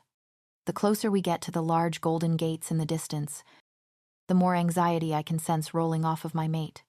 The big, infamous Alpha is nervous. I never thought I'd see the day. You're gonna go bald, I comment. And I'm not waxing your head when you get sunburnt, so you might as well stop. Suddenly he growls, loud and thunderous. Okay. Guess somebody's not in the mood for jokes. I smell your blood. He grits out. Yeah, what else is new? I say sarcastically. The wound had started bleeding through the bandage again. My shirt is so oversized that it hasn't gotten into the red mess yet, although I didn't think it was bad enough to smell yet either. He comes to a sudden stop, grabbing my wrist and jerking me to face him. "Why didn't you tell me you were bleeding again? What would you have done, thrown me on the ground and started open surgery?" He growls louder. Almost a roar. "Adrienne, you could die. Stop treating your life like it's a joke," I snort. "Isn't it, though?" He makes a grab for the hem of my shirt. But I dodge his hand just in time. He follows me and tries again. This time with me smacking his hand away. "Let me see." He warns with a deadly undertone. "No." He lunges at me in a slew of mumbled curses, catching me between his arms. My back is pinned against his chest, his growl rumbling lowly in my ear as he's reaching for my shirt again. A spike of adrenaline kicks in. I smear my palm against his face, trying my damnedest to push this big person away and disorient him in the process. "Get off of me." Something warm and slimy swipes across my hand. In an instant, I jerk it back, mortified. Did he just... "You sick freak." I wipe my palm frantically against the side of my leg, hoping that if I rub hard enough, then the spit will just disintegrate. He takes my moment of weakness as his opening. The side of my shirt is halfway up before I can retaliate by doubling over and bear-hugging his arm, as if strangling it would actually work. That must be them. Somebody whispers and both of us freeze. Who else would it be? "Hurry up. Open the gates." A voice hisses back to the first. Riot and I's heads snap up simultaneously. There are two guards who are glancing warily at us as they scramble to push the large golden gates apart. Senya must have told them to expect us, among other things. With a dignified glare towards Riot, one which he returns, we start forward again on the sidewalk as if the altercation hadn't happened. "Riot, Sydney. I didn't think we'd ever see you again." The guard to the right, the one furthest from me, speaks. "That sister of yours really knows how to get her way, doesn't she?" Before he can even answer, the guard on the left joins in. "Who's this?" The man looks at me curiously. "Don't tell me you found your mate after all this time." Damn. She must have a high tolerance. Only for alcohol. I mumble while keeping my eyes on the ground. I earn a hearty chuckle from the guard before Riot abruptly pulls me in front of him, away from the man. He places his hand on the small of my back, guiding me forward. He doesn't respond to them. Not verbally, at least. A tense silence falls, all except for the sounds of their armor shifting as they scramble back to their posts. When I glance over my shoulder, I catch sight of Riot's black irises. That's all I need to see in order to know how he shut them up. This way he handles people. He doesn't use his words. He uses intimidation. I can't help but to wonder at that. I remember with dread what Senya had told me. Some dyers were so far feral that when they did shift back, they didn't know how to speak. But Riot isn't a dire wolf. He's only a descendant of one, so that doesn't apply to him. Right, she also said that that only happened due to extreme cases of isolation, which would make sense with his exile if he were dire wolf. Inside the Kopskian walls, it's as beautiful as it's rumored to be. The city is tiered. Smaller stone walls built into the ground to separate each other. The houses are all made of white brick and trimmed in shining gold. Pink rose bushes line the brick street we walk down. Lampposts stand between the bushes, just starting to light up as the sun sinks behind the distant mountain, outlining the city horizon in light. This place is amazing. "Why'd you leave?" I look around in awe, wandering down the middle of the street. That was a dumb question. If beauty was enough to make a person stay somewhere, I would still be among the green forests of Vizari. "It's not important." He answers from behind me. I had walked ahead of him in my excitement, and he doesn't seem interested in trying to keep up. So I want to know. I absent-mindedly pluck a rose from a bush, feeling the soft petals between my fingers. Too bad. "You called it a prison." "Because it is." Ugh. Having a conversation with him is like teaching a rock to communicate impossible. It only enforces the fears already in the back of my mind. I slow my pace, falling into line behind him. He leads us up a winding sidewalk on a hill. Giant oak trees provide a natural roof over it. At the top there's a single, two-story house. Its architecture style matches the rest of the city, white bricks and gold accent. There's a little porch on it with rows of purple flowers leading up to the stairs. On the wall beside the door, there's a metal plate in gold lettering. Its engraving reads, 18C. Riot pulls out a key to unlock it, opening the door to the pitch black inside. Before my wolf's night vision can even kick in, the door slams shut behind me. My legs are swept out from under me, and my uninjured side is pressed against a hard torso. Judging by the movements, he carries us up a flight of stairs. I recognize the sound of a door bumping against a wall as it swung open. Seconds later, light floods the room, forcing me to blink a bit to adjust. He sits me on the counter of an enormous bathroom whose color scheme isn't surprising. Yep, white and gold. Considering the magnitude of this place, there's no doubt in my mind that it's all real gold at that. Riot is in front of me, with his large hands grasped on my knees. He separates them in order to move closer. Before I can process his intentions, he reaches for my shirt, except this time there isn't a guard to provide a distraction. Riot, don't. He raises the fabric just enough to expose my stomach and the bandage wrapped around it. Sure enough, it's being bled through, bright red, staining the crisp white. His movements are slow, as if he's waiting on me to stop him. His fingertips linger over the end of the bandage, brushing my skin ever so faintly and forcing a shiver through my entire body. One little pull of that bandage and my stomach is exposed, and he just so happens to be holding it between his fingers, like a streak of lightning. My hand is on top of his. I'll take care of it. Don't worry, I say, hoping my eyes don't look as pleading as they feel. I hate the fact that my voice is quivering against my will. He stares at me intensely. His eyes darken, even more so than when he gave the guards his silent warning to back off. His jaw tightens and I know I've messed up. Let me see. I shrink at his tone. It's deadly, so much so that I don't dare to wonder the result of opposing it. I let my hand fall from his, lying limply in my lap. There's no use in covering it anymore. Sooner or later, he would have to know. With a gentle pull, the bandage unravels. It falls to my waist, exposing my bare stomach.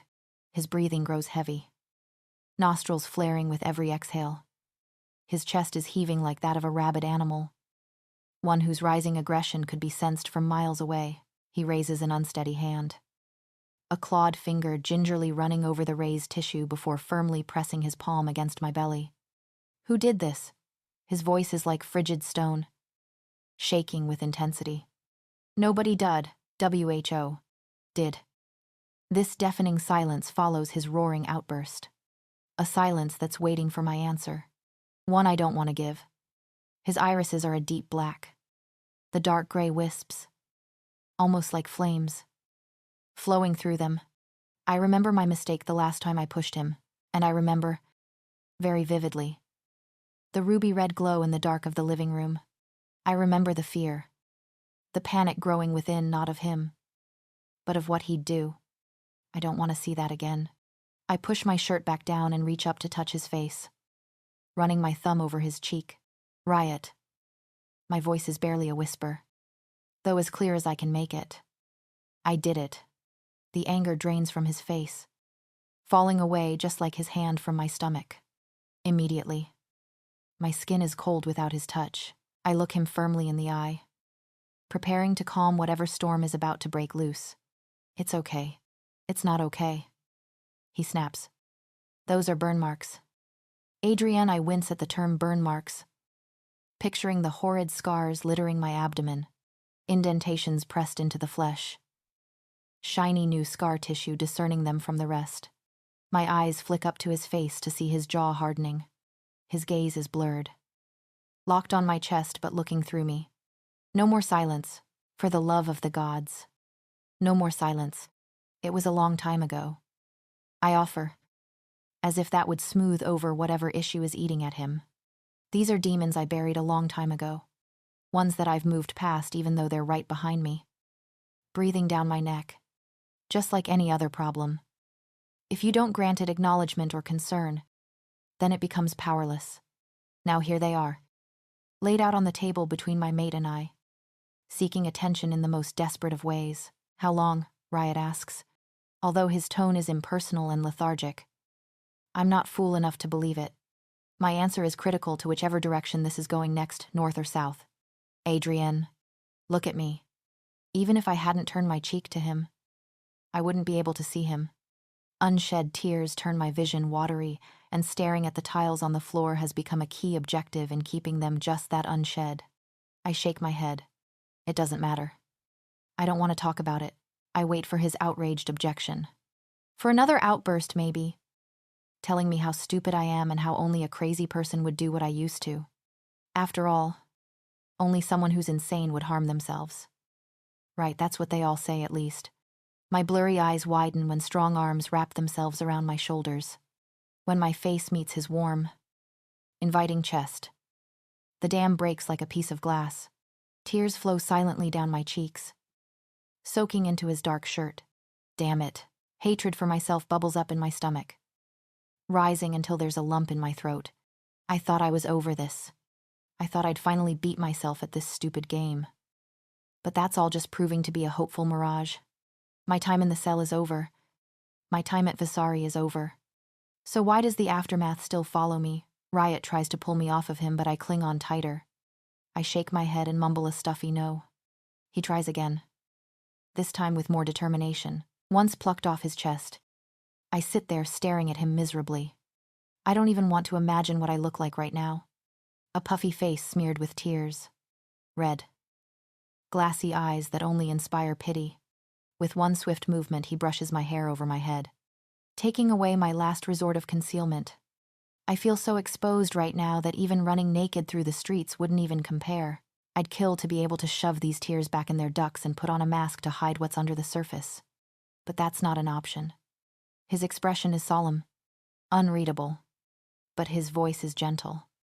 Nothing like how it was moments ago. Tell me why, he says, just above a whisper. I let out a small laugh along with a shrug. I don't know.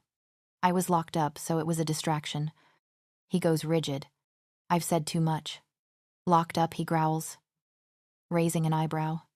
I wave dismissively. I don't want his wolf back. And that subject is the perfect bait for it.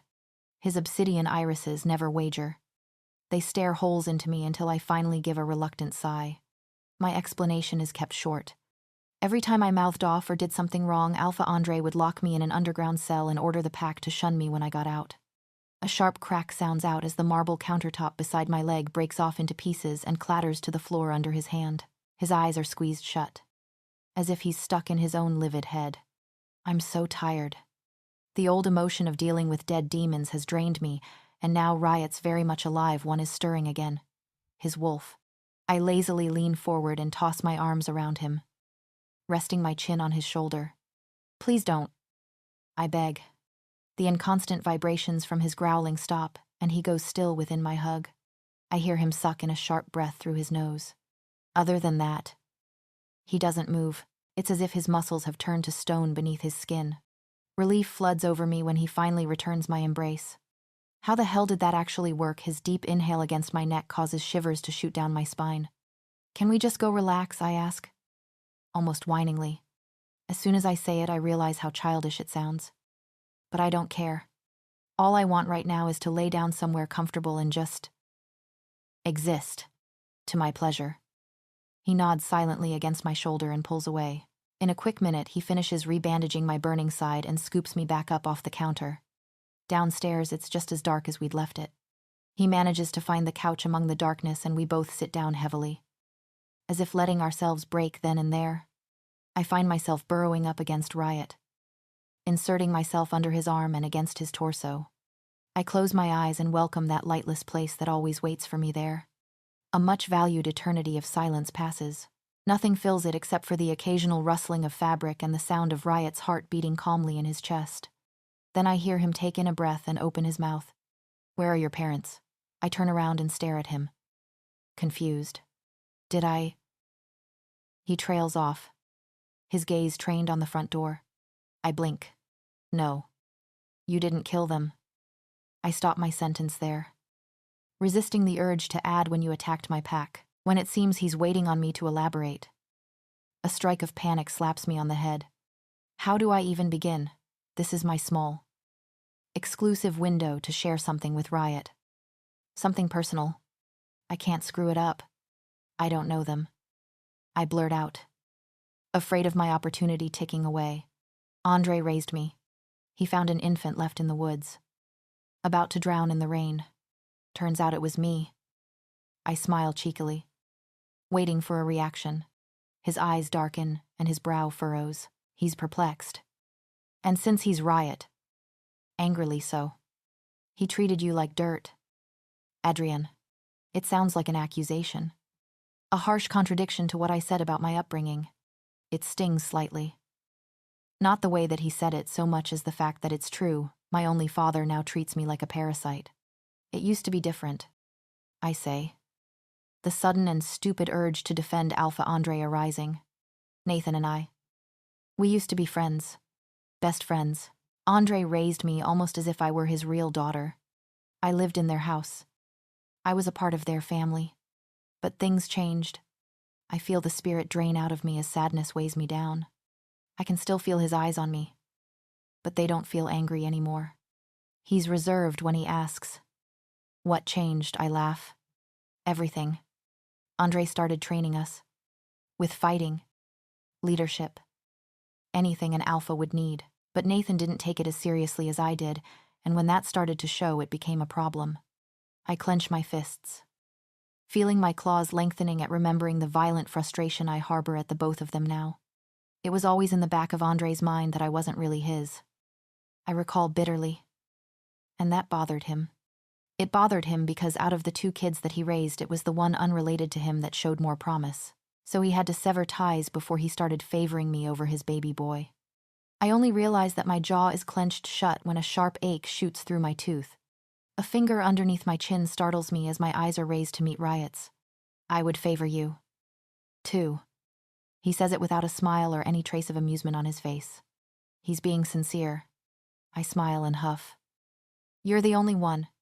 He takes my hand in his, playing with my fingers and running his over my knuckles. So where did Gage come from? The coincidence of the situation causes me to tilt my head. It was written on my palm when they found me. What about your first name? I give him a pointed look and slowly say, Adri. Andre. It only makes everything all the more painfully ironic that he named me after himself as well. But I'm sick of this subject. What about you? I poke his shirt where the scar would be.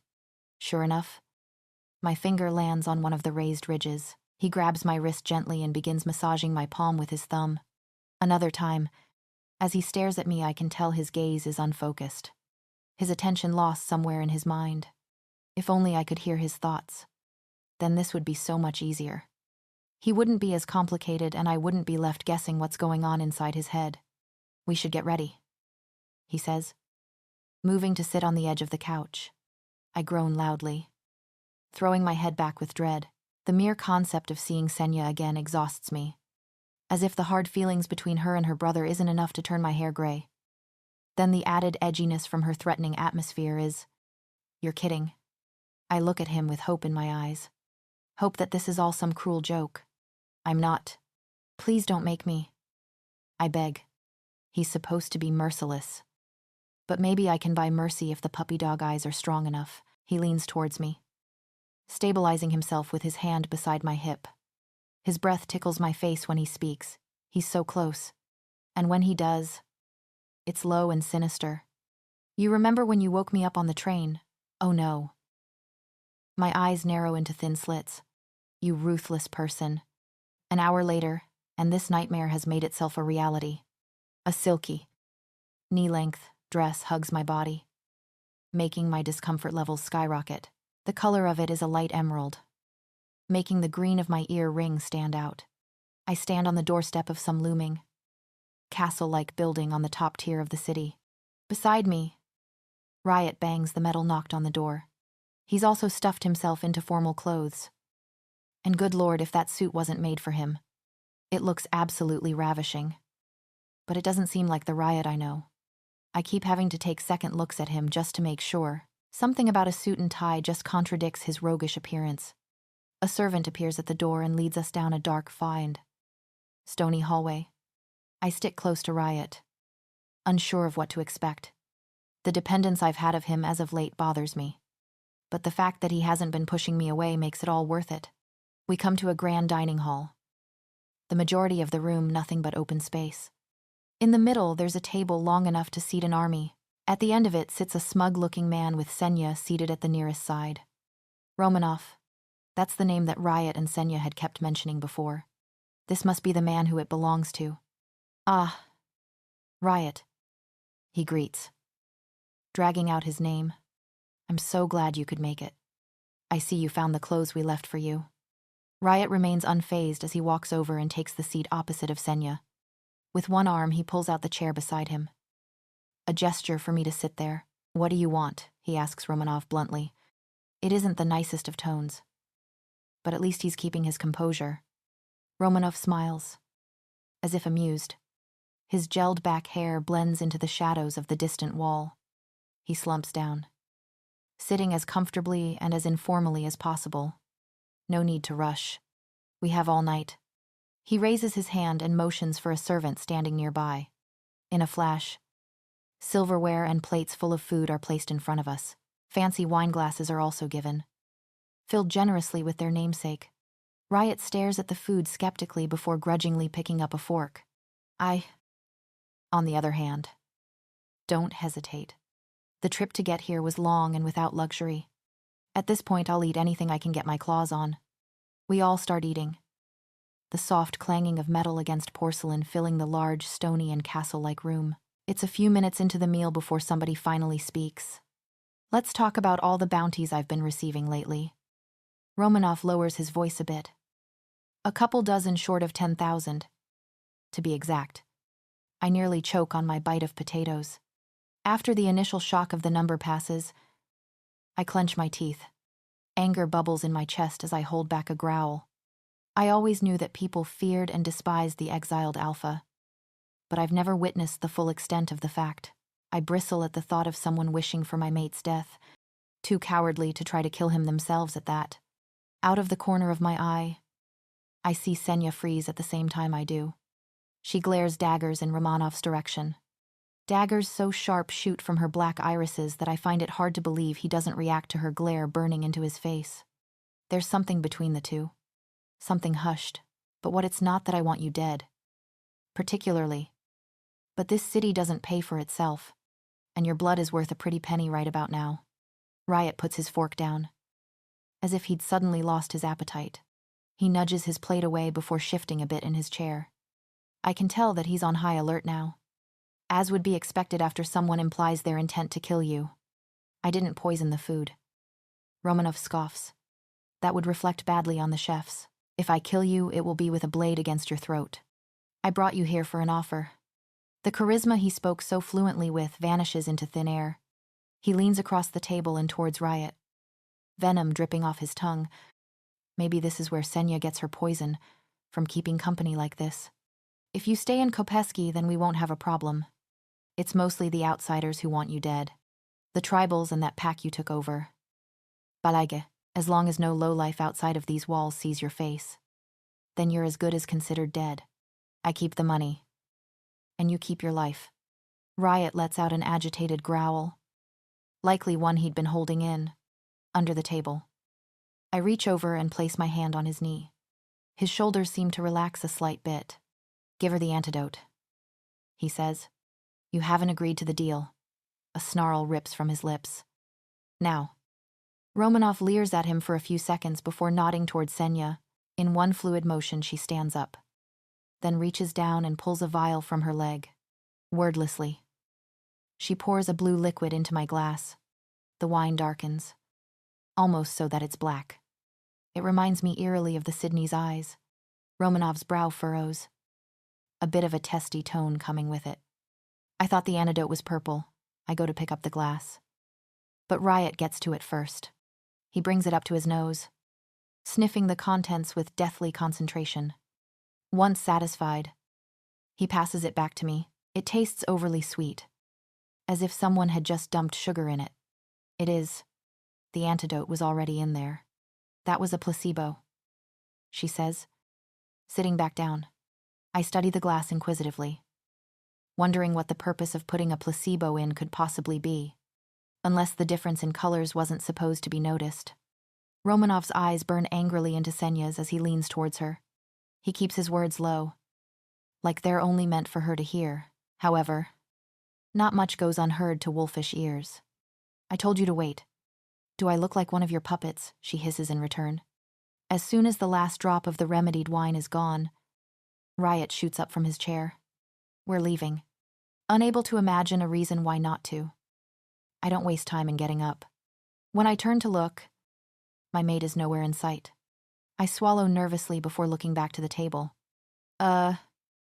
Thanks for dinner. I force a smile. God. This awkward. He really had to abandon me. Didn't he? First he drags me here. Now he leaves me here. I knew I would regret pushing a sleeping wolf into the aisle eventually. With a mounting sense of danger, I tuck my metaphorical tail and head for the corridor we entered from. My pace is kept just below a jog, an attempt not to make my eagerness to leave quite as obvious. Fingers dig into my shoulder, spinning me around to come face to face with a scowling Romanov. His blue eyes are as cold as ice, yet they're just as toxic as a searing acid. Make sure your tyrant doesn't try for the crown. He growls lowly. The crown, that's one of the differences in the hierarchy. Instead of an alpha, the Kopeski pack has a king. I narrow my eyes, challenging him. If he wants to threaten me, he'll have to try harder. My chin raises. Or we'll have problems. I stand up straighter at the dare, excitement buzzing inside me. Maybe you will. But I won't. He achieves half a step forward before Riot appears in the blink of an eye, grabbing him by his neck and yanking him away. His feet come off the ground right before he's slammed against the wall with a thud. The smell of blood hits me. Blood that carries Romanov's scent. Over Riot's shoulder, I catch sight of his claws dragging across the bottom of the other man's jaw. Senya rushes past me and separates them with alarming ferocity. She shoulders her brother back with an agitated snarl. The room falls deathly silent, all except for the faint heaves of Romanov and Riot catching their breath. With the elegance of a viper, Senya comes nose to nose with her sibling. Her tone is low and scalding with warning as she does. These people took us in when nobody else would, and you weren't grateful. You weren't grateful then, and you're not grateful now. They're giving you another chance refuge after all the issues you've caused, and you're still blowing it right back in their goddamn faces. The absolute raw anger in her voice is terrifying. It's so powerful in the air that all of us take an involuntary step back from her. All except for Riot. He remains facing her, their tense and readied shoulders only inches apart. They killed our parents. Riot emphasizes every word of the phrase. If you weren't so far up his side, you would realize that both shock and adrenaline flood my system. My muscles tense, waiting for the last thread between the two titans to snap before the fight can break loose. Senya leans back, shoulders relaxed, as if suddenly surfeited with arguing. They didn't kill our parents, she says, a fire still burning in her. A belligerent rogue did. Romanov adds through spite. Located a few yards behind her, with bared canines resting behind his lips. Riot takes a step toward Romanov, staring at him with those tantalizing black eyes. When Senya blocks his path again like an immovable barrier, he ceases to acknowledge her. Instead, he turns and storms straight in my direction. His hands hold tightly onto my shoulders as he spins me around and pushes me toward the exit. Halfway down the dark corridor, Senya's voice echoes from behind us. Don't show your weak spot. Brother, I've already exploited it once. Don't give everyone else the same temptation. Her words give me the same chills as if a snake were hissing in my ear. Riot gives a short, bitter laugh and without stopping calls back. Says the dog defending her master. Riot, hey. Slow down. Damn it, Riot. My yelling does nothing to slow his pace. He's on a mission and no force can stop him. He pulls me out of the building and onto the front steps where I finally yank his arm hard enough to get the hint across. Are you good, I ask, raising an eyebrow. Riot stands at the edge of the stone stairs, both of his hands in his hair, with the suit jacket straining against his taut shoulders. It reminds just how out of place he really is. It's midnight by now. Down below, The street lamps create golden spheres in the dark. The city seems empty, all besides a lit-up window here and there. No, I'm not, he says, dropping his hands to his sides hopelessly. I take a tentative step forward. Riot. How do you do this? He asks, looking out over the city. Do what? Have this effect on me? He turns around. Everything you do, it makes me feel something. It's controlling. He spits the last word with spite. Like the very thought of it on his tongue disgusts him. Through the night, I can still make out his features. The high cheekbones and the tiny scar cutting through his eyebrow. The roguish bit of stubble that covers his razor-sharp jaw. The copper color of his eyes, meaning that for once his wolf isn't clawing at the surface. Maybe I'm just controlling, I say softly, taking another step. Or maybe you're just easily controlled. I almost laugh at the irony of that statement. Everything about him screams defeat, from his disheveled hair to his slumping shoulders and desperate-looking face.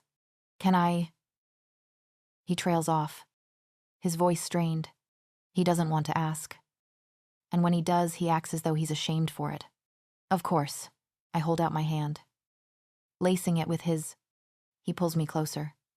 I lay my head on his collarbone and wrap my arms around him. He returns the hug, pressing our bodies flush against each other. That's how he's been coping for the past week or so. By touch?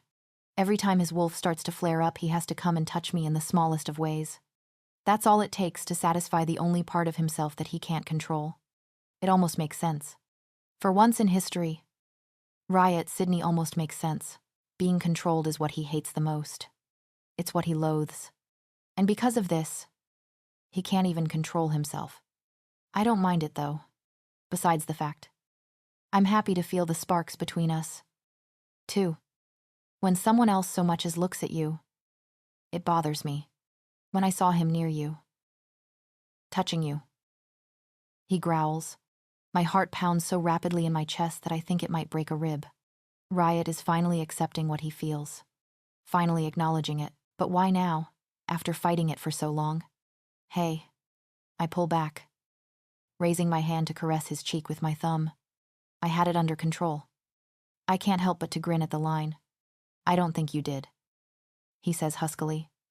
I notice his eyes fixed on my lips, their color darkening. His head starts to lower down, creeping closer to mine. I find my chin raising on its own. My skin comes alive like it's been set on fire as soon as his lips touch mine. On instinct, I arch my back, trying longingly to get closer to him. My stomach flips as though it's taken up acrobatics. His fingers curl into my sides, holding me tighter. A deep, animalistic growl rumbles in his chest, convincing me that if somebody ever tried, they would never pull me away from him. It makes me feel cherished. My eyelids close, blossoms of warmth shooting through my body as we melt together. It seems like it lasts forever, and I would give anything for that to be true, standing in this tyrant's presence. A wolf the world claims is so vile because of his crimes. I feel untouchable. It's a high that if I were to ever come down from, would hurt like hell.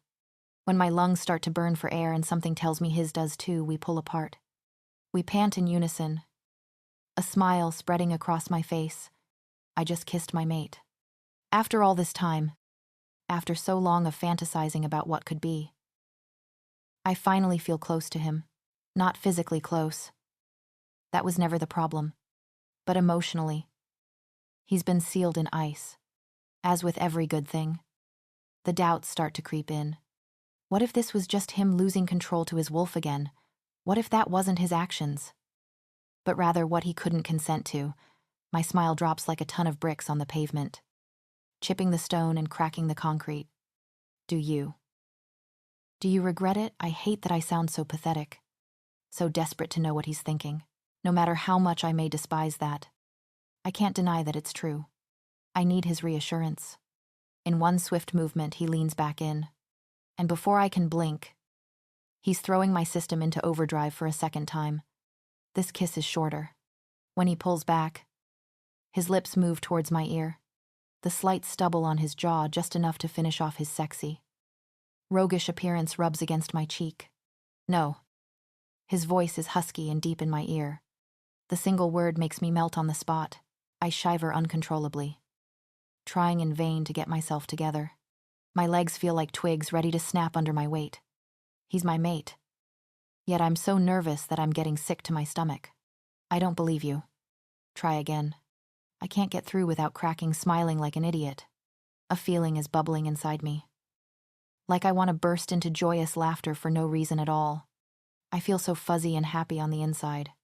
Everything is warm and mushy, and maybe this is why Riot freaked out so many times before. He smirks, showing his teeth. For once. They're not razor-sharp canines, but actual teeth. He pulls me back against his chest, making my heart beat in overdrive. I lay my head against him and gaze out over the city dotted with golden lights. His fingers run through my hair, combing it out to its full length, then letting it fall gently against my back. He keeps repeating that action, each time as soothing as the last. Something between a sigh and a soft moan escapes my lips. Why do you hate this place so much, I ask?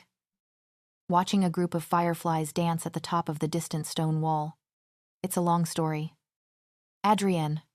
A special feeling butterflies in my stomach when he says my name. Like I finally matter. I've heard my name said in so many different contexts, ranging from rage and irritation all the way to raw disappointment. But never in the way that it just came from his lips, and coming from him especially. The warmth sparking in my veins only doubles. I quirk an eyebrow and look up him, my chin still resting on his chest. I have time. I smile up at him. He truly is the embodiment of all things visually pleasing. It's appalling to me how he's infamous for his acts of bestial tyranny rather than famous for his godlike appearance. He opens his mouth to make a retort, and gets only halfway through his eye roll when the slam of a heavy door behind us makes us break apart and turn around. Senya is standing there, her nearly white hair and light complexion almost glowing in the moonlight. Her black clothes and the shadows of the citadel's overhang only romanticize the contrast. There's something about her and Riot that's strangely noticeable. Although you only would if you knew what they were. There's something about their appearance which makes it hard to believe that more people don't realize they're a different breed of werewolf. Something scarily mythical. Something that makes you want to run the other way. The anger and intensity of what happened inside seems to already be forgotten by her. She's once again laid back. Indifferent. Make your decision wisely. Brother, she says as she strides slowly out of the shadow of the overhang. Because as soon as you walk out those gates, he'll start sending the hunters after you. If Riot's annoyed by her advice, he keeps it silent. Instead, he changes the subject. Tell her, he says. Tell me what. Senya nods and her shrewd eyes land on me. Do you know who you are? She tilts her head at me as she asks. My face contorts with confusion. What, you're Viserion? A real Viserion? What are you talking about? She growls lightly in frustration before continuing. The pack you came from isn't Viserion. They just took their pack a few decades ago and kept the name. My mind reels as the information refuses to sink in. So I come to the only conclusion I can manage. You knew my parents, she shakes her head. No, but I have connections, and I know that after the switch in bloodlines, dead babies started showing up with names written on their hands in marker. The Viserions were driven from their home and dying, she says as she crosses her arms, each hand holding the opposite elbow. Some left their offspring on the doorsteps of packs in hopes that they would be given a better life, though most were found too late. A sickening feeling squeezes my stomach. I could have been one of those babies. Nothing more than a corpse of lost hope, and I nearly was. If Alpha Andre hadn't come along when he did. As negligent as he's been these past years, it's undeniable that he saved my life. Now, Senya says, uncrossing her arms and standing up straight. Do with that what you will. But I would keep your mouth shut about it. It's buried history. With that, she turns and slips back through the door of the citadel. It shuts with a soft click and the shadows in front of it settle. It's as if she'd never been here at all. My feet are light as a feather as I bounce back to the house beside Riot. My high still hasn't come down. Not since the kiss. And not since learning my roots. It's enough to convince me to forget about everything else and just live in this simple moment. We stroll up the hill beneath the oaks. Not even a cricket's chirp daring to threaten the peace. So I take that job into my own hands. Hey, Riot. I tug him to a stop at the top of the steps. The look I met with is smoldering, his scarred eyebrow raised in question, waiting for me to speak. You had Senya tell me that. Didn't you? I grin up at him. It's just so satisfyingly amusing to watch the big bad exiled alpha squirm. He fights with the sheepish smirk that's trying to overtake his lips. When he starts to lose, he looks away in the other direction, but not before I catch a glimpse of the smile reaching his eyes. He opens the door and we enter. I'm gonna take a shower, he mumbles, stepping away to unlock the door. As he goes past, his fingers brush mine in a way that can be nothing but intentional. I squeeze my fist while watching him go, craving more of the sparks. My only wish is that he isn't making a relapse with his wolf. Once he's up the stairs, I growl at myself in disapproval. After giving him enough time to get situated by prancing around the living room, I head up the stairs to the bedroom. I ignore the hum of the shower as I tiptoe past. The only bag we'd brought with us lays open on the bed. I rummage through it, wasting no time in stripping out of this godforsaken dress and changing into more comfortable attire. Then, in an inside zipper, I take what I had hid there before we left the cabin. I make my way back downstairs and out onto the porch. In the same minute, a cigarette is between my fingers, embers glowing at the end. I take a deep puff and release the smoke into the air. You're letting her smoke, yeah. So, their whispered voices still echo in the cavern. Isn't that, like, bad? It keeps her quiet. Bastards. They were supposed to act like they didn't hear me, but I could sure as hell hear them just fine. I thought I was past this. Yet here it is. Still on my mind. Still between my lips. Adrienne. My blood freezes in my veins at the sound of his voice. I wasn't trying to hide, per se. So what did I really expect? I feel sick with guilt. Like I've done something terribly wrong. I turn around, not bothering to hide the cigarette between my fingers. Riot is standing in the doorway of the house, his signature unreadable expression staring back at me. Slowly, he approaches. His eyes are dead as a reaper's as he steps forward. I reciprocate with a step back. Another step forward. Another step back. That's how it goes until my waist bumps into the wooden railing around the porch. All right. Fine. Yeah. I'm a smoker. So what? I challenge, bracing myself for the worst. Maybe it's the suspense of the dead look on his face that gets to me. Or maybe it's the guilt I already feel towards myself. Go ahead. Tell me how stupid I am. Tell me how my lungs are blackening and how kissing me is the equivalent of licking an ashtray. Speaking of which, if you get lung cancer, don't bother suing me. I'll reimburse you myself. I rant without stopping until I'm out of breath with my heart thumping in my throat. If I get all the jabs in at myself first, then he won't get the satisfaction. While I was raving, Riot was moving closer. Now his chest is inches from mine, and for once the lack of distance is suffocating. As if in slow motion, he raises the hem of my shirt, exposing my stomach as if his unspoken point were written there. I don't make a move to stop him. There they are, the various patches and streaks of raised, shiny scar tissue.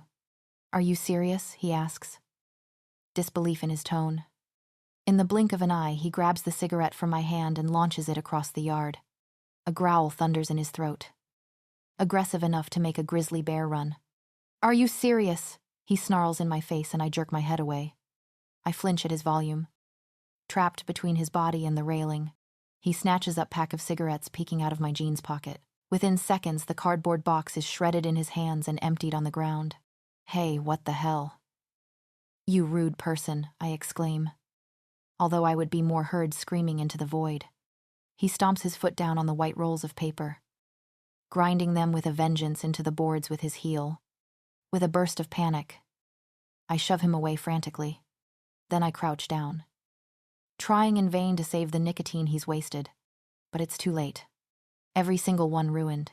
Anger burns in my veins and heat rises to my face with the fury of 1,000 suns. I inhale deeply, prepared to curse him out until the devil himself is taken aback. But he makes the first move, yanking me roughly to my feet. He speaks in a deadly, strained tone. Never touch a cigarette ever again. Do you understand me? He repeats it even more slowly. Do you understand me? I move my gaze from his chest up to his eyes. When they meet, I put as many metaphorical daggers into my stare as I can possibly muster. No. I snap, raising my chin defiantly. If I want a cigarette, then I'll get one. Do you understand me?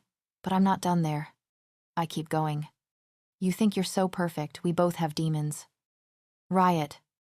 I jab my finger into his scarred pec. I know that came from your claw. So step off your high horse. Blackened irises stare straight at me as he reaches down and pulls his shirt up, exposing the ridged claw mark. It takes an intense amount of self-control not to look down and let my eyes roam over his torso. This is what got me my freedom, he says darkly, drilling his shirt back down, not wallowing in self-pity. It takes me a minute to process his words. When I do, my jaw begins to quiver. I try to decide my reaction. Anything between livid and heartbroken. Somehow, I remain calm, though only on the outside. On the inside, a storm is begging to break loose. Self-pity. Why did I think he would understand I'm a person forever expecting him to? I should have kept my problems hidden like I always do. It's simpler that way. So much more simpler. I lower my voice and look him dead in the eye. If you don't want ripped off, then maybe you should inspect the product before buying damaged goods. I scoff bitterly and shake my head. Now get out of my face. Venom drips off my tongue. I want away from this person. As far away as the earth's boundaries will let me. I shove past him, moving him out of the way with a sharp elbow to the ribs.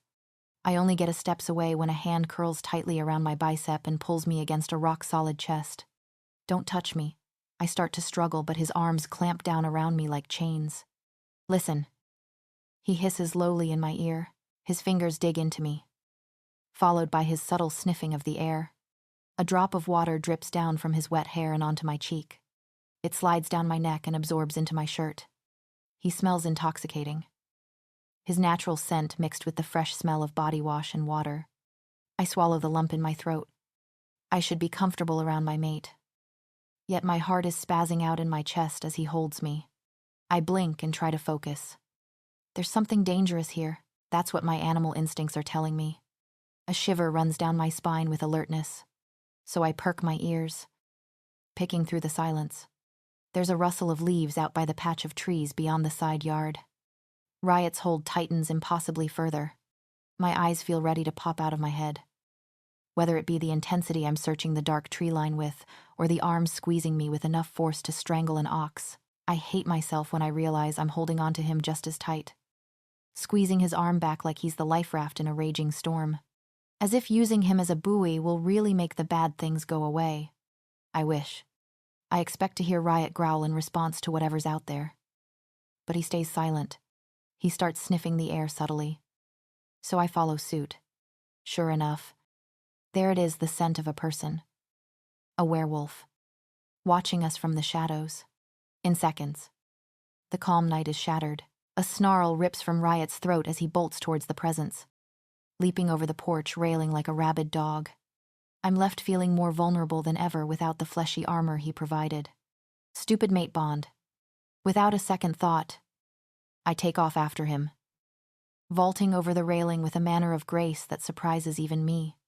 I chase after Riot, who, in turn, is chasing after someone else. Why am I following? I have no idea. Eventually, Riot stops and I nearly slam into his back. His chest is heaving, each exhale coming out as a breathy growl. Romanov? He snarls, looking around the woods frantically. Patches of moonlight shine through the leaves. Other than that, everything is bathed in shadow. I tilt my head, confused. But that didn't smell like Romanov. He sent one of his hunters, he says, nostrils flaring as he tries to pick up the trail. That simple statement makes it all click. Romanov was hesitant with the conditions of the deal he agreed to. He was suspicious enough to bother with threatening me if Riot stepped out of line. And with the attitude he portrayed, he wasn't very confident that he wouldn't. He was making sure you didn't leave, I state. His hand flexes at his side, claws curling out of sight into his balled fist. In the snap of a finger, Riot is on all fours.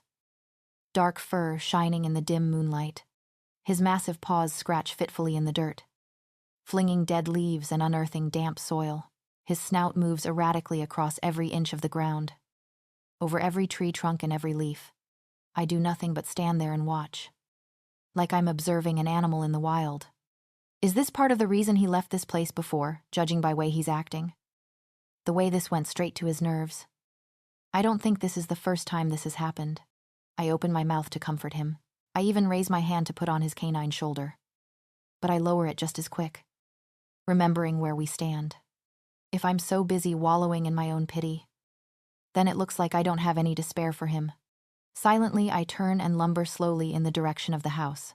Fall leaves crunch loudly under my feet to announce my leave for me. Riot is too busy with his manhunt to try and stop me. Usually my wolf would be driven mad over that and convince me that he hates me after all, but now I'm grateful for it.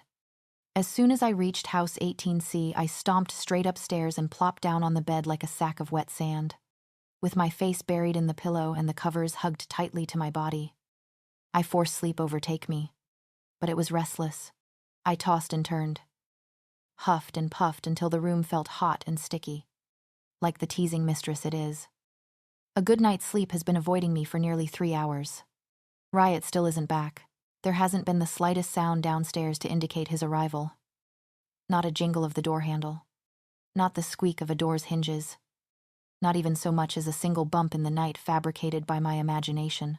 It's simply silence. And it's driving me insane. More than it ever did down in that godforsaken cave. Eventually, when the clock strikes 3:00, I get up and throw the covers off in a tormented fit. I storm downstairs, my bare feet pattering against the wood. My hair is all over the place, frizzy and tangled.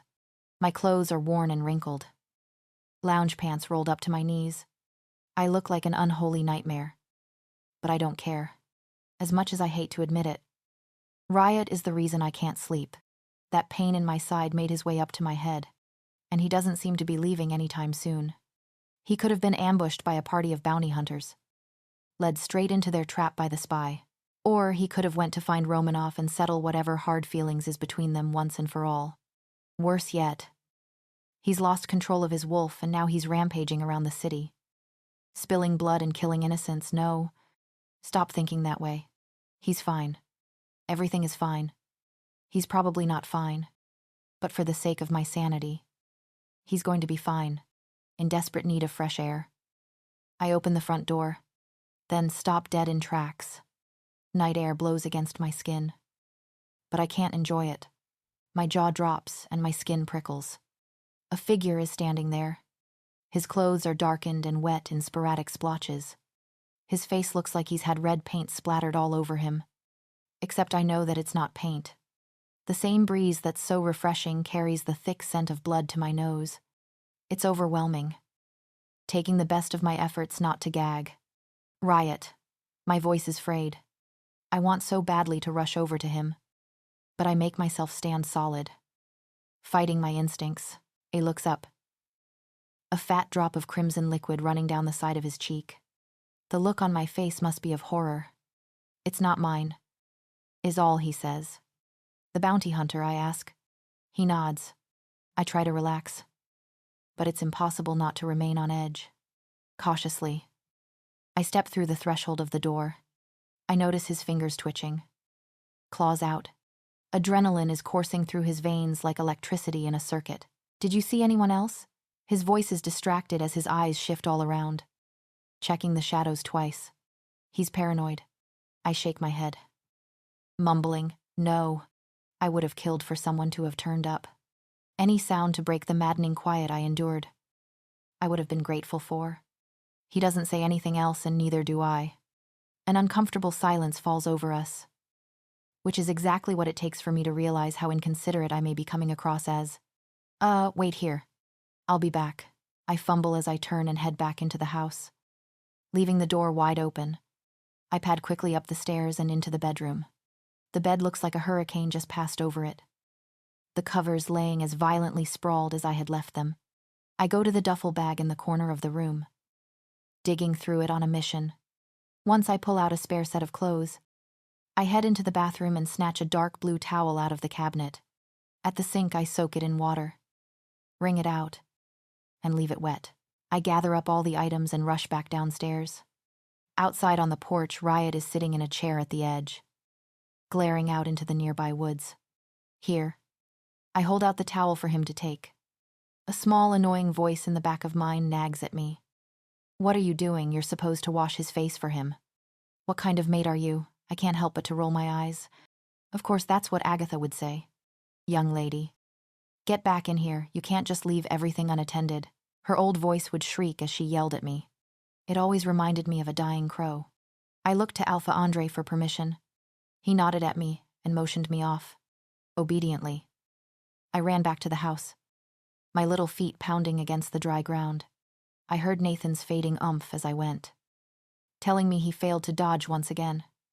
I barely got into the door before my ear was being pulled off by crooked, wrinkly fingers. OWW hurts. Doesn't it? Maybe next time you'll learn not to run off.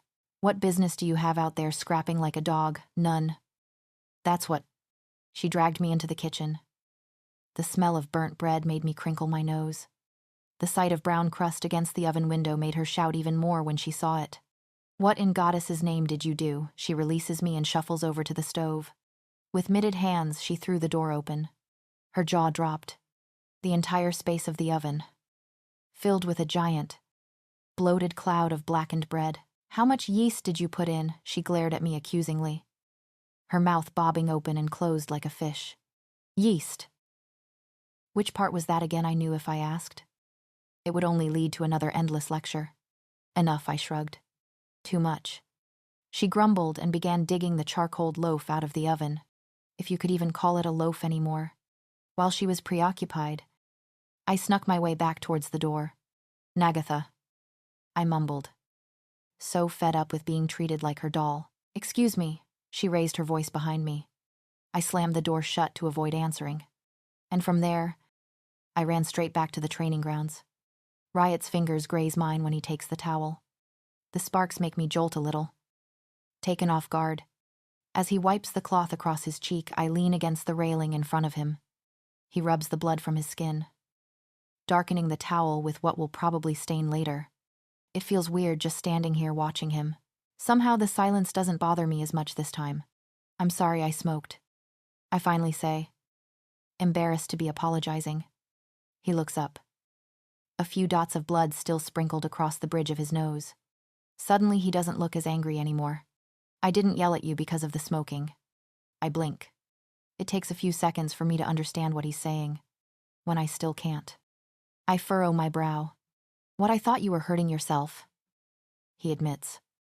Looking away. He's nervous of what I think, that's the first. Somehow it makes me feel oddly powerful. The fact that I can make him the infamous exiled alpha nervous. I laugh, feeling stupid that all of this misery came from one misunderstanding. Riot. That was years ago.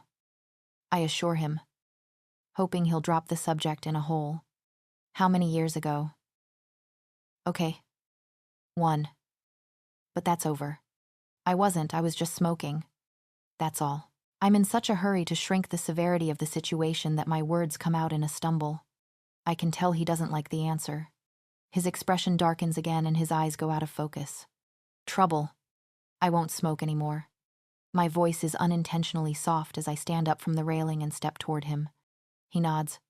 Thank you. He reaches his hand out toward me. I take it, allowing him to pull me closer. Soon we're so close that I have to adapt by straddling his lap. I smile internally, feeling the warmth between us at his addictive touch. If you ever crave it, or feel whatever it is that makes you want it, tell me. Just don't hurt yourself. Do you understand? His tone is firm yet gentle, completely different from the one featured in our first conversation about the topic. I nod, smiling. He meant well before. He just doesn't know what it means to act rationally. When he starts to lean in, I stop him. My palms press against his shoulders. Holding him there, I would. But I'll taste like an ashtray. Shut up. He laughs. With that, he pushes easily past the invisible barrier, intentions of pressing his warm lips passionately to mine. I bent down, meeting him halfway. My nerve endings come alive as my spine tingles with ecstasy. We each growl softly into the kiss. He squeezes the sides of my thighs and pulls me closer as if I'd be jerked away at any second. Eventually, we pull apart. Panting, our foreheads are pressed together, my hair falling down to create a makeshift curtain around our faces, separating us from the world. How ironic. I readjust myself to sit sideways on his lap and lay my head on his shoulder. His arms wrap around me protectively, like I'm some kind of prized possession that all the other kids on the playground are trying to touch. The air is liberatingly cool. Past the edge of the roof, I can see the bluish-black sky, starless and bare except for the gibbous moon acting like a nightlight. An owl hoots somewhere nearby, making it all the more whimsical. This porch is like a safe place, so quiet and peaceful. Maybe it's not so much the porch that makes me feel safe, but rather the neurotic beast clinging to me like a teddy bear. I look over at Riot. A thin slice of moonlight is shining on his face, illuminating him. If only the world could see him how I do. Maybe then they wouldn't be so willing to drop their life savings for his death. But then again, I don't know the side they do. Having spent a good portion of my life locked several feet below ground surface for months at a time, current events aren't exactly my best subject. I wasn't free 3 years ago to witness the effect or listen to the gossip when he conquered Balej, but I do remember the way everyone acted when the word of his exile came about. How scared they all were. How utterly panicked. I shudder at the thought of the tyrant on top of the world. "You're cold," his concerned voice brings me back to reality. "No, I'm fine. I like the cold," I answer, snuggling deeper into his side anyway. I start to drift off, batting my eyes tiredly. The teasing mistress of sleep is back, and she's finally decided to grant me mercy. The last thing I remember before she takes me is Riot carrying me up the stairs and the feel of the cool sheets on my skin. Consciousness comes in the form of Riot's bare chest against my face and his arm wrapped around my torso like a python. I don't bother waking him up. Instead, I attempt to gain my freedom by rolling over, which only triggers that aforementioned python to go on lockdown. Through the open curtains on the wall straight in front of me, I can see the blackness of the outside, dreary and dark. A crack of thunder rumbles through the house briefly, vibrating the bed gently. Riot nuzzles his nose into my disheveled hair. Still asleep. It's as if, even unconsciously, he's showing me that he's still there. I smile before closing my eyes again. Morning rolls around, and when the sun comes up, it stays dark outside. The heavy patter of rain drums on the roof above, creating a relaxing sort of lullaby. We're both awake now, but neither one of us makes a move to get up. My arm is thrown lazily across his washboard stomach, one leg tangled with his while my temple lays his shoulder. His arm is wrapped around me, making me feel once again safe and sound. He presses a kiss to my forehead, melting me from the inside out. He has this way of always being intimidating, whether he's threatening the lives of others or putting butterflies in my stomach. The unfairness of the power he has drives me crazy. But maybe that's why it took him so long to accept this, because he feels the same way. "Are you ready to get up?" His morning voice sends shivers down my back. I groan. I never want to get up. How many more chances like this will I get? Do we have to? Right then. As if on cue, my stomach decides to recite the symphony of a starving whale, growling unrealistically loud. "Yes," he chuckles, poking me right above the belly button. He untangles our bodies and sits up. Immediately, I feel lost without his added warmth and firm embrace. A pang of vulnerability shoots through me, and I quickly knock it down. From where I'm laying, I catch a glimpse of the little black symbol made into his skin. Adir descendant. I know what that mark means and the history of it. But what about the other peculiar thing etched into his flesh? When he stands up and stretches, the muscles of his back glide fluently beneath his skin. I can almost feel my pupils dilate. No. I whine and stretch my limbs. I'm not ready to leave this moment yet. And when I reach out for him, he's not long coming back to me. He sits down beside me on the bed, tucking one leg beneath him. My eyes land on the 3 long scars running diagonally across his pec, the only other flaw that marks his flawless body. I haven't thought that much about it before, how he got that scar. All I know is that it came from his own hand. I put my hand over top of his and raised them both up to his chest. With my fingers overlapping his, I lined them up perfectly with the grisly claw mark. It's like putting the missing piece in the last slot of the puzzle. Why did you do it? I asked quietly. There's so many mysteries about this wolf, and I want to know every single one. He arches an eyebrow, catching my fingers between his and curling them into his palm. Do you really want to know? I nod. Certain that I do. He takes a deep breath, closing his eyes. It's from when I left this pack, almost 4 years ago. He starts. Those earrings? They're permanent, right? He looks at my ear and I nod again. That's common sense. Pack rings don't come out. Ever.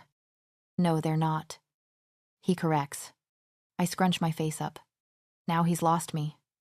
There's no possible way to remove a ring once it's in. There's just not. The Bastilian metal they're made from is unbreakable. And even then they're blessed by our ancestors. They simply don't come out. My parents brought us here as rogues. Minutes after stepping through the gates, we're being tagged like trophy kills with those earrings. I remember seeing Senya's, the color gold, Kopesky's trademark. She still has hers. But Riot doesn't. His ears are untouched, leaving no possibility that a ring was ever near it. You want to know why I hate this place, all of the rules. It's a fine if you so much as breathe the wrong way. I couldn't go anywhere or do anything without half these people watching me and the other half telling me what to do. They wanted to smother me. As he talks, his voice gets increasingly more passionate and angry. Just remembering it is irritating him as if it were over 4 years ago and he's still living here. As I think about it, his hatred starts to seem justified. He lived his life as the rogue he was born as, and suddenly he's being buried in pack rules and judgmental members. For a wolf who loathes control. His parents had a snowball's chance in hell of that going smoothly. And Senya. I trail off. I have so many questions about her. But I'm scared of asking the wrong one. One sensitive subject and he's liable to lose what rationality he contains. She laid down like the perfect lapdog. He growls. She kissed every person she possibly could. She even sided with them. She didn't care what they did. Just that they were right, and I was wrong. He throws his arms out to the sides, gesturing to our surroundings. Look at where we are. This is because she can't stand that I broke the rules and left this hellhole. I've determined that they is anyone in the Kopsky pack, especially anyone with authority, although I know Riot's anger isn't directed at me. My nerves can't help but to be on edge. He gives off the exact violently unstable air that I've heard whispered about before. Though that's never stopped me before. You want it out. I state softly. There is no comforting for something like this. The least I can do is show that I'm listening. He nods. The hierarchy hates me. When I called them to council to say I was leaving, they refused to let me. If I walked out those gates, I won and they lost. And God forbid that happens. He says sarcastically. His hand subconsciously squeezes mine with a bone-crushing force as he tells the next part. Nonetheless, I grit my teeth and hope I don't hear something crack. Instinct told me what to do. I have no idea how it worked, but it did. I dug until my claws scraped bone. Adrienne. Then the blood did the rest. It fell off, and the hole in my ear disappeared. I squint, baffled beyond comprehension. Blood doesn't melt metal. It would have to be the blood of a god to do that. Lava would barely even melt Bastille metal. What he's telling me is far-fetched at best and beyond impossible, but it doesn't even cross my mind to call him a liar. I didn't ask any more questions. I decided that trying my luck to see how angry he could become without breaking something would be a bad idea, so I avoided it. Despite the Herculean urge to ask about his parents and the story behind what he said to Senya. They killed our parents. If you weren't so far up his side, you would realize that they were dead. Anyone could guess that. But it's just the matter of how. I can't imagine what it would be like to lose your parents once you've had them. My route to becoming an orphan was virtually painless. I didn't know them to grieve them, and the underlying resentment that I'd been abandoned only helped me along the way. But Riot was barely a teenager when his were ripped away from him. The people who raised him, taken away by murder. It has to sting. I comfort Riot in the only way I know how, by touching him. Touch is the only thing that can calm him down, along with a few choice words here and there. which I'm currently out of. So a long-lasting hug and a soothing hand rubbing his back will have to suffice for now. My stomach kept growling afterwards. So eventually Riot insisted we head downstairs to the kitchen. "Do you know how to cook?" he asks, going through the cabinets over the counters. I laugh. Honestly, I shouldn't even be allowed in here. Agatha would be growling in her grave right now, jumping at the chance to put me through misery. I can all but hear her nagging in my ear, saying she's taught me all there is to know and then blaming me when I don't know it. I'm occupied with irritating memories of the old woman who couldn't break me, trying her damnedest at it when Riot turns around.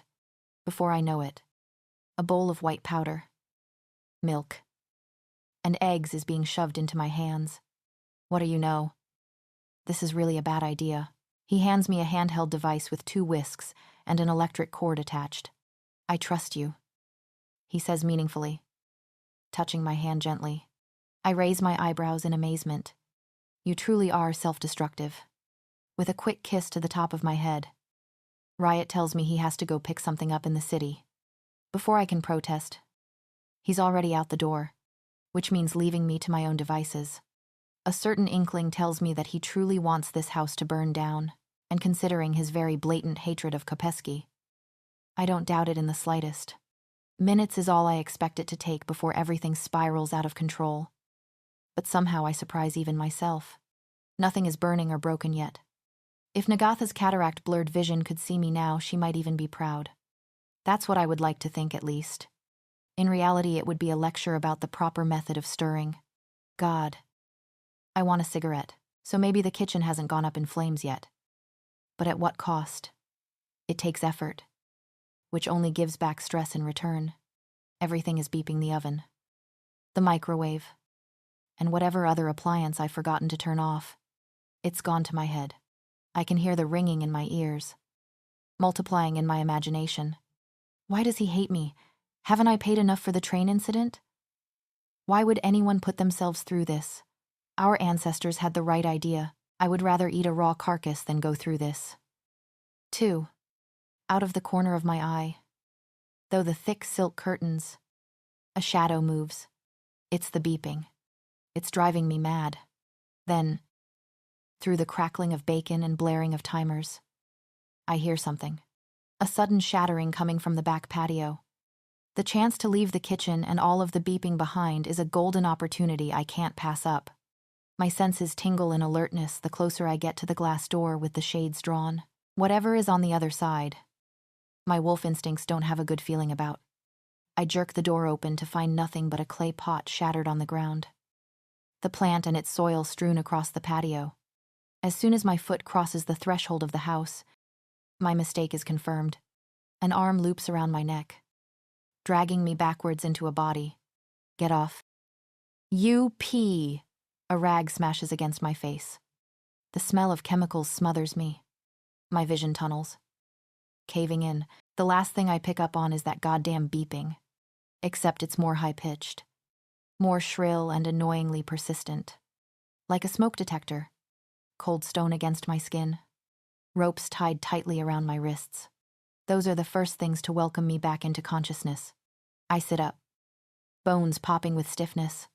I recognize with a stab of trepidation the face sitting only yards away, Romanov.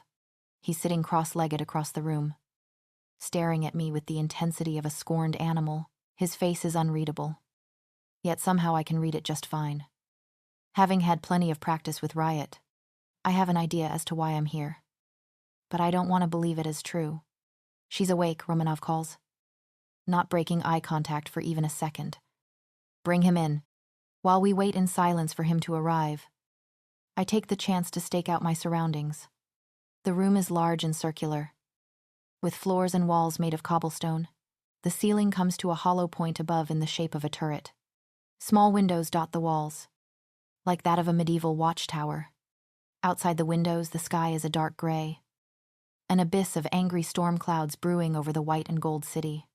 Rain drizzles down heavily, so dark that you can hardly tell it's day instead of night. At the side of the room, it begins to square off into a descending stairwell. From that stairwell comes a boy, every piece of his apparel black and every part of his body leaden with a weapon sheath. One feature jumps out at me with a chill. and those are the dead eyes in his skull that are fixed on the ground. Void of emotion. Something oblong and large is draped over his shoulder. It's wrapped in black plastic and looks eerily life-sized. He drops it carelessly on the ground beside me. It lands with a thud. Romanov gets up and the bounty hunter he'd called in steps back. With a gloved hand. Romanov pulls away a portion of the plastic. I cringe. The rancid stench of decaying flesh burning my nostrils. The corpse's skin is pale. His eyes are still open, staring hauntingly up at ceiling. They're glazed over. The expression of fear frozen inside them. Half of his face is completely gone, torn off down to the dirty white of the bone. His jaw is slack. Only a slither of flesh holding it together. Do you recognize him? Romanov asks. Almost accusingly. This is why I'm here, to play guessing games for the name to a mound of mutilated flesh. How could I? He barely has a face. I say, my palm muffling my words. Romanov growls, apparently displeased with my answer. Smell again. Closer. Sniffing the dead isn't really my thing. Now, he barks. Shoving my head next to the dead man's, I only stop recoiling when realization hits me like a ton of bricks. The color drains from my face, just like his did. The blood that Riot came back, covered in smells exactly the same as the blood dried to this corpse's torn and flayed flesh. This is the hunter from last night. The spy that snapped one too many twigs in the bushes. Of course, that's why I'm here. Romanov made it very clear, if Riot breaks any law, any at all, then this entire deal is over. Possibly along with other things, such as my life. For once, I hate the fact that I'm right. This is him, and this is what Riot done to him. He ripped him apart, dissected him like a frog, and now I have to answer for it. For letting the tyrant run off leash. Romanov must notice my pale face and gaping jaw. Though not as pale and gaping as his friend, I'm sure. He bends down and throws the plastic blanket back over the body. He's only the first of many I've found in the last 24 hours. So, maybe you'd like to tell me why my hunters are dropping like flies. He steps threateningly closer and I scoot cautiously back. His fist lunges forward, grabbing the portion of rope between my hands and yanking me to my feet. My eyes are wide and my heart is thumping mercilessly in my chest. A strand of feather-light hair falls across the bridge of my nose as I'm held face to face with the mercenary hired to kill my mate.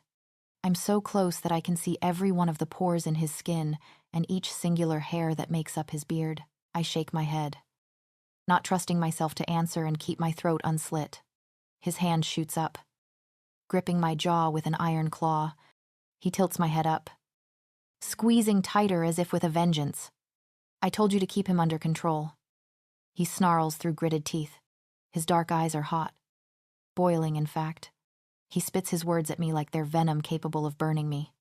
I agreed to this deal because that's what Senya wanted. And now nobody's happy. All because you couldn't do your part. Guilt fills my stomach. Romanov is right. I had a part. One given to me through menace and warning. But I had a part nonetheless. One that I didn't fulfill. Why did I let Riot leave? I should have kept him with me. I should have made sure his claws stayed fingernails and his canine's teeth. But I didn't. I'm not his keeper.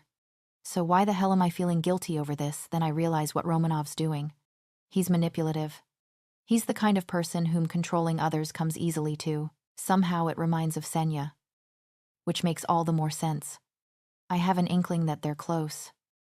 Meaning it's only logical that they be alike in some ways. Then don't. Send people. To watch us. I wheeze out, the heel of his hand crushing my throat. I'll do whatever I want. He seethes. There was no agreement against that. I have his attention. I can't afford to lose it. It may be my hopeful imagination, but I think I hear a microscopic slither of defense in his voice. Actually, I'm certain that I did. I squirm against his hold until it's loose enough to breathe. You wanted this to happen. I accuse bitterly. You know what sets him off, and you know that surveillance is one of them. You just wanted to make killing him easier on your conscience. I don't give a care about his petty little temperament issues or his life. I shrug my shoulders nonchalantly. You may not. But Senya does. I remember what Riot told me about his life in Kopsky and how much he hated being watched by the townspeople. The more I think about it, the more I'm sure of myself. And the more I'm sure that Romanov had a plan all along. If you at all value your hunters' lives as much as you claim to. I jab a finger blindly towards the covered corpse. Then you wouldn't have sent someone as easy to find as he was. If that's how all you train all of them, then it's no wonder you're so eager to cash in on Riot's bounty. That's a ridiculous price considering the poor service the people are getting back. It's as if as soon as I'm done, we both remember his hand on my neck. I take a gulp of breath right before he reestablishes his crushing hold as a punishment. Rude person is the only word I can think of as I feel my face reddening and my lungs screaming for air. My vision starts to blur and distort. Black splotches appearing at the sides. My head starts spinning at the lack of oxygen. Then, screams shatter the air. A multitude of them. Blood-curdling and terrified. I can't tell if it's hallucination or reality. Romanov's grip lets up. It takes a minute for my eyesight to return. His head is turned. Senses alert to listen. I don't question it. My mind is running so fast that it freezes in place, and instincts take over as compensation. With a hard shove, I break away from Romanov. In a flash, I'm bent over, sawing at the bindings on my ankles and wrists with sharpened claws. The rope severs within seconds. I stand up just in time for a hard fist to connect with my cheek. It knocks my head sideways and forces a sharp pain through my lip. My teeth undoubtedly slicing it open. Pain pulses through my face. But the time to process it is a luxury I can't afford. Fear and adrenaline drive me to the only conclusion I find reasonable. My body shifts into a cream-colored wolf, and with a roaring snarl I lunge at Romanov. His back slams into the stone with great satisfaction, my weight driving him further into it. Almost immediately his hands curl around my snout, slamming my snapping jaws shut. I retaliate by clawing at his chest, tearing his shirt and digging down into the bloody flesh. From the corner of my eye, the other hunter is running towards us. I leap off of Romanov's writhing body before either of them can pin me down. Using my experience with Senya as an indicator, I quickly choose flight over fight. Bounty hunters don't play fair. And melting my skin off a second time isn't present on my list of ambitions. I dive headfirst down the winding staircase, towards whatever waits for me at the bottom. It's only midway down when I make a sickening realization. And that's that I'm running straight towards the sound of the screaming, and it's anything but a hallucination. Outside of the tower, the rain pounds down with intentions of shattering the cobblestone streets. Anxiety rises in my gut, giving me the desire to hurl as I come to a sudden halt. I'm trapped in a terrifying vortex of panic. Behind me is a man who wants me dead, and in front of me are the ear-piercing shrieks of an entire city thrown into chaos. A shiver of alertness shocks my heart. There's nothing like the expression of vocalized horror in a throat-tearing cry to send your nerves over the edge. Not to mention what sounds like hundreds of them. Curse this city. There are so many twists and turns and pointless detours solely for the purpose of decor or extravagance. I trot to a stop at a fountain in a lavishly designed circular plaza that I've never seen before. Trouble. The array of screaming is coming closer, eerily in a way that sounds like the people are being herded. No, herded isn't the word for it. Chased. My chest heaves for air. My fur completely soaked. Hysteria makes everything worse. The pounding in my ears. The spastic beating of my heart. Where is the exit? Indecision clouds my thoughts. All I know is that I want out of this place, this prison that I'm in. I sense hyperventilation coming just as my breathing jars and accelerates. Find peace. Just find peace. I start thinking of the forests, of the fresh air, of the silence, and of the freedom. I close my eyes in an attempt to pull myself back together. Suddenly I'm back walking in the forest by Riot's cabin. I remember the chill of the air, the quiet sun painting the sky an array of soft colors. And then I remember what happened next. I'm thrown harshly back into reality when a giant weight drops down on my back. Déjà vu, that's all too real. A snarl rips from my throat as I thrash wildly, trying to throw my attacker off. The movements are so familiar that it feels like a flashback I can't snap out of. A thick arm slides around my neck like a noose. A hand grabs my snout, attempting with great effort to twist my head sideways. After all, a broken neck would be quicker than strangulation. I come to a sudden stop and flip over on the cobblestone like I'm trying to put out a fire. The air is crushed out of the monkey on my back, causing their hold to break just long enough for me to slip out. I don't take my opportunity for granted. Making quick work of pinning the attacker down, I find myself staring into the eyes of Romanov, their icy irises paradoxically burning with rage. My paw finds its place against his neck, the tips of my claws just barely entering his skin. I curl my lips back in a snarl. I had expected to see some form of fear cross his face, a bit of uncertainty at the least, but his air of arrogance and anger doesn't falter. "Shift back," he demands, though demands aren't usually made by the one on the ground, or what I want to ask him. But he saves me the trouble because it's like he reads my mind. Something pokes my underbelly. A sharp, fine point. A needle. Unless you want another dose of Senya's Silverbane. There's the threat I had been anticipating. The reason why he let himself get pinned so quickly. He has a secret weapon he knows I won't oppose. A vile memory pops into my head. How badly it hurt when Senya drenched me in it. The sheer pain and acid-like burning as the liquid ate straight through my flesh and down to the bone, along with the nauseating feeling that followed. I don't want another taste of that. Whatever the hell it is. With a baleful glare, I slowly step off of him. The more I encounter of this bastard, the more I hate him. I loathe every single particle of air that has ever kept him alive. "Now shift." He barks. He's to his feet now, wielding a syringe full of a metallic, silver substance. His thumb is poised on the plunger, ready to make good on his threat. I trade my pride for logic and do as he says. My bones crack and realign. Sinewy fibers stretch and pull back together in new positions. Seconds later, and I'm standing with humility heating my face. I fight the urge to cover the burn scars, covering my private parts instead. I open my mouth. A slew of curses right at the top of my tongue, somewhere nearby. A horrifying scream rings out, jolting me. Except this time it's not only screams. A monstrous roar echoes, so powerful that the very core of the city shakes. It's close, painfully, terrifyingly close. It's like an electric pulse shoots through my brain. My senses are dulled yet very much alive. Pounding footfalls approaching behind me, charging rapidly. At the last minute, intuition controls my body. With a rolling leap to the side, I make it out of the way just in time. Seconds later comes the thick impact of flesh meeting flesh. I snap my head over to look. A giant wolf is standing over Romanov's body, plowed into the concrete by the impact.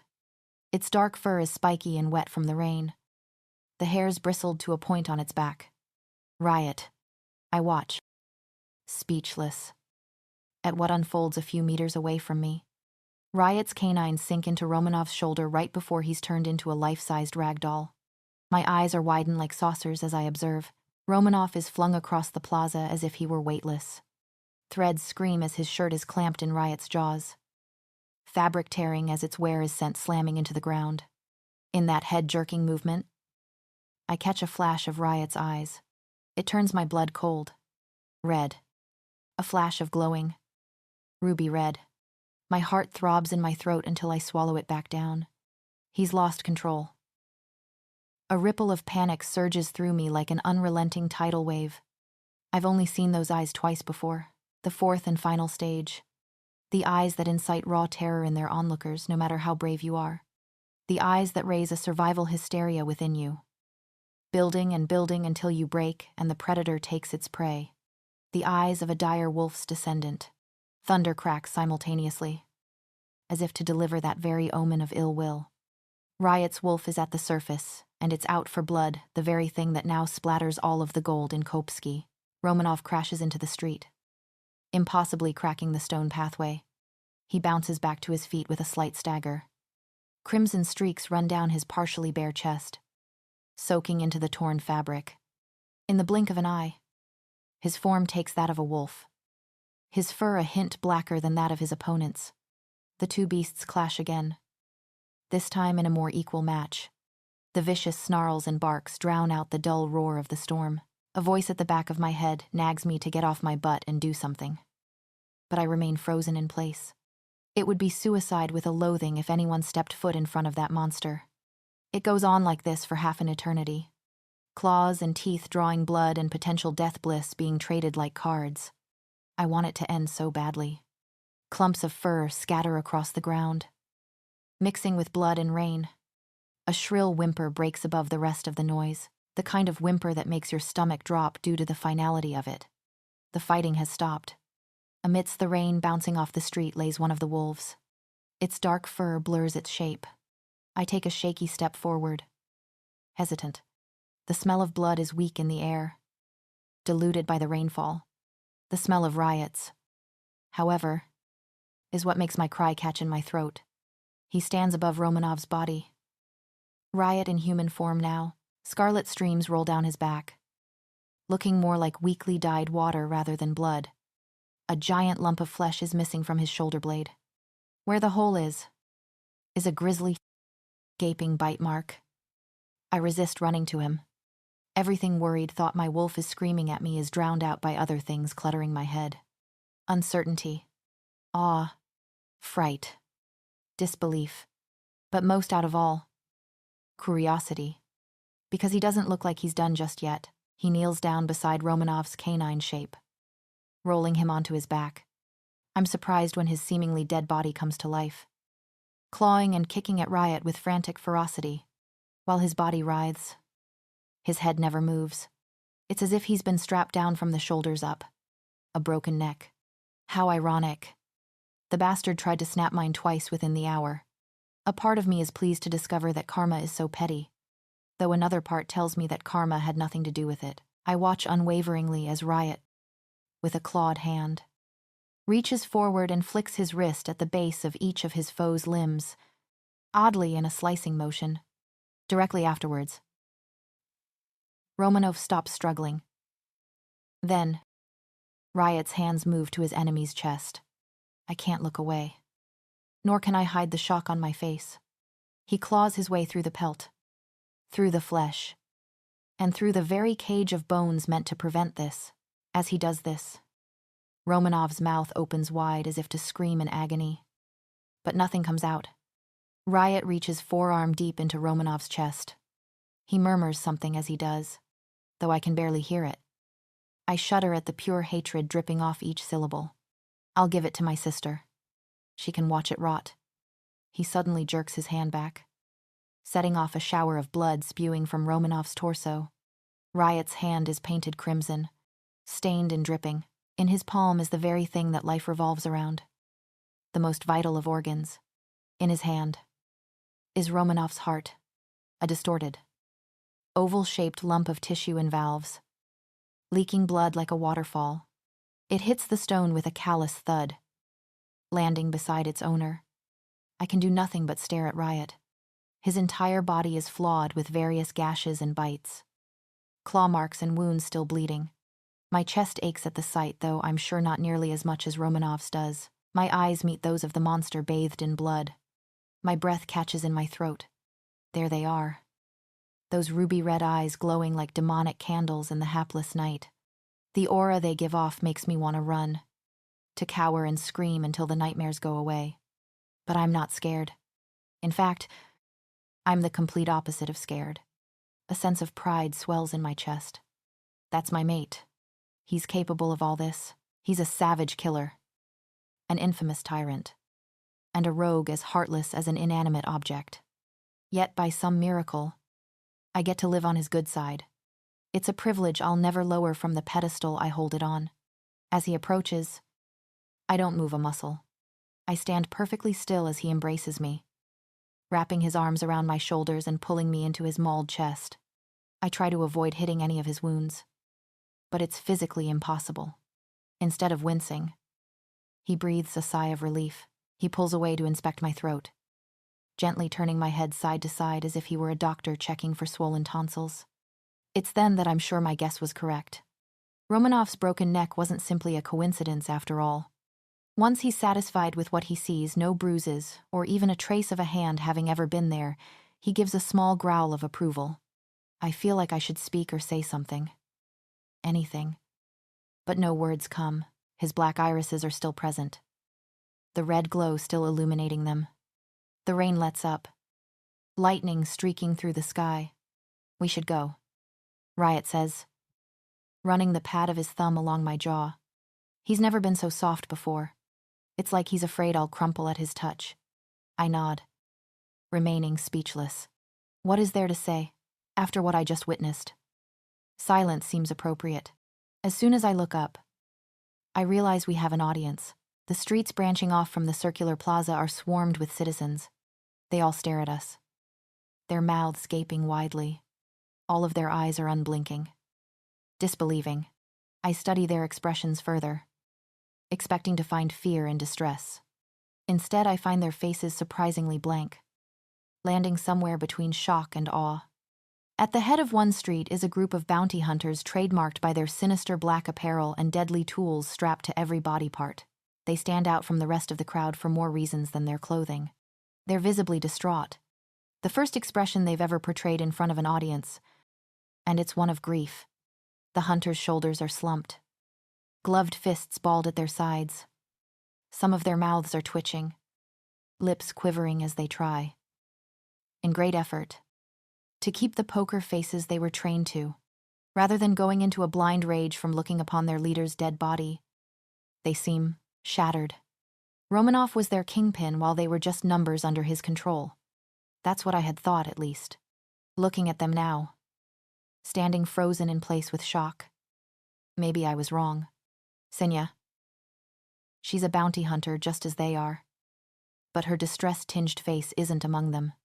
She isn't here, and the leaden feeling spreading in my stomach tells me that's a good thing. Riot. I dare cautiously. We need to go. Now. He doesn't respond.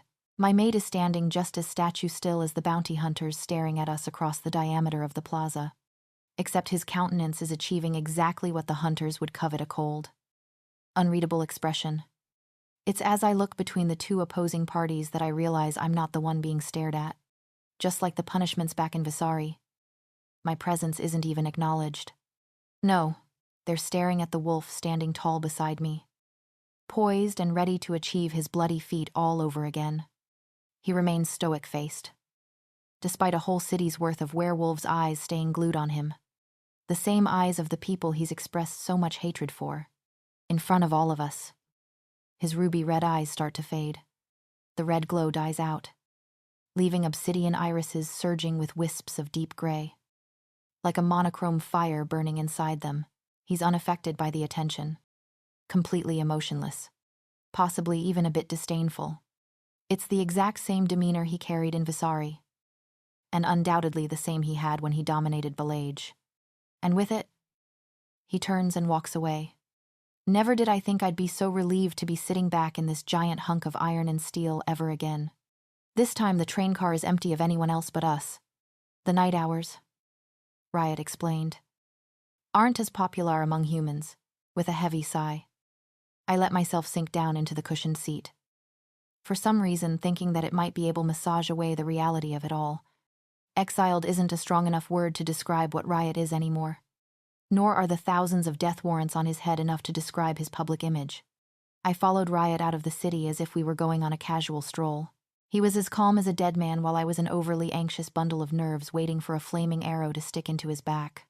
When we approached the Golden Gates, the guards took one glance at the bloody wolf accompanying me and opened them without question. It was as if the news of Romanov's death had spread without a word.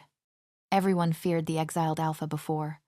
The whispers of the things he's done at Balage made sure of that. Now it's like they're scared in a different way, as if they know now that it isn't the title of Alpha that he's after. And if they don't, I do. If he killed Romanov Lashvaiska, the very man nearly 10,000 people turned to trust in bringing the Tyrant's death, then this is the end. There is no one else. There's no other being left to bring him down. Riot Sydney has come out on top. They all know that. The very wolf whose name is known across the werewolf world is sitting a mere foot away from me, leaning back in the seat with his eyelids closed. Riot. He doesn't open his eyes. What was Romanov like? You met the bastard. You should know. He crosses his arms and slides further down into his seat, unfazed by the question. But I've caught on to him. Everything he does is the opposite of what he thinks. It bothers him. The mention of that name, even though its owner is dead. You want to know what I think of him? I pull my legs up under myself. Try to act like there's not a punchline dancing on the tip of my tongue. He opens one eye as if to ask what I think. He's heartless. I barely get the words out before my lips crack into a smile, and I suppress my childish laughter. Riot closes his one open eyelid again and lets his head fall backward. He exhales heavily through his nose, telling me just how disappointed he is better than words ever could. But his mouth curls into a grin anyway. Soon I let my laughter out and he joins me. He drags his hand down his face as he quietly chuckles to himself. I hate you, he murmurs, though he looks over at me in a way that says just the opposite. I offer him a cheeky smile. I know. After a handful of hours nodding off on the train, I'm reminded of how long and miserable the ride back home is. At least this time there are no humans around to inebriate my senses. We get off the train at a different location than where we had boarded with Senya, at the sight of the unfamiliar surroundings. I'm fully prepared to let another wave of panic set in. Riot, thankfully, seems to know where we are. With a gentle yet confident hand on my back, he leads us away from the asphalt of human society and back into the woods my wolf has been calling for. The smell of nature dirt, leaves, trees, and even the air itself comforts me. I was so sick of that city. It had a unique sense of undeniable beauty to it and was extravagant in every sense of the word. But there's toxins in the ground. The longer I stayed there, the more I started to understand Riot's hatred for the place. Another couple of hours was spent walking through the forest on no designated path. Eventually, the trees started to become vaguely familiar, the place where I never got to finish my morning walk before being attacked by a blackmailing bounty hunter. The memory makes a question pop into my head. Do you think we'll see Senya again? I ask Riot, looking over to where he strides along beside me. He seems lost in his thoughts. Not if we're lucky. There's no trace of humor in his cold voice. He was a lot funner when he actually tried laughing. It takes a hefty amount of willpower to resist the urge to tell him that. A spike of excitement hits me when the cabin comes into view over the ridge. I notice Riot come to a stop behind me. You go ahead, he says, looking back in the way we came. His shoulders are tense, and he seems distracted. He's been like that the entire trip here, though I've intentionally ignored it in an attempt to give him space. They didn't follow us, I assure him. We even took a different route. There's no way in hell any of those people who witnessed what I did would dare follow the same trail as Riot. I'm confident of that. I have to make sure. With that, he turns and disappears between the trees. I roll my eyes and continue toward the cabin. By the time I reach the bottom of the small ridge, the darkness has become more prominent. Night is falling, casting shadows among the ground and dimming the sky. With a pang of trepidation ricocheting in my stomach, I see the sliding glass door of the kitchen standing wide open. My senses kick into high alert. Goosebumps prickling along my arms. The hair on the back of my neck stands on end as I approach the open door. The inside of the cabin is a pitch-black abyss of shadows. I stall for a few seconds, waiting for my eyes to adjust to the dark. I ease through the house, subconsciously holding my breath to listen for even the faintest sounds of someone else's breathing. In the middle of the living room, a chill runs down my spine. A scent is lingering ever so faintly in the air. A reluctantly familiar scent that makes me want to vomit. Nathan, that narcissistic person, was in this house. His grimy hands pawing all over everything. The thought makes me want to light a match and throw it down. Why was he here? It's been weeks since our last encounter. Surely he's moved on from his delusion by now. What I find odd is that Nathan's is the only scent here. There's no trace of anyone else.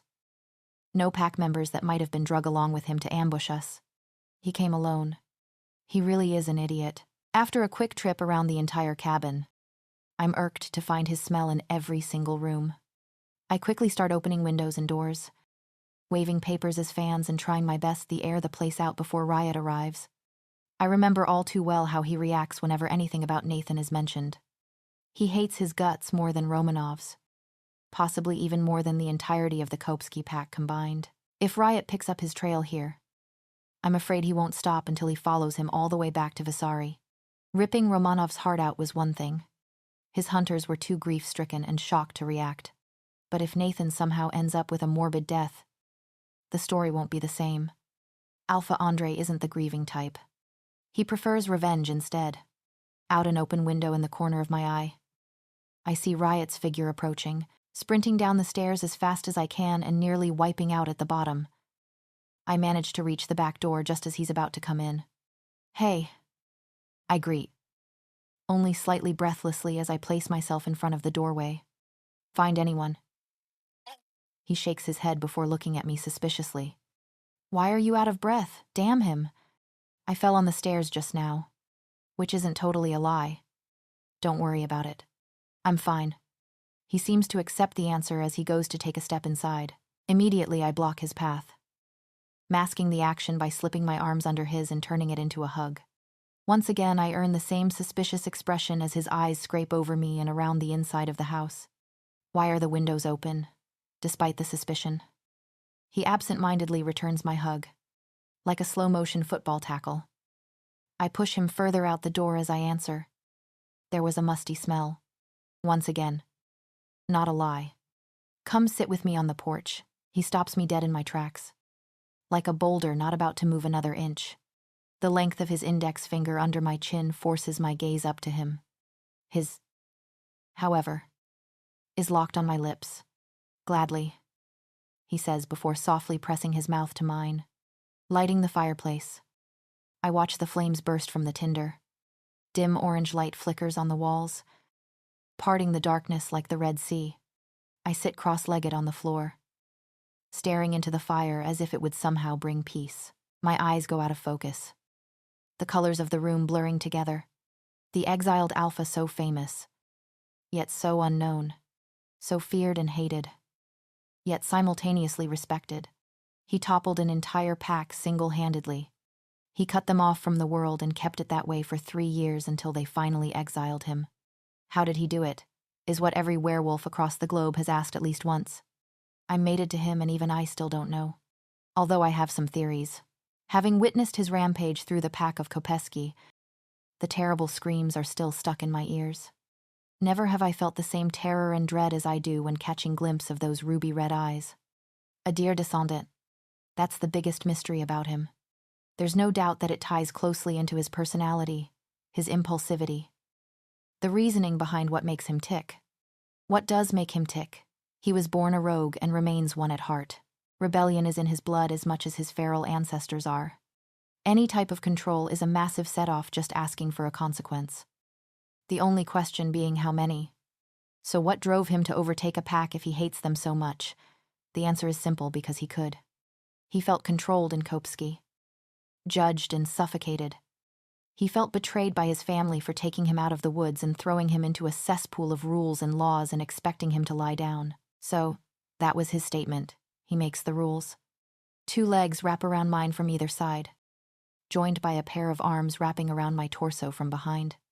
My back is pulled close against a solid chest, fitting into the contour of another body. My skin prickles at the warming sensation of his touch and the inviting sense of his embrace. Riot's forehead comes to lay on my shoulder, his nose nuzzling into my neck. The hot breath and scolding mouth make me shiver as if it were the dead of winter. I lean into him, dreading the thought of running damage control for the nth time. "Is your wolf coming up again?" I ask with a tone that's trained for the occasion. Sweet-tempered but firm.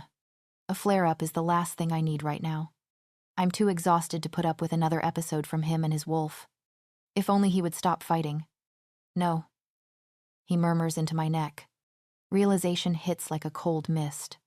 He stopped resisting his instincts a long time ago. There are no more tormented fits or internal turmoil. It must be something about being back in this house that made my mind go back to before. I remember the first time I met Riot when he crashed a narcissist's plans for a blackmailed wedding and how awfully we got along. A pang of giddiness shoots through me at realizing how different it is now. How he's draped over me like a protective blanket instead of tying me up like a prisoner. Life does get better. Hot tears spring to my eyes. I quickly blink them away, silently laughing at myself for being so absurdly sappy. I'm so ecstatic that pressure is building in my chest, ready to burst into a laughing hysteria any moment. I lay back, resting my head on Riot's shoulder. I look over at him. His warm copper eyes hold something bright and entrancing. "I want to mark you," His voice is husky. My stomach tightens. It sounds so final, so serious. But I break out into a grin anyway. So mark me. Razor-sharp canines graze my skin. Starting to pinch down. Wait, I shout. A little too abruptly. As I jerk away from him, his eyes immediately darken. The rare copper color disappearing under an evading oil spill. Quickly. I put out the fire before it can start. Not the neck. His spark of premature rage fizzles into confusion. Brows furrowing. Then where the Viserion way? This only confuses him more. I thought they were dead to you, he asks. Tiling his head slightly. The people are. My culture isn't. I answer simply. The green metallic ring in my ear holds true as my birthright. No matter what Nathan does to that pack. I know who I am. I'll show you. I spin around, positioning myself to face him at an intimately close proximity. I reach over and take hold of the collar of his shirt, gently tugging it upward. With a devilish smirk, he takes the hint. In a matter of seconds, the shirt is off and, coincidentally, thrown on top of my head. Even at such a crucial moment, he still has to be a pain. With a playful growl, the shirt gets tossed aside. We mark below the neck. Not quite on the shoulder, here at the upper trapezius. I run my fingertip over the raised and sculpted muscle, connecting his neck to his shoulder. We both mark. I nod and wait for his reaction. A lot of wolves hate the idea of a two-way marking because it's not traditional, even in the tribal pack's ancestry. There's evidence of two-way markings having taken place. But some people choose to stay ignorant. People like Agatha. Riot's expression, however, doesn't change. It's as if the difference doesn't faze him in the slightest. His large hands take my sides and pull me into his lap. I compensate by wrapping my legs around his abdomen. He then leans his head to the side and stretches his neck out, allowing me better access. His skin all but glows in the firelight, like a god presenting himself to a mortal. He looks as though he were cast from a one-of-a-kind mold, built to demolish an opposer with one swing. What irks me even further is that even his flaws are attractive. It's damn near impossible to focus on the task at hand. With an extreme burst of willpower, I rip my eyes away long enough to press my lips against his trapezius. My canines protrude out from my gums. My wolf already aware of what's happening, I place my palms his biceps in order to stabilize him. And then, pulling my lips back, my lengthened teeth slowly sink into his flesh and muscle. His hot blood fills my mouth and I'm immediately filled with remorse. I try to ignore it, to push the guilty thoughts that result from hurting my mate out of my head. I close my eyes, trying to focus on how soft his skin is to my tongue, but instead find myself making notes of how sinewy it is to sink my teeth into. He lets out a deep, throaty sound in my ear. His fingers dig into me, holding me tighter and taking fistfuls of my shirt in his hands. It's like a heat wave flashes through the entire room. Or maybe it's the fire from the fireplace spreading and we're just too preoccupied to notice. After I'm certain it's deep enough to scar, I retract my canines, pull away. I make a move to sit back and I'm instantly slammed against him, as if I were going to leave and never come back. I giggle curtly at how possessive the mark has already made him. On the bright side, at least he doesn't act in pain. Did it hurt? Is that a serious question? A drop of his blood trickles down my chin. I wipe it away with my sleeve, feeling somewhat ashamed to have harmed him, even though for a normal reason, without saying anything else. I reach up to pull my shirt off. Once it's over my head, I hesitate, remembering what sullies my stomach, nervously. I keep the piece of white fabric in my lap, trying as casually as possible to keep the hideous burn marks covered. He reaches over and silently plucks the shirt away, tossing it to land in a pile with his. The razor-sharp tips of his canines graze my shoulder in the same spot as mine did his. They linger around for a bit, as if trying to find the exact placement. Then, burning pain shoots through me, running all the way to my toes and stemming from where his teeth dig into the flesh. I drag my claws over his arms, fighting the urge to sink them into him as a reaction toward the pain. Within a millisecond, agony changes into pure pleasure. My entire body comes alive as if an intravenous drip just got inserted in my wrist and is pumping me full of artificial adrenaline and feel-good drugs. Every nerve ending buzzes, and there's a swirling mixture of hot and cold inside me. It feels like it's over just as quickly as it started. At least a full minute of his teeth biting through my skin and muscle. I know he's gone far enough when the area pulses strongly even after he's pulled away. He looks just as dazed as I feel. Crimson is smeared across his lips, his tongue darting out to lick them clean. "Now you're stuck with me for good," I joke, giving him a small shove. "Lucky me," he replies, overly sarcastic. As he leans forward to plant a kiss on my lips, we sit on the floor for a while longer, staring blearily into the dancing flames of our cozy little fire. I yawn loudly, which makes him yawn, which makes me yawn again, which makes him yawn again, which creates a vicious cycle of yawning and burning. Blinking eyes. Finally, he lifts us both to our feet. With his hand on the small of my back, I'm gently nudged in the direction of the stairs.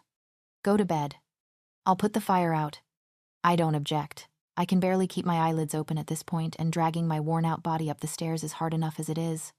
I enter Riot's room and all but throw myself into the bed. I pull the covers up to my neck and wrap them tightly around me, despite the pleasure while getting it. The new mark is insanely tender. I jerk when my hand accidentally hits it, but it doesn't stop me from getting comfortable. I don't think it's even a full minute before my eyelids become too heavy to stay awake. They close again, and this time I don't have the willpower to open them back up. The dip of the bed stirs me into a half-alert awareness when Riot crawls in. He gathers my seemingly lifeless body up in one arm and pulls me against his broad chest, keeping the comforter wrapped tightly around me as I had fixed it. A kiss is planted on my ear, a silent goodnight. Subconsciously, I burrow further into him, finding the sense of safe and sound there that I didn't know I've been craving. Early the next morning, I wake up in a mass of tangled blankets and ruffled pillows. Besides myself, the bed is otherwise empty. The spot where Riot's body used to lay is bare. Where could he have gone this early? There's barely even a slither of daylight outside, and his pillow has long gone cold. Whatever. He's not my responsibility. He can take care of himself. After a long, satisfying stretch, I get up with a yawn. My shoulder is sore where Riot's teeth had sank into it, and my shirt is encrusted with brown, dried blood. I probably should have changed before going to bed, but I didn't have the energy to even think about it. I peel it off, discard it to the floor, and replace it with another long sleeve, one with blue arms and shoulders and a white body. While my shirt was off, I caught sight of the mark in the corner of my eye. Scabby. Red. And with a few areas still oozing blood. It'll scar over soon enough and become the mark that it's intended to be, a symbol that ties me to Riot. And his will do exactly the same. Downstairs, there's still no sign of him. His scent lingers faintly throughout the cabin, more than enough for me to track through the living room, down the hallway and out the back door. Against the wall by the door, I find my favorite tall gray boots. The ones I was wearing when Riot took me from my pack. It seems like it happened eons ago. A distant memory that I remember vividly. I slip them on and head out the door, my sense of smell guiding me. Riot's scent trails off into the forest, in a direction I've never bothering going before. I've always been in the woods, in front of and to the right of the cabin. Now I'm heading diagonally behind it, with only my nose to lead me. Dead leaves crunch under my boots, the towering trees looking naked without them. The sky is just beginning to turn a bright blue, although the whole world looks a bit dim with the sun barely peeking over the horizon. There's an autumn chill in the crisp air with a rejuvenating bite to it. After a little while, not having even walked that terribly far from the cabin, I spot Riot ahead. His back is to me, and he's sitting on a stump in a small little clearing among the trees. I notice his shoulders and head hanging lowly. Dejectedly, he seems focused on something in front of him. He hears my footsteps as I approach, his back muscles tensing, but he doesn't raise his head, nor show any blatant sign or acknowledgement of my arrival. When I'm close enough to see over his shoulder, my heart drops at what's holding his attention. 2 graves, side by side. They're covered in a blanket of red, orange, and yellow leaves, just like the rest of the forest. The only aspect that's recognizable as a gravesite are the dual rounded headstones sticking up. They're both a beautiful obsidian black, an exact match to a dire descendant's eyes. Engraved into them are 2 names, one for each stone, Rains, Sydney, and Cernadella. Carved into the stone below each of the names is a symbol I've seen before, and one that if I move my eyes a few inches to the left I can see in the living, breathing flesh. The same stigma that's branded into the back of Riot's neck, the snarling head of a dire wolf encased within a bold pentagon. A mere 3 feet in front of me and 6 feet down lie Riot Sydney's parents. Not only is he a dire descendant, but one with double the dose from both his mother and his father, meaning he's more closely related to the original and now extinct species than I had thought. The venomous words he said to Senya at the Citadel flash in my mind. They killed our parents. Maybe if you weren't so far up his butt you'd see that. This clue was obvious enough to give the strong hunch that his parents were dead. Hell, that's basically what he said himself. But something about looking at him sitting here, so dejected and crumbled, makes the grief feel fresh. Your parents. I pause abruptly. This is thin ice that shouldn't be treaded. But the curiosity is burning over top of it like an oil fire. How long's it been? His answer is quiet. Painfully so. 4 years. I'm sorry. I whisper, laying my hand gently on his shoulder. The one without the mark. He doesn't lean into my touch like he usually does when he needs to feel it. Though he doesn't pull away either. This small lack of action is frightening. It's a prime example of just how easy it would be for us to go back to the beginning. I don't want your pity.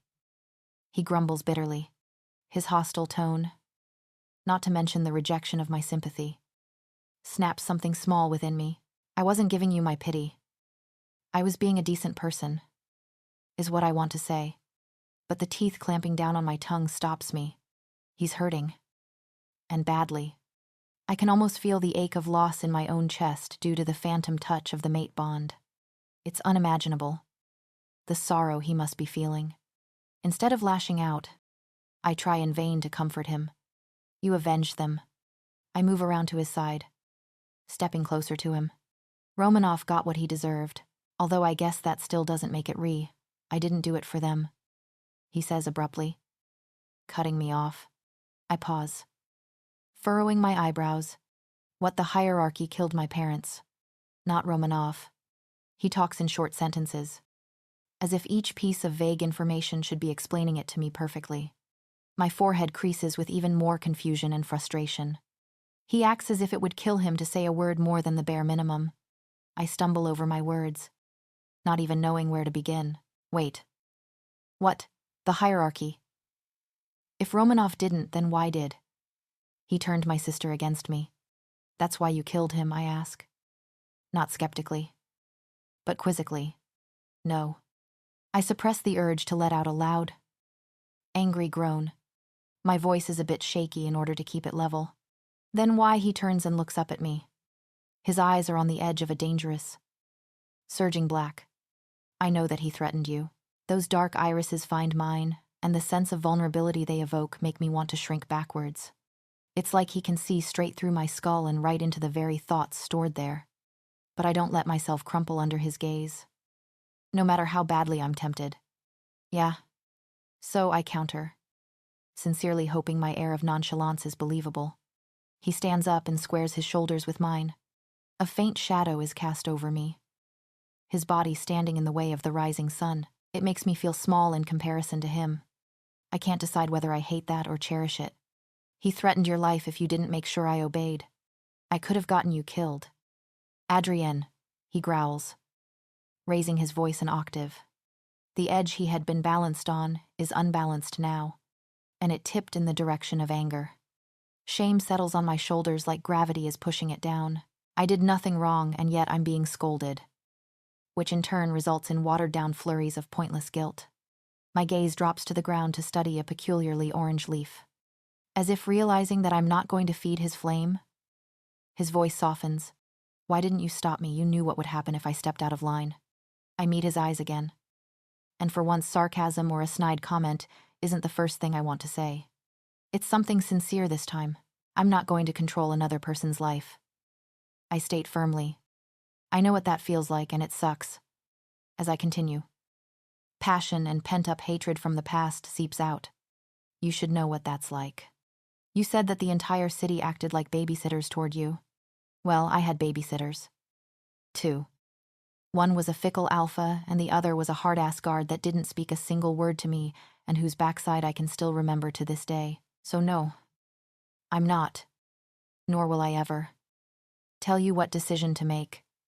I paused to take a breath. Besides that, I'm not your babysitter. Find somebody else for that job. He stares back at me unfalteringly. There's not a single trace of a tear or any redness around his eyes. His pain is completely internalized, just like every other emotion. Let's go, is all he says before walking away. My teeth grind together in agitation. Maybe I missed the point here. Or maybe he's just being a vague jerk to get on my nerves. If I had to bet money, I'd go with the latter. I trail after him past the graves and further into the woods. We hike uphill through the forest. Every step is more exhausting than the last. Although the cabin stands on a flat portion in a massive hillside, the main section of the mountain climbs higher. Despite spending my life exploring the mountainous and heavily forested terrain of the Vizari territory, my legs start to burn with fatigue. It's like the ground goes straight up in some places. At one point, Riot and I are both on our hands and toes, grabbing for roots and rocks buried in the dirt in order to heave ourselves up. Finally, we reach the top. Riot rounds a massive ancient oak tree. One so huge I doubt if my arms could even reach halfway around. On the other side of the monstrous tree is a small, flat area. Bushes and weeds stand high above my head, fully capable of swallowing me whole. I keep my eyes glued on Riot's back like he's a life raft floating through a storm at sea. He stops and my head slams into his shoulder blade. "What are you doing?" I ask, blinking to reclaim my sight. "Look." He gestures in front of us and pulls aside a giant leafy weed. I'm guided forward by his hand on the small of my back. As soon as I can process what it is, my mouth drops open at the sight before me. It's like we're on top of the world, looking out across it. There's a vast sea of trees below an entire valley of woods nestled in the basin of a circle of forest-covered mountains.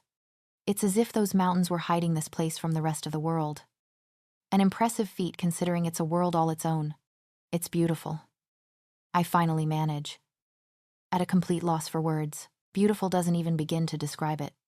There's something here, something in the air itself, that's eerily noticeable. There's a weird feeling swirling inside me just as indescribable as the place itself, like power is radiating from the ground, like something tragic took place here, lost within the grand scheme of time. I'm astonished beyond utterance, but I'm still confused. "Why are you showing me this?" He gives a small shrug. "You seemed homesick. I thought this kind of looked like your old territory." He's right. It does remind me a bit of the forests and mountainsides of Vizari. Vizari is a home that I can't go back to. A land I love with every ounce of my being, but not even Vizari can compare to this. The fact that Riot was thinking of me missing my home, warms my heart. There's a little flutter in my chest, making me realize just how happy I am to be stuck with him.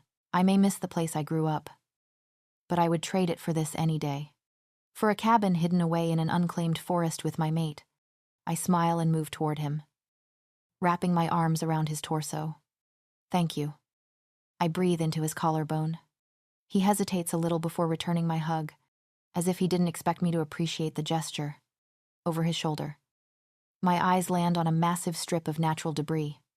It's an enormous landslide of boulders and dirt, judging by the grass, weeds, and wildflowers that grow on it. It fell a long time ago. An irrational and impulsive thought pops into my head, an image of me trapped beneath the landslide when it fell, sealed off from any air besides the meager supply that was trapped with me. Air that I would waste by screaming and clawing at the rocks, trying to find a way out. All while ignoring the knowledge that if someone did hear me, they wouldn't be able to dig far enough to save me. I find myself squeezing Riot tighter. Within his chest, his heartbeat speeds up, pounding in my ear. I look up at him with a gleam in my eye. "You know I hate you, too." "Right," he chuckles a bit, pushing my hair back over my head. "I know. I realize with a pang of excitement that he's smiling. A full-blown, undeniable smile. Holy crud, I've witnessed history. I've caught him grinning before. Or even suppressing a smile, but never have I seen one as immensely happy as the one presently on his face. And it's all because I hate him. The trip back down the brutal mountainside is spent with me trying to use any method possible to accidentally make Riot fall the rest of the way down. So far, none of my attempts have succeeded. He tries to counter my shenanigans with little pushes and shoves of his own. But his wolf scolds him before anything can happen, about 5 minutes after I tried tossing a rock under his foot to trip him. His hand presses between my shoulder blades and gives me a swift little nudge. I lurch forward from the force, only to be immediately jerked back into place by his iron grip around my arm. Riot, I shout through laughter. Having been over this before. It doesn't count if you catch me. We've been through this. This is a stupid game. He grumbles. He's clearly only grouchy because he's losing. Yeah, well, you have a stupid face. I can feel him roll his eyes at the back of my head. By the time the house comes into sight, the sun is fully up and it's got to be at least noon. I'm studying the cabin from afar when I stop dead in my tracks. Riot bumps into me from behind. What, he asks, laying a hand on my shoulder to get my attention. I point awkwardly in the direction of the cabin. Someone is walking along the backside of it. Riot's eyes follow my finger just in time to see the figure slipping around the corner and out of sight. His growl rumbles in his chest, and as a result sends vibrations traveling through my back. He then storms past me and straight towards the house on a clearly marked warpath. Shit. I curse under my breath, hurrying to catch back up. I follow on his heels as he rounds the corner of the cabin, right where we'd seen the stranger go. When the front porch comes into sight, a boy is standing there. At the sound of dead leaves being stomped under our feet, he turns to face us. Who the hell are you, I ask, trying to give him a chance to explain himself. Since my irrational comrade isn't much for talking, it's up to me to get as much information out of him as I can before Riot gets his hands on him. Or not. The stranger is slammed against the front door.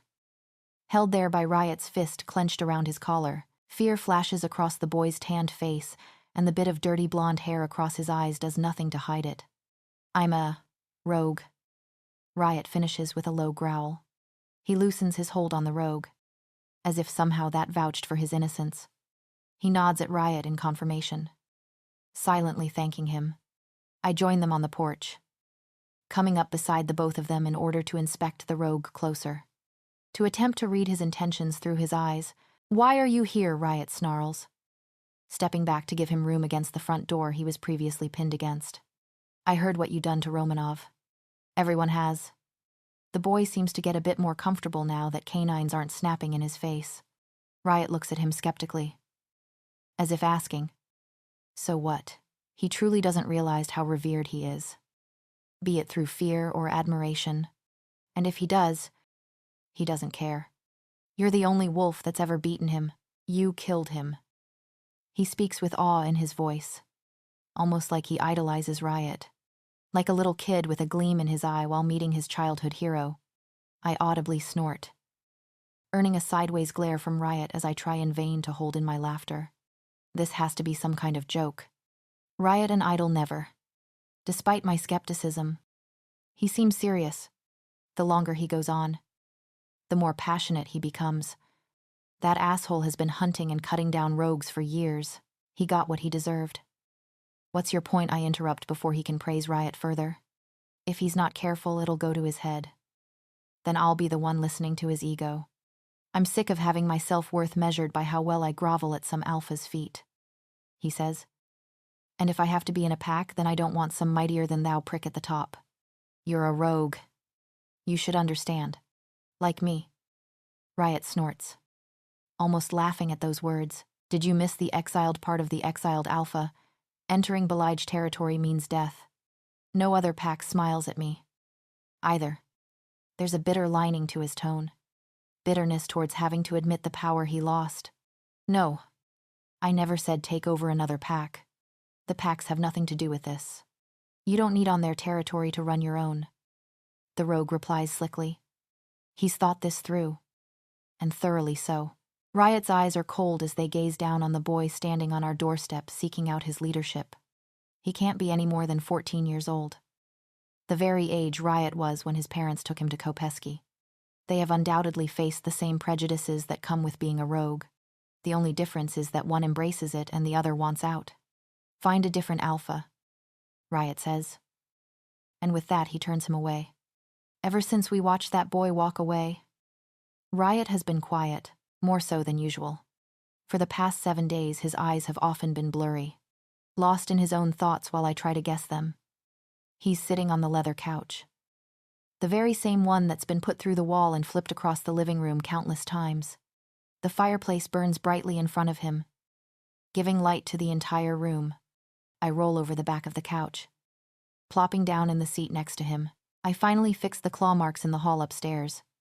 I say, trying to sound happy over the tedious task with the hope that maybe it would wear off on him. Good. Is all I get as he continues staring meaninglessly at the fire. And that's when the last straw is pulled. All right. I sit up straighter. What's wrong with you? You've been brain dead for a week. What's the deal? I pin him with a weighted stare. He's not getting out of dodging this question. I've left him alone to sulk for long enough. For the first time since that rogue disappeared back into the woods, Riot's eyes truly look at me. They aren't zoned out as they do, nor are they clouded with underlying thoughts or disingenuous attention. He's looking at me like the tyrant I've come to tolerate always has. Do you want your pack back? Baby snow falls down from the gray sky. The sun is absent, smothered by heavy, electrified clouds. Each white flake dissolves upon hitting the ground, soaking into the rain puddles that had come hours before. In the mud that was created, rogues still fight Viserion wolves, the few of them that are left. Amidst a clearing in the street of the tribal village, a girl is on her knees. Her clothes are sodden with rain, sweat, and blood. Her hair is just the same. Various shades of blonde strands hang limply around her face and shoulders. She holds her hands up, palms facing the stormy sky as she stares at them. Not at them, but rather what's on them. Her hands are wet, stained with the crimson essence that came from the body laying in front of her. The body is a boy's, only 1 year older than the girl. They were raised together. They were trained like alphas together. They shared the same father until that father had to choose one of them. And he chose the one he had made. Now that one lies dead. His blood on the other's hands. Gage. That was the name written in marker on the palm of an abandoned baby. Now here she is. A baby no longer. Adrienne. The girl's head snaps up at the sound of her name. Another girl is running towards her. Tight brown curls bouncing on her head as she does. Amy. Amy drops to the ground beside Adrienne, crushing her in a forced hug. It's been well over a year since she last saw her best friend, last winter, when the Tyrant paid visit to their pack. Now it's winter again, and so much has changed. I told them not to hurt you. Adrienne breathes into her friend's shoulder. Amy only hugs her tighter. They didn't. I may have broke one's nose. But it's all good. She smiles, trying to lighten the grave situation. Her smile quickly falls when she acknowledges the body. So the narcissist is finally dead. What were his last words? My father won't forget this. He'll do worse than lock you up. Adrienne receipts, recalling the words from only moments ago. Amy snorts. Even in the face of death, he expected his daddy to solve his problems. Speaking of which, Alpha Andre. He ran.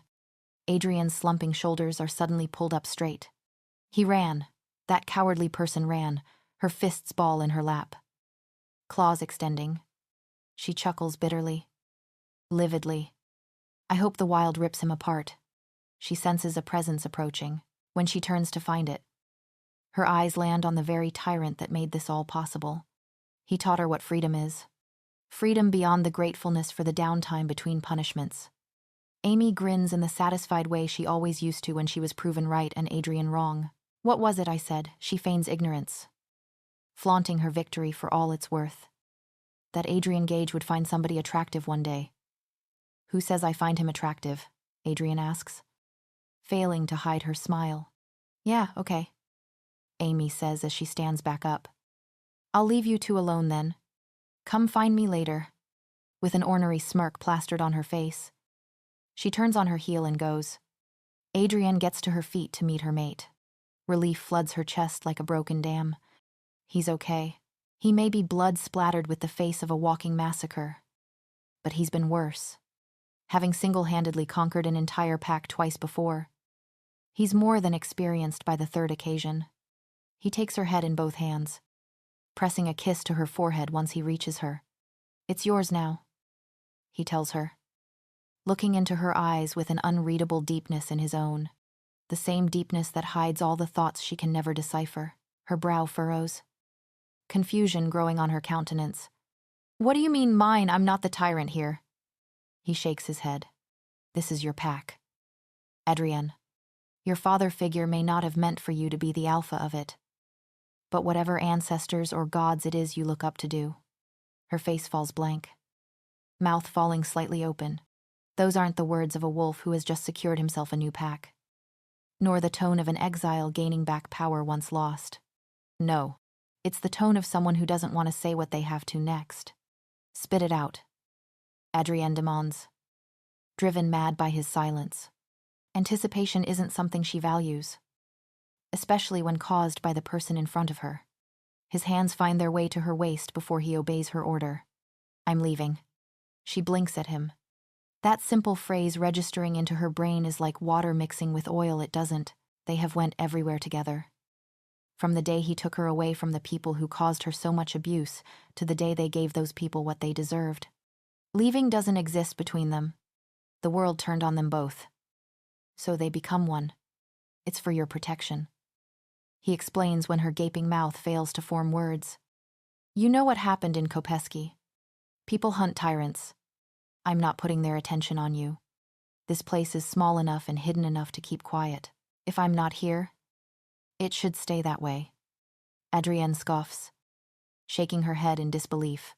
Ever since he conquered Visari for the first time, she's been trying to analyze him, to sit in a front-row seat and figure out the mystery behind him which the rest of the werewolf world never could. Now she's come to her final conclusion. "Riot, you're utterly mad." Half of a smile cracks his lips. "Maybe, but you'll be safe. A Visarian rules Visari." She wants to argue with him. She wants to call him names, to tell him that he doesn't have to leave. But she knows he's right. The world doesn't pay attention to Visari, and wherever the exiled alpha goes, a spotlight follows. The distance between them evaporates as Adrienne pulls him into a crushing embrace. Her arms lock around his midsection and her face presses hard against his chest. She holds onto him tightly, like she never wants to let go, because as soon as she does, he'll be gone. "Stay, please." She's never begged for anything before.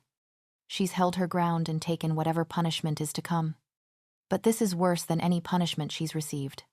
This is an exception. Riot's copper eyes soften. He hugs her tighter, pressing a tender kiss to her lips. Even without words, Adrienne has learned to read what he's saying. "Promise me you'll be back." Her voice is muffled against his body, but he hears her plea perfectly. "I promise. I'll be back," he says, and he's never meant anything more. He knows the separation won't be long, but changes are always excruciating. It's painful when the second half you've towed everywhere with you can no longer come. "How long?" she asks. "A month," where his answer this time makes her heart ache with longing. The cabin. It's the exact same cabin that acted as their refuge. The one where they had bonded. The one whose interior had withstood the wrath of his torment until she had taught him it's okay to feel something besides hatred. Now he would be going back alone and she would be staying here, attempting to become the alpha her younger self was trained to be. It takes an extraordinary strength to separate, and when they finally do, they do so with mutual reluctance, with one last look at her gray eyes and one last parting squeeze of her hand. He turns and he goes, leaving her to cherish the memory of how it feels to be pressed against his body. A knot forms in her throat, a wave of grief repressed in the heart of her chest as she watches him go. "I hate you, Riot Sydney." Her quiet voice breaks as hot liquid warms her eyes. He hears her, making the task all the harder. He looks back over his shoulder, a sad smile on his face. I hate you. Too, he says. Nothing could ever be more opposite than the statement they exchange with each other. Riot, Sydney has a great power. He has the ability to affect people's lives. Every path he crosses, he alters, like a streak of lightning disrupting the sky, or a tear ripping the fabric apart. Just like all destructive things, he doesn't notice his affect, and if he does, he doesn't care. He caused problems in Kopeski both times he was there. He overtook Balaj within a day and cut them off from the outside world for 3 years. He evoked fear in every pack wolf with just the whisper of his name as an exile. He slaughtered the only person who was relied upon to bring him down. And as for Visari, he wiped them out, though not before toying with their alpha's dominance first. He saved a certain Visarian from whatever deteriorating life she would have had under a narcissist's watch. He gave her a pack to lead, one taken from her before she was even born. He's touched every living and late werewolf's existence, either directly or otherwise, and he doesn't notice any of it as he walks away from yet another life he's shaken. Except this time, he plans on walking back.